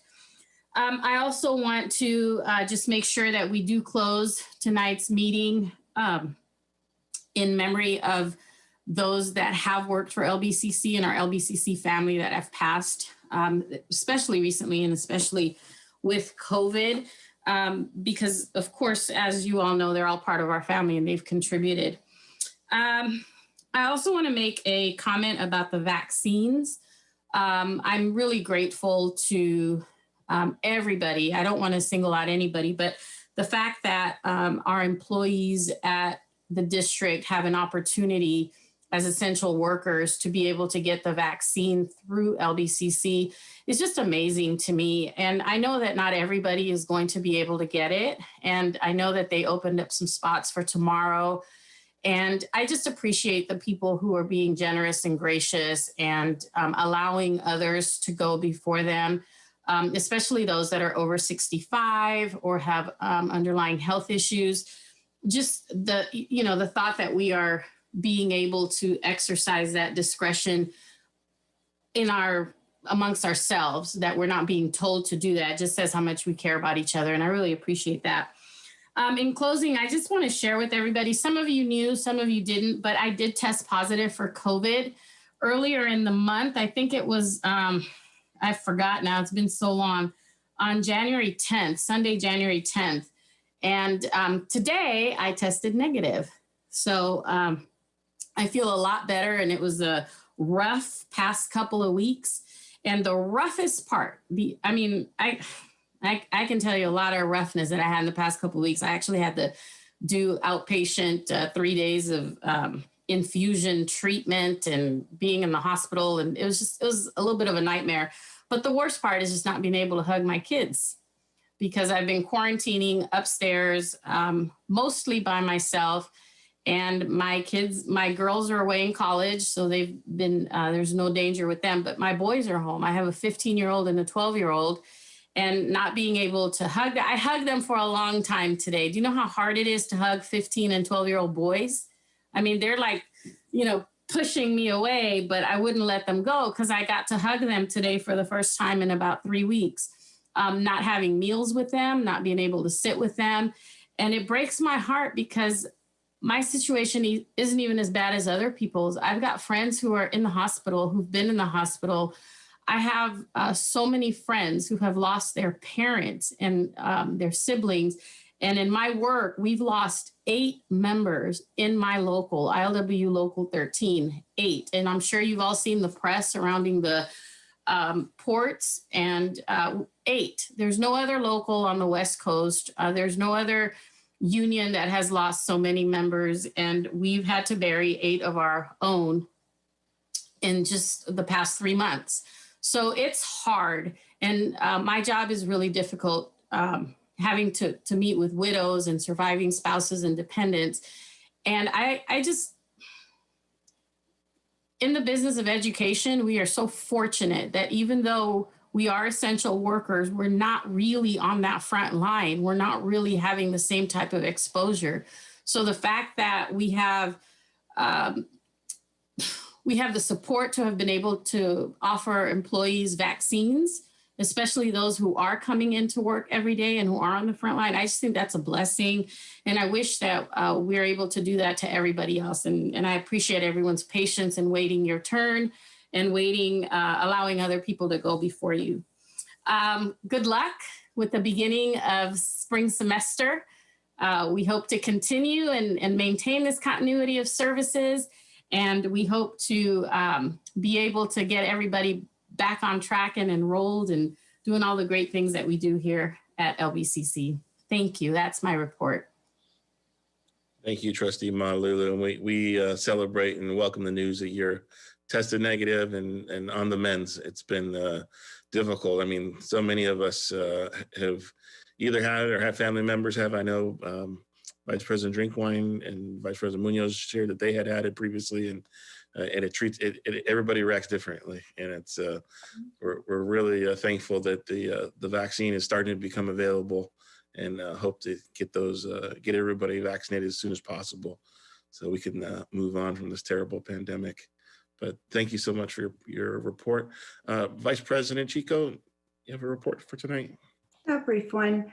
I want to thank Trustee Malauulu as well for you showing up. You were sick and you were still attending the meetings and doing the work. And, you shared with me through text what you were going through. And I'm always in awe of your determination, and it's inspiring. And I appreciate you really, just showing up still, even in the condition that you were in. So thank you for that. I attended the CCLC conference. One of the sessions that really impacted me was listening to the student leaders talking about their struggles through this time. And it's so challenging for them dealing with the distance learning, financial downturn, losing jobs, taking care of sick family members, particularly those that don't have English as their second language. A lot of our students have stepped up to manage all of this, and I I don't know how they're doing it, but they're showing up and they're still dedicated to their studies. One of the stories was about a ASB president who was ready to give up because his grandmother was very, very ill with COVID. He didn't think he could manage his responsibilities, and he thought the noble thing to do was to step down. And he was so upset about it. But it was a mental health counselor that reached out to him that helped him through that process. I know we do an amazing job with our resources, and Dr. Munoz has created such a warm and supportive environment for our students. But I would like to maybe at our next meeting get a little bit more information about where we are in addressing our students' mental health. How many people, how many of our students are taking advantage of it? How can, any deficiencies that you see in our process, if we can do better in some way, what support you need to get these resources out to our students. It's critical. It is critical because they're just juggling so much. So I kind of wanted to highlight that a little bit. And then one of the things that I'd also like to move forward and talk about a little bit is the process for resolutions. It seems like it's not standardized, or if it is, it isn't clear. So if maybe we can work on that, because I'm looking at April, and Cambodian Genocide Remembrance Day is very close to my heart with the community that I work with, and I would love for the college to recognize it. But I also want to make sure that we have a process in place that is that everybody has to abide by, and so I'd be happy to follow that process if I know what that is. So. I'll work with Superintendent President Bynum. And then the last thing I'll say, and I say it all the time, is even if you've gotten your vaccine, your first vaccine, your second vaccine, it is so important that people still wear a mask, because there are people out there who have not been vaccinated. And while you will likely be safe from it, you can still carry the virus and transmit it to someone who has not been vaccinated. Plus, we want to be respectful of everybody else's mental health, and they don't know if someone has been vaccinated, and we don't want to stir any unneeded, unnecessary panic. So I really, really do implore people to wear a mask, go out only if necessary. This is almost over. We're in the final stretch. We can get through this if we get through it together. And I'll probably end every single meeting like that as a reminder until we are over this pandemic, because we all need reminding. Sometimes I know that I do. And that's the end of my report. Thank you, Vice President Chico. Trustee Baxter? Yes, thank you, President Ntuk. I'll first give you my board report, then I have two other issues. On January 4th, I attended our Helping Homeless Students meeting. This is exciting. We're getting more members, we're getting more participation, and more money, which is also very, very good. On January 7th, of course, I attended the board retreat, but also in the morning, I taped a message about Dr. Martin Luther King Jr. for our newly elected Cambodian councilwoman from the 6th District, Sueli Saro, and congratulations to her. On the 13th, I attended another special board retreat. On the 14th, I attended the CCEJ board meeting, and I want to congratulate LBCC for being a sponsor of their annual breakfast. This is really something. Last year, they had to call it off because of COVID. But on February 18th, they are having Dr. Leah Gunning Francis, who will speak about activating racial justice. And so they've already got a number of people, but if other people want to attend virtually, it'll be great. And thank you for, I assume it was Dr. Munoz for getting the sponsorship. On the 21st, I also had another board retreat.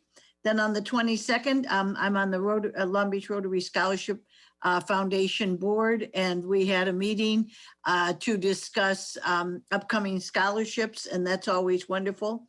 And then on January 25th, I started a new class at the Lifetime Learning Center at the Pacific Coast campus, but we're on Zoom. And the class is called Amazing Americans. And I talk about different people in the United States. And this is my belief. We are great because of our people, and not necessarily because of our leadership. And so I've highlighted all different people. And what's great about the seniors, they sit there, they listen, and at the end, they ask questions. And this was funny. I was talking about Claire Booth Luce, who was the first female ambassador. And somebody asked me what college she went to. And I said, well, I don't know, but I'll look it up for next week. But she probably went to one of the Seven Sisters, which is like Wellesley, Smith, Vassar, yada, yada. Anyway, while we're talking, another student looked it up. She didn't go to college. Interesting. So see, you got to be careful when you teach, because people catch you on this kind of stuff. Now, Trustee Malauulu asked about the First Ladies. Yes, I am giving a talk about that. And this is also part of my Amazing American class. But I want to point out that Kamala Harris's second husband, or whatever he's going to be, it would be him and not her, because that's what the scope of the discussion is. But anyway, that's how I'm going to end this class, is with talking about the First Ladies and their contributions. President Tuck, I'd like to ask that discussion of the October meeting date be placed on the board agenda for next month. And this is my fault. I know I voted for it, but my mind was in another place. So if we could do that, I would appreciate it.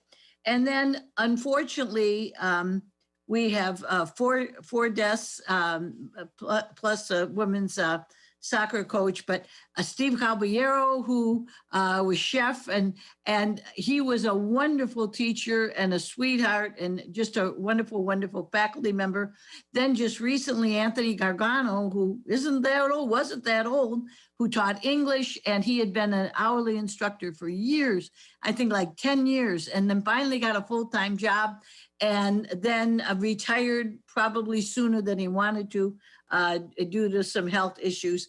We've already heard a lot about Susie Putnam, who was an ASB secretary and helped in that area. And then Jose Aguero, who custodian, who always gave 300%, and just a wonderful, wonderful person. So Jackie, I will send you the spellings of those names for the record in a text. But we have wonderful retirees and wonderful current employees. And like somebody said, we all got to stick together and take care of ourselves. So thank you very much. That's my report. Thank you, Trustee Baxter. I need to teach one of those senior classes. Well, now wait. Next Monday from 10 to 11:30, the next 3 Mondays. All right. Chance. Oh, you want to teach? Hey, you wanted to take that. The wild generation we have today, they're the attention, they're not focused and attentive. Sounds like those. Well, you could do really 2 or 3 classes on the mineral resources of California, and being a historian, you could do a whole history, of and Oak Hill, not Oak Hills. What's the place in the hills? The Teapot Dome scandal. Well, Elk Hills, you got it right. Yeah, Elk Hills, okay. And I mean, you could do a whole thing. I'll help you put something together. Sounds like we should write an oil book together. Well, thank you, Trustee Baxter. And our good friend, Doug Emmerhoff, is the second gentleman, is the official. Yeah, right. One of my fellow USC alumni, but he's a trailblazer in his own right. Yeah, seems like a very nice man. Oh yeah, he's really cool. Good guy. Vice President Chico did have her hand up briefly. I did. I'm so sorry. So I put my phone down so I could read my notes and forgot that one of my events was on my phone that I was going to do. So, everybody, there are so many people that are worried about rental eviction. Our students, I know, are in some very precarious situations. And so it's really important to know your rights. And so this Saturday, January 30th at 10 a.m., Supervisor Janice Hahn and Stay Housed LA County has partnered with Legal Aid Foundation and Libre to host a workshop to learn more about your rights as a tenant. So there is registration. You can get more information from Supervisor Hahn's website or Stay Housed LA County, or you can visit my Facebook page and I have all of that information, the flyers in both English and Spanish. We will have Khmer translation there, Spanish, Khmer, and English. And that's it. Thanks. Wonderful. Thank you. I'll just keep my board report brief. I just want to thank everybody for their participation in the board improvement and policy priorities discussion today. Kind of see this as a continuation of our board retreat. And I know we've had a busy month of 3 meetings this month. So I promise we won't have 3 meetings next month. But thank you everybody for participating. And I hope it was a good team building exercise for us to get to know each other a little bit better and align our priorities. I did want to add one, regretfully passing away. We did have a student athlete pass away this week, Jackson Roeder, 21-year-old on the Long Beach City College baseball team that passed away earlier this week as well, if we can add to the list. And I know we've rattled the names off pretty quickly, but at least for the minutes recognition, if we can email the correct spelling of the name to Jackie, we can make sure we get it correctly in the minutes when we comes back next month and recognizing people. And with that, that's end of my report, and we'll go, we have, I think, 2 more agenda items here.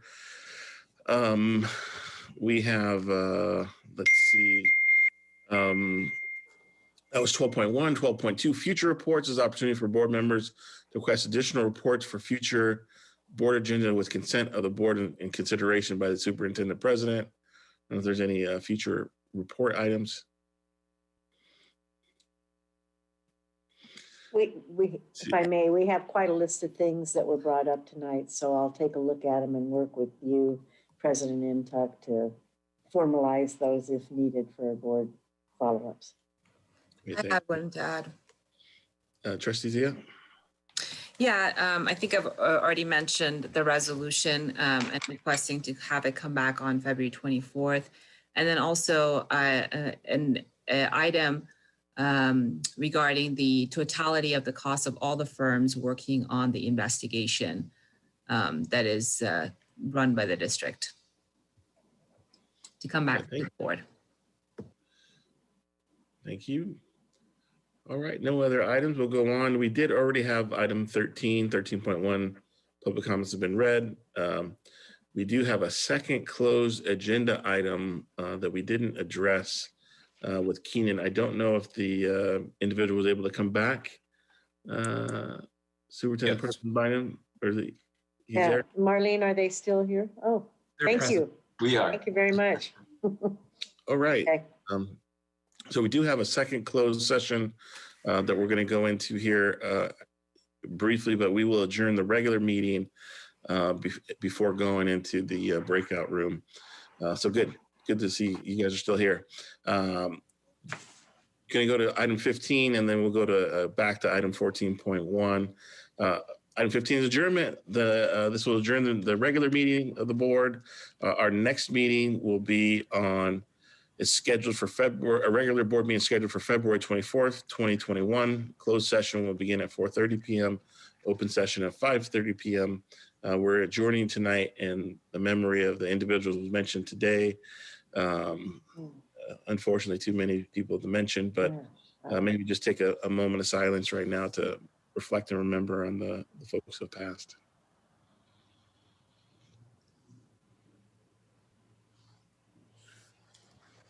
All right. Thank you, everybody. That adjourns the regular meeting. Appreciate everyone being with us this evening. I know we're going to conclude the webcast and go into the second closed session item and report out afterwards. So, President Untook, if I may, yes. the second closed session pertains to issues regarding Trustee Zia, and I'm taking this moment to let her know that. Is this on item, let me see if I got it right. I think we have item 1.5 on personnel pursuant to Government Code Section 5494.6, Conference of Agency Designated Representative Jean Durant, AFT, LBCC FA Management Team. I was not referring to that. So, okay. Yeah. We're not going back to that previous. Okay. We're not going to be talking about item 1.4. Gotcha. I think we concluded that one. So that we being clear, and then that'll be the folks from Keenan will be on the 1.5. Okay. Awesome. We all know what item we're going to do and where we're going. Thanks, everybody. Have a great evening, and we'll go into closed session.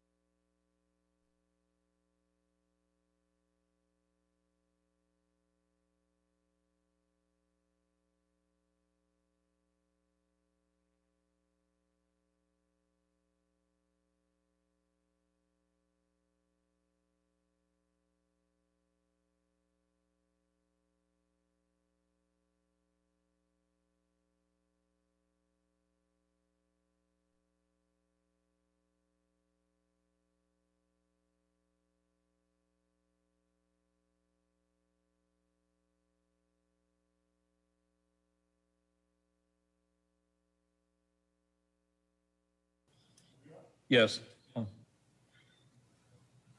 Okay. Ready? Hi, this is Uduak Jointuk, Long Beach Community College District Board Trustee President. It's currently 11:03. We're coming out of the second closed session on item, I believe 1.5 from the agenda. The report out is there's no reportable action. And this concludes the meeting of the Long Beach Community College Board of Trustees for this evening. Thank you and have a good evening, everyone. Thank you.